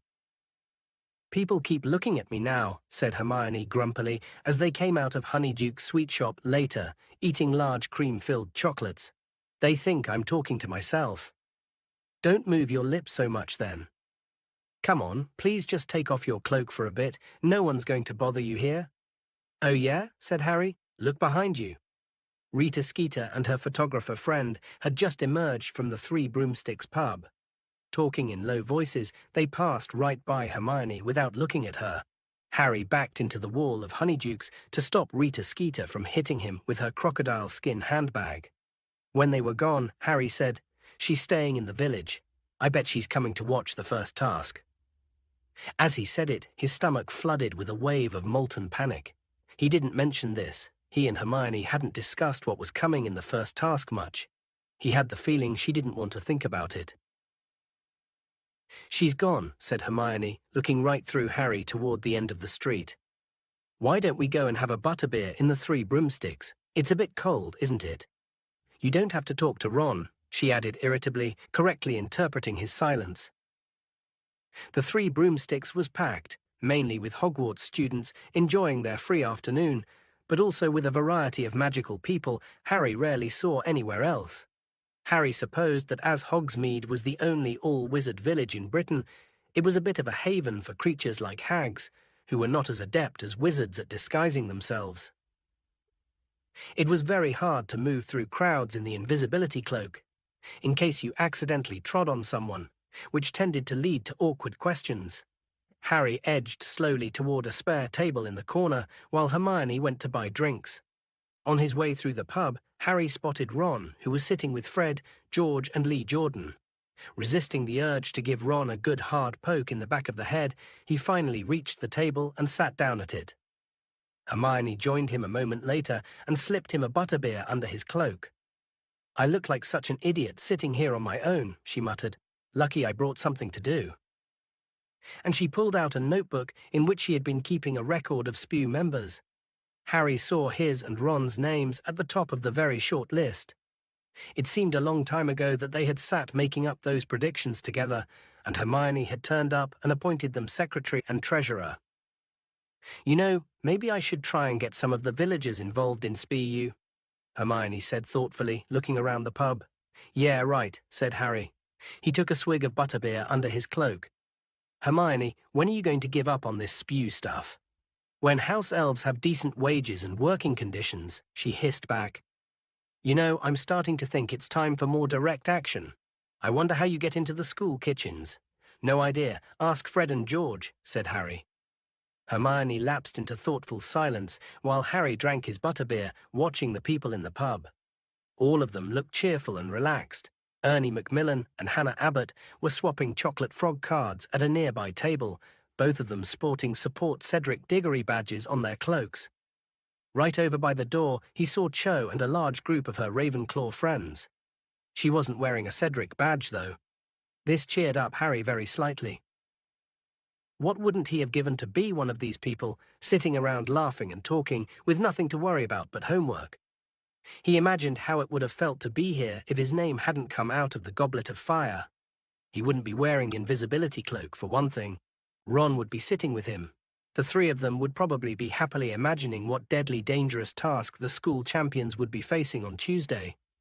He'd have been really looking forward to it, watching them do whatever it was, cheering on Cedric with everyone else, safe in a seat at the back of the stands. He wondered how the other champions were feeling. Every time he had seen Cedric lately, he had been surrounded by admirers and looking nervous but excited. Harry glimpsed Fleur Delacour from time to time in the corridors. She looked exactly as she always did, haughty and unruffled, and Crumb just sat in the library, poring over books. Harry thought of Sirius, and the tight, tense knot in his chest seemed to ease slightly. He would be speaking to him in just over 12 hours, for tonight was the night they were meeting at the common room fire, assuming nothing went wrong, as everything else had done lately. "Look, it's Hagrid," said Hermione. The back of Hagrid's enormous shaggy head, he had mercifully abandoned his bunches, emerged over the crowd. Harry wondered why he hadn't spotted him at once, as Hagrid was so large, but standing up carefully, he saw that Hagrid had been leaning low, talking to Professor Moody. Hagrid had his usual enormous tankard in front of him, but Moody was drinking from his hip flask. Madame Rosmerta, the pretty landlady, didn't seem to think much of this. She was looking askance at Moody as she collected glasses from tables around them. Perhaps she thought it was an insult to her mulled mead, but Harry knew better. Moody had told them all during their last Defense Against the Dark Arts lesson that he preferred to prepare his own food and drink at all times, as it was so easy for dark wizards to poison an unattended cup. As Harry watched, he saw Hagrid and Moody get up to leave. He waved, then remembered that Hagrid couldn't see him. Moody, however, paused, his magical eye on the corner where Harry was standing. He tapped Hagrid in the small of the back. Being unable to reach his shoulder, muttered something to him, and then the pair of them made their way back across the pub toward Harry and Hermione's table. "All right, Hermione," said Hagrid loudly. "Hello," said Hermione, smiling back. Moody limped around the table and bent down. Harry thought he was reading the Spew notebook until he muttered, "Nice cloak, Potter." Harry stared at him in amazement. The large chunk missing from Moody's nose was particularly obvious at a few inches' distance. Moody grinned. Can you... Yeah, it can see through invisibility cloaks," Moody said quietly, "and it's come in useful at times, I can tell you." Hagrid was beaming down at Harry too. Harry knew Hagrid couldn't see him, but Moody had obviously told Hagrid he was there. Hagrid now bent down on the pretext of reading the Spew notebook as well, and said in a whisper so low that only Harry could hear it, "Harry, meet me tonight at midnight at me cabin. Wear that cloak." Straightening up, Hagrid said loudly, "Nice to see you, Hermione," winked and departed. Moody followed him. "Why does Hagrid want me to meet him at midnight?" Harry said, very surprised. "Does he?" said Hermione, looking startled. "I wonder what he's up to." "I don't know whether you should go, Harry." She looked nervously around and hissed, "It might make you late for Sirius." It was true that going down to Hagrid's at midnight would mean cutting his meeting with Sirius very fine indeed. Hermione suggested sending Hedwig down to Hagrid's to tell him he couldn't go, always assuming she would consent to take the note. Of course, Harry, however, thought it better just to be quick at whatever Hagrid wanted him for. He was very curious to know what this might be. Hagrid had never asked Harry to visit him so late at night. At 11:30 that evening, Harry, who had pretended to go up to bed early, pulled the invisibility cloak back over himself and crept back downstairs through the common room. Quite a few people were still in there. The Creevy brothers had managed to get hold of a stack of Support Cedric Diggory badges and were trying to bewitch them to make them say Support Harry Potter instead.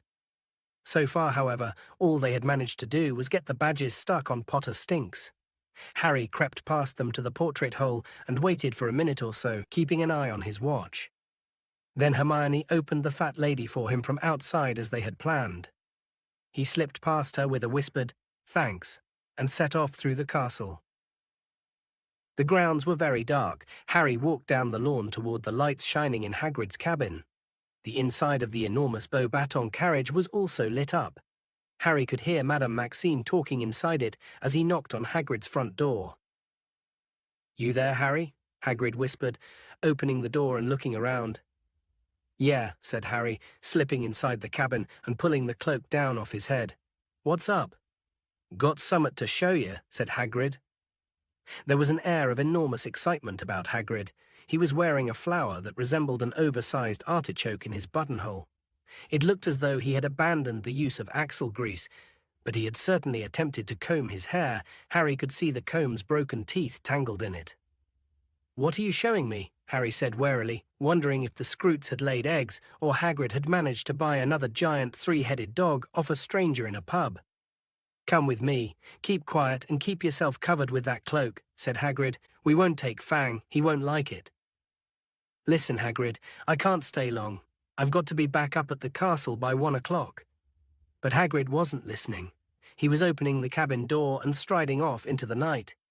Harry hurried to follow and found, to his great surprise, that Hagrid was leading him to the Beauxbatons carriage. "Hagrid, what?"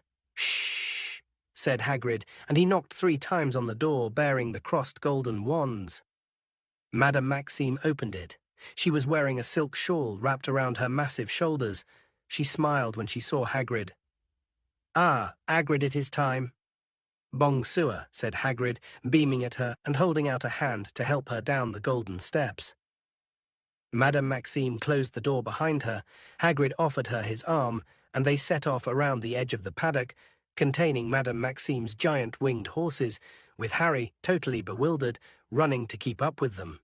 Had Hagrid wanted to show him Madame Maxime? He could see her any old time he wanted. She wasn't exactly hard to miss. But it seemed that Madame Maxime was in for the same treat as Harry, because after a while she said playfully, "Where is it you are taking me, Hagrid?" "You'll enjoy this," said Hagrid gruffly. "Worth seeing, trust me. Only don't go telling anyone I showed you, right? You're not supposed to know." "Of course not," said Madame Maxime, fluttering her long black eyelashes. And still they walked, Harry getting more and more irritated as he jogged along in their wake, checking his watch every now and then. Hagrid had some harebrained scheme in hand, which might make him miss Sirius. If they didn't get there soon, he was going to turn around, go straight back to the castle, and leave Hagrid to enjoy his moonlit stroll with Madame Maxime. But then when they had walked so far around the perimeter of the forest that the castle and the lake were out of sight, Harry heard something. Men were shouting up ahead, then came a deafening, ear-splitting roar. Hagrid led Madame Maxime around a clump of trees and came to a halt. Harry hurried up alongside them for a split second.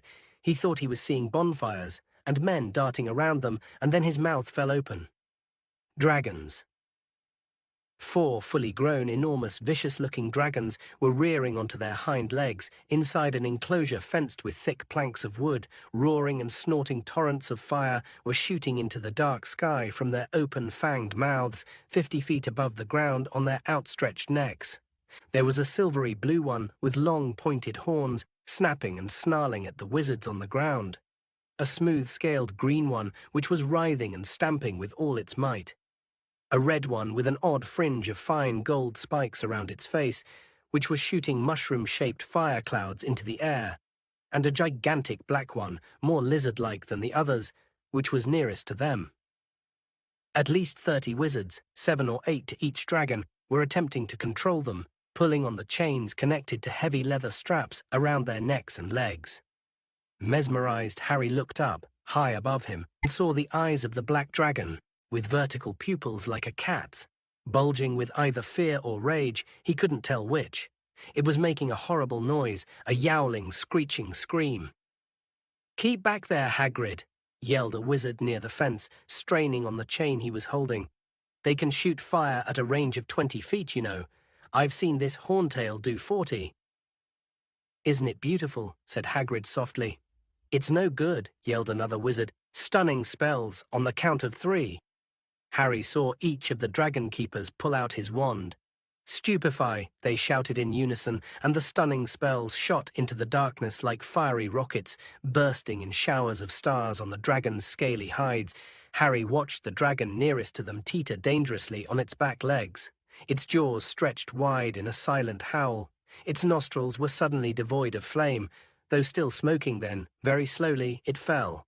Several tons of sinewy, scaly black dragon hit the ground with a thud that Harry could have sworn made the trees behind him quake. The dragon keepers lowered their wands and walked forward to their fallen charges, each of which was the size of a small hill. They hurried to tighten the chains and fasten them securely to iron pegs, which they forced deep into the ground with their wands. "Want a closer look?" Hagrid asked Madame Maxime excitedly. The pair of them moved right up to the fence, and Harry followed. The wizard who had warned Hagrid not to come any closer turned, and Harry realized who it was. Charlie Weasley. "All right, Hagrid," he panted, coming over to talk. "They should be okay now. We put them out with a sleeping draught on the way here. Thought it might be better for them to wake up in the dark and the quiet, but, like you saw, they weren't happy. Not happy at all." "What breeds you got here, Charlie?" said Hagrid, gazing at the closest dragon, the black one, with something close to reverence. Its eyes were still just open. Harry could see a strip of gleaming yellow beneath its wrinkled black eyelid. "This is a Hungarian horntail," said Charlie. "There's common Welsh green over there. The smaller one a Swedish short snout. That blue-grey and a Chinese fireball, that's the red." Charlie looked around. Madame Maxime was strolling away around the edge of the enclosure, gazing at the stunned dragons. "I didn't know you were bringing her, Hagrid," Charlie said, frowning. "The champions aren't supposed to know what's coming. She's bound to tell her student, isn't she?" "Just thought she'd like to see 'em," shrugged Hagrid, still gazing enraptured at the dragons. "Really romantic date, Hagrid," said Charlie, shaking his head. 4, said Hagrid, so it's one for each of the champions, is it? What have they got to do, fight 'em? Just get past them, I think, said Charlie.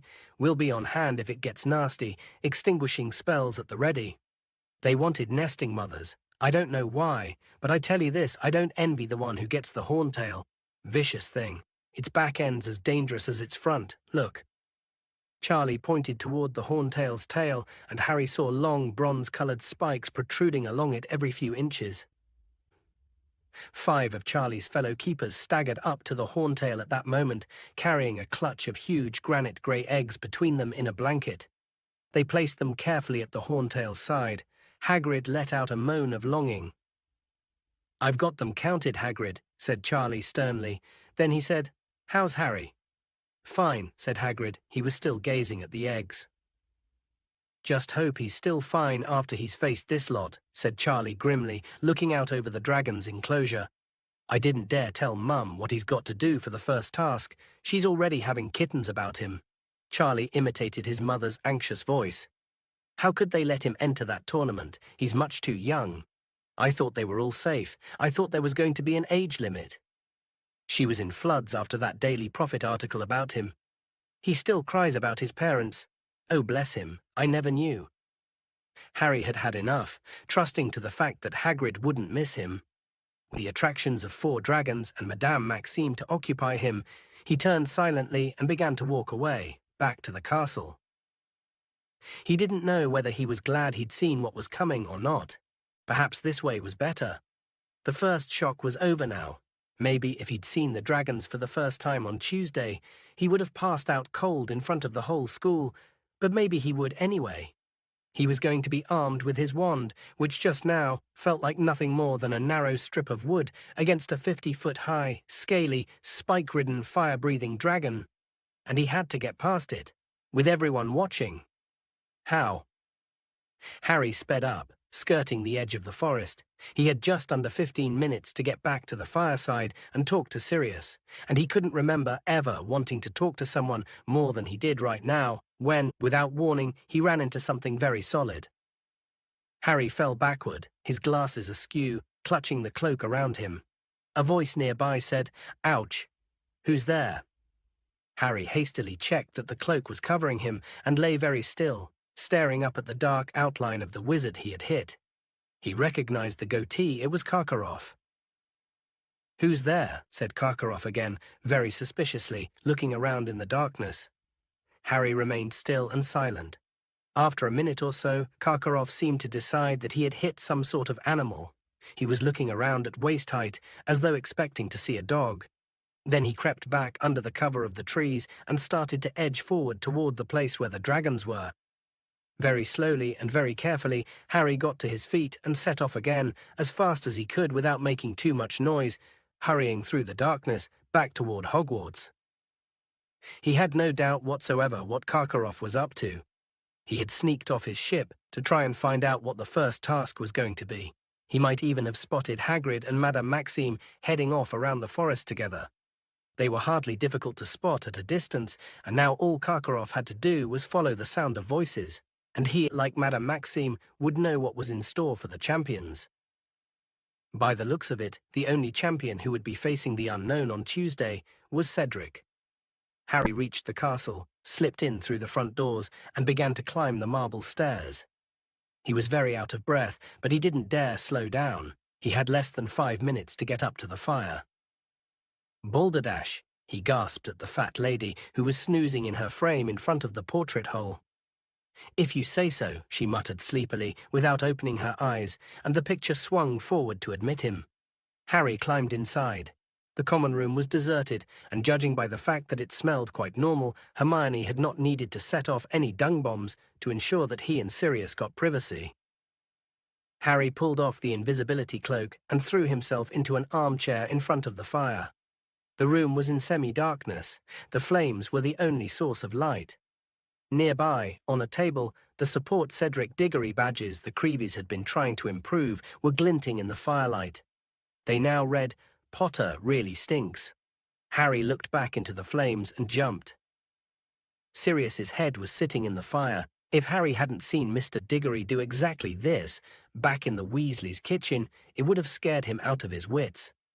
Instead, his face breaking into the first smile he had worn for days, he scrambled out of his chair, crouched down by the hearth, and said, "Sirius, how are you doing?" Sirius looked different from Harry's memory of him. When they had said goodbye, Sirius's face had been gaunt and sunken, surrounded by a quantity of long, black, matted hair, but the hair was short and clean now. Sirius's face was fuller, and he looked younger, much more like the only photograph Harry had of him, which had been taken at the Potter's wedding. "Never mind me, how are you?" said Sirius seriously.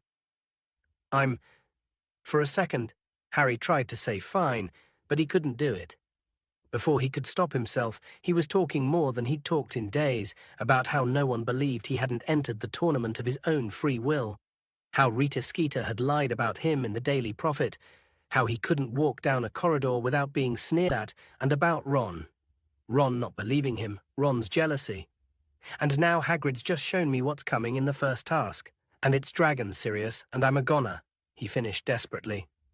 Sirius looked at him, eyes full of concern, eyes that had not yet lost the look that Azkaban had given them.